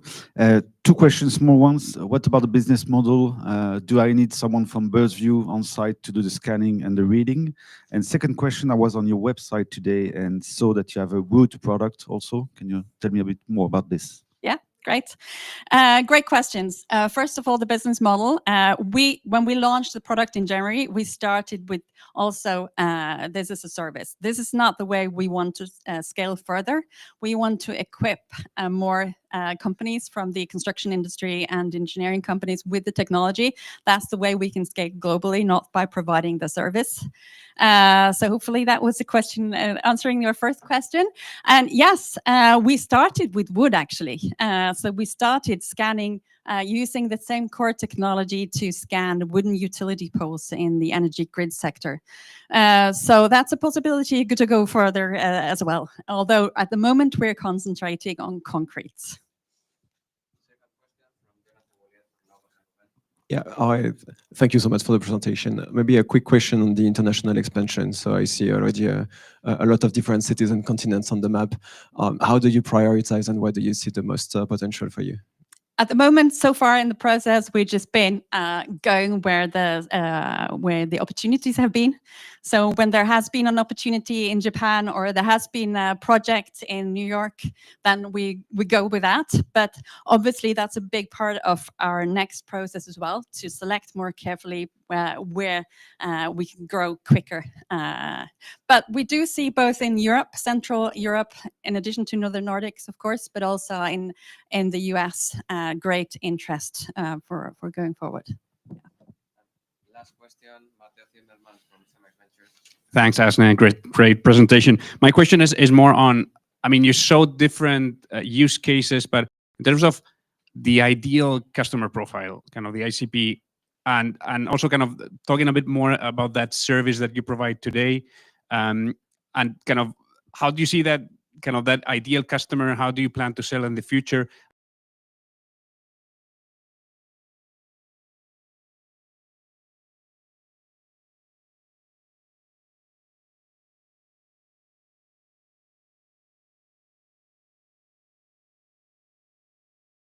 When we are doing a bridge project or a building project, we don't spend more than 3, 4, maybe 5, 6 hours out in the field. So it's all very quick.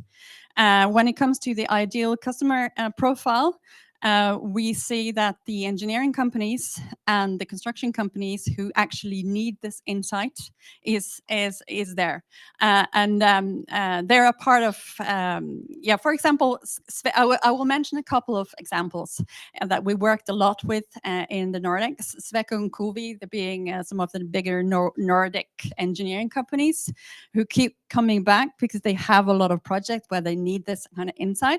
But what they're saying to us, they would use the technology even more if they had it in their own hands, because then they didn't have to call us every time. They could have it in their toolbox and they can use it and just test it a lot more than they can at the moment. And so do you see that as a sales channel then, kind of instead of directly to contractors, more actually to some, I don't know, engineering firms or I think both. I see both larger construction companies that we are in dialogue with. They have their own engineering companies, engineering departments, and they need this insight as well. But then I would also like to add that we're also talking to and working a lot with asset owners. For example, bridge asset owners who have their big portfolio of assets and they need to do maintenance work continuously. We're working with them as well because they're the ones paying the bill. They're the ones who are incentivized with a cheaper bill, paying for less hours and paying a lower cost. So they're also an important stakeholder in this process. And then last question, sorry. In terms of scanning, I see obviously it's going through the kind of that process of scanning. Is that mostly, do you select the locations where you're scanning, or is that typically so, or kind of more scanning the whole thing? We scan, well, we make a point cloud of the whole area, but it's typically that we work together with engineers, and the engineers know exactly what kind of columns, areas that they want to be scanned. And I don't think we can replace the engineering head, and then that's not really our goal, but giving them a better overview of their project, giving them more insights so they can make better decisions than they do already. Thanks. Thank you. So we are almost here. We have one final presentation. So from the UK, we have Christopher Davison from NavLive.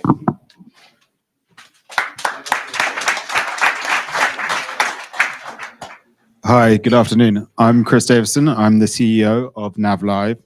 At NavLive, we're doing something that no one's really done before. We built a handheld scanner that runs the AI on board to create real-time 2D and 3D models, so genuine scan to BIM. It's fast, it's accurate, and super easy to use.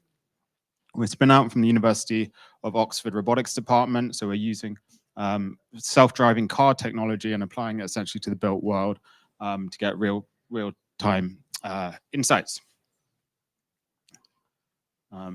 Here on site, you can see it's just easy. You just walk around and you build up full 3D reality capture. You get 2D floor plans instantly, and you get elevations and sections. You have 3 high definition cameras that create georeference photo throughout the scan. Here, this is me walking around a office block in London, which was being scanned. It's for a Swiss private bank, one of the largest. Here, the point cloud is building up at 780,000 points per second with an XYZ coordinate and time stamped. And then that's a view from the front camera. It's got a range of up to 60 meters and it's accurate to 10 millimeters. And once it's processed, it's all processed on device in real time. This is the output. This is the point cloud of that building, 5-story building. You have the trajectory with photos that are logged to the position, 2D sections. We also run VLMs on board, so we start doing object detection, so doors, windows. And we're doing semantic understanding of the point cloud to understand different elements of the point cloud as well. So it really is as simple as point and shoot.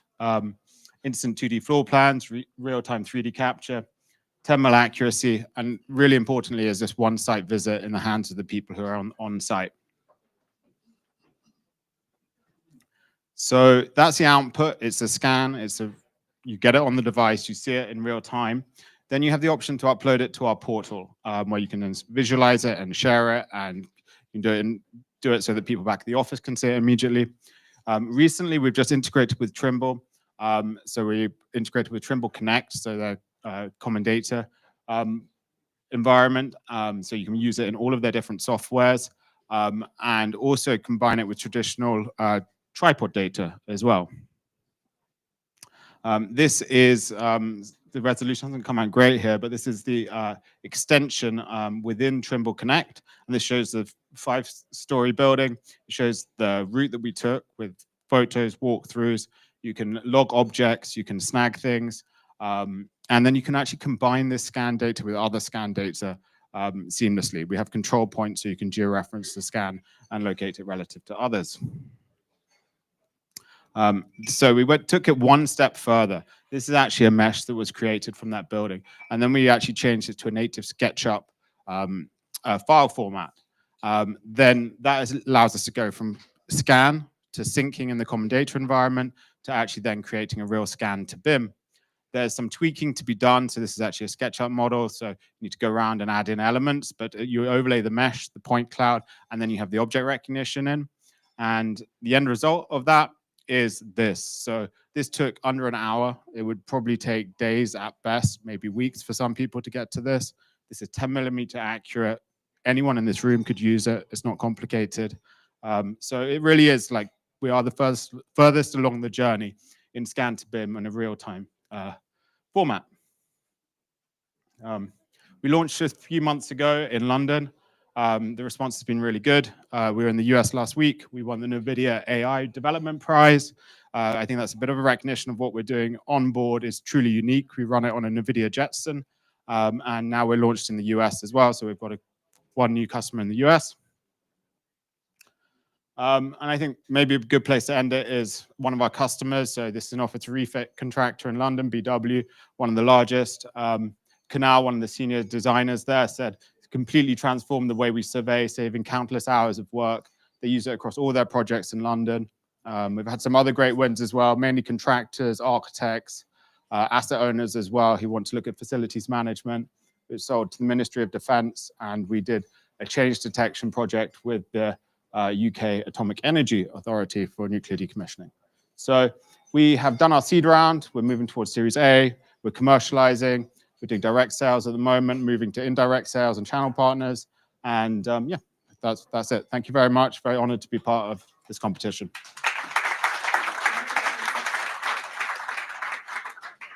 First question from Mike Mahan from Caterpillar Ventures. Really cool presentation. Love the product. Question. So I know you said you're doing direct sales. Long term, do you see this being, some sort of recurring revenue software type product? And then also, I know you said you did change detection. Are you doing, or in your roadmap, do you see as built versus the model for detection and variances? Yeah, so great question. So at the moment we're doing direct. We're kind of going out of beta into sort of the wide world of selling. But ultimately, there's a hardware component of it that needs essentially a dealer network, channel partners. So we will move. I think even the biggest in the world are still have a big dealer network. That's our go-to-market. Ultimately, we see this as a SaaS play, but hardware enabled. Like the components of it that we manufacture, the components ourselves in Oxford, we put them together in a form factor effectively. The real kind of magic is in the core SLAM algorithm that we own and made, and then the deep learning that we do on device in real time. So we want to ship software onto it. So a great point is that we actually use it now. The first initial use case is existing conditions. Then actually the next stage would probably be kind of as built against, you know, the BIM. So we overlay it, but then you actually look at the change detection in between that process. So that's a product that we've actually built. It's in beta testing at the moment. There are lots of different elements you can have. So basically the full life cycle of the building, but we probably started in the pre-construction phase. But obviously we want to move into progress monitoring as well. Second question is for Hermana Aparicio. Yeah, hi, Christopher. Thank you for the presentation. And yeah, always amazing to see, you know, the progress that you're making. Obviously, we're very pumped on the company and what you're building. And congratulations again on that NVIDIA award last week. I'd like to hear how you see that changing. I think one of the advantages of your solutions is onboard processing and object detection. As the technology only gets better and better, like how do you see that evolving and including that as part of your solution?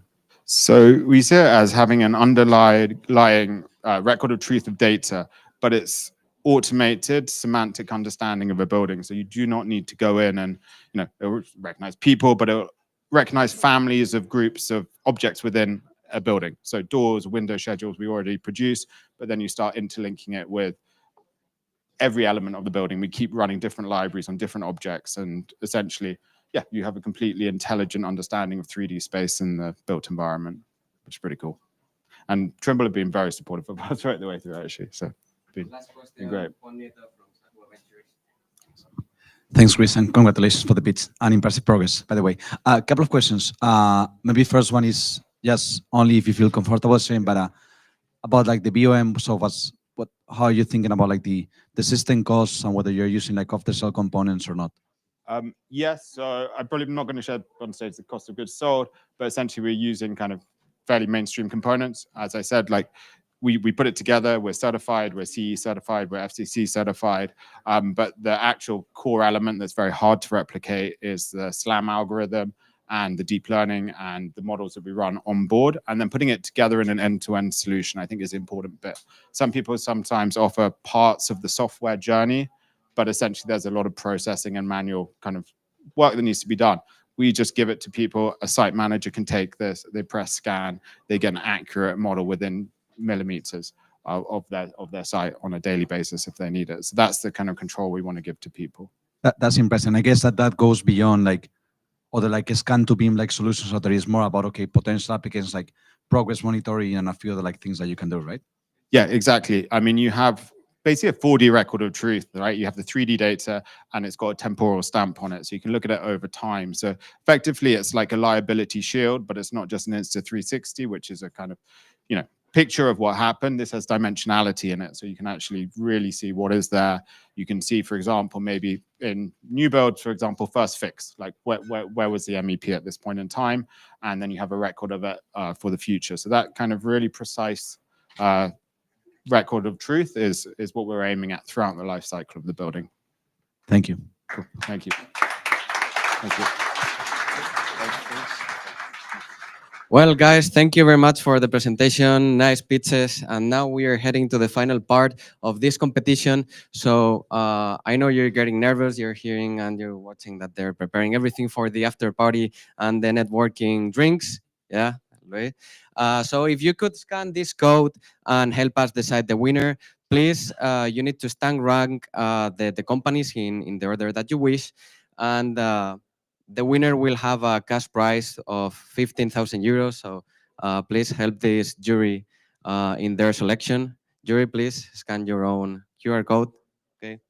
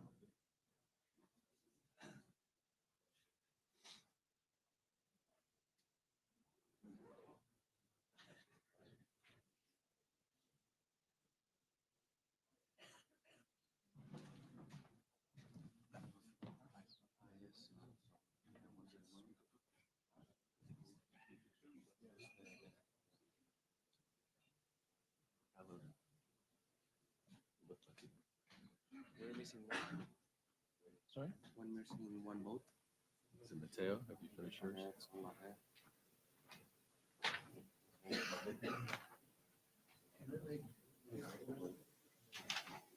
Have you placed your votes? Yeah, I think it's just trying to connect to the. Just Good, Miguel.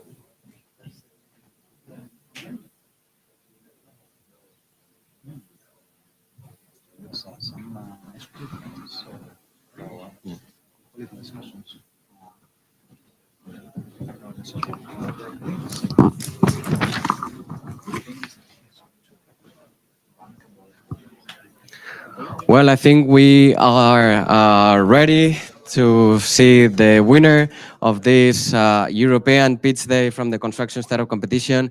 But before, I would like to thank you to all the sponsoring partners of this program. So thanks for coming to Helsinki and supporting this program. And also to the protagonists, to all the startups for making here and showing and how you're changing the way we build. So, Baboom. Okay.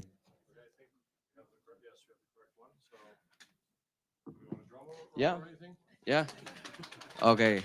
So the winner of the European Pitch Day is NavLive. Okay. So, do you want to come to the stage for a photo? Okay. Yeah. Well, congratulations. Well, Thank you. Please have a good scan.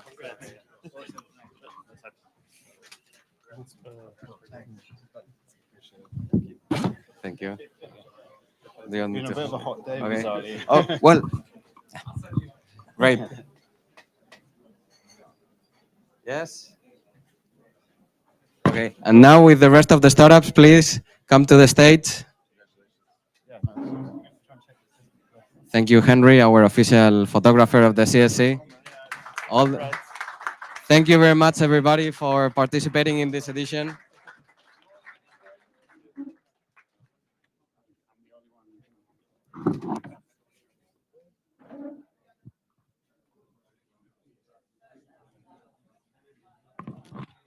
And now, everybody, go to for the drinks and enjoy this evening. Okay.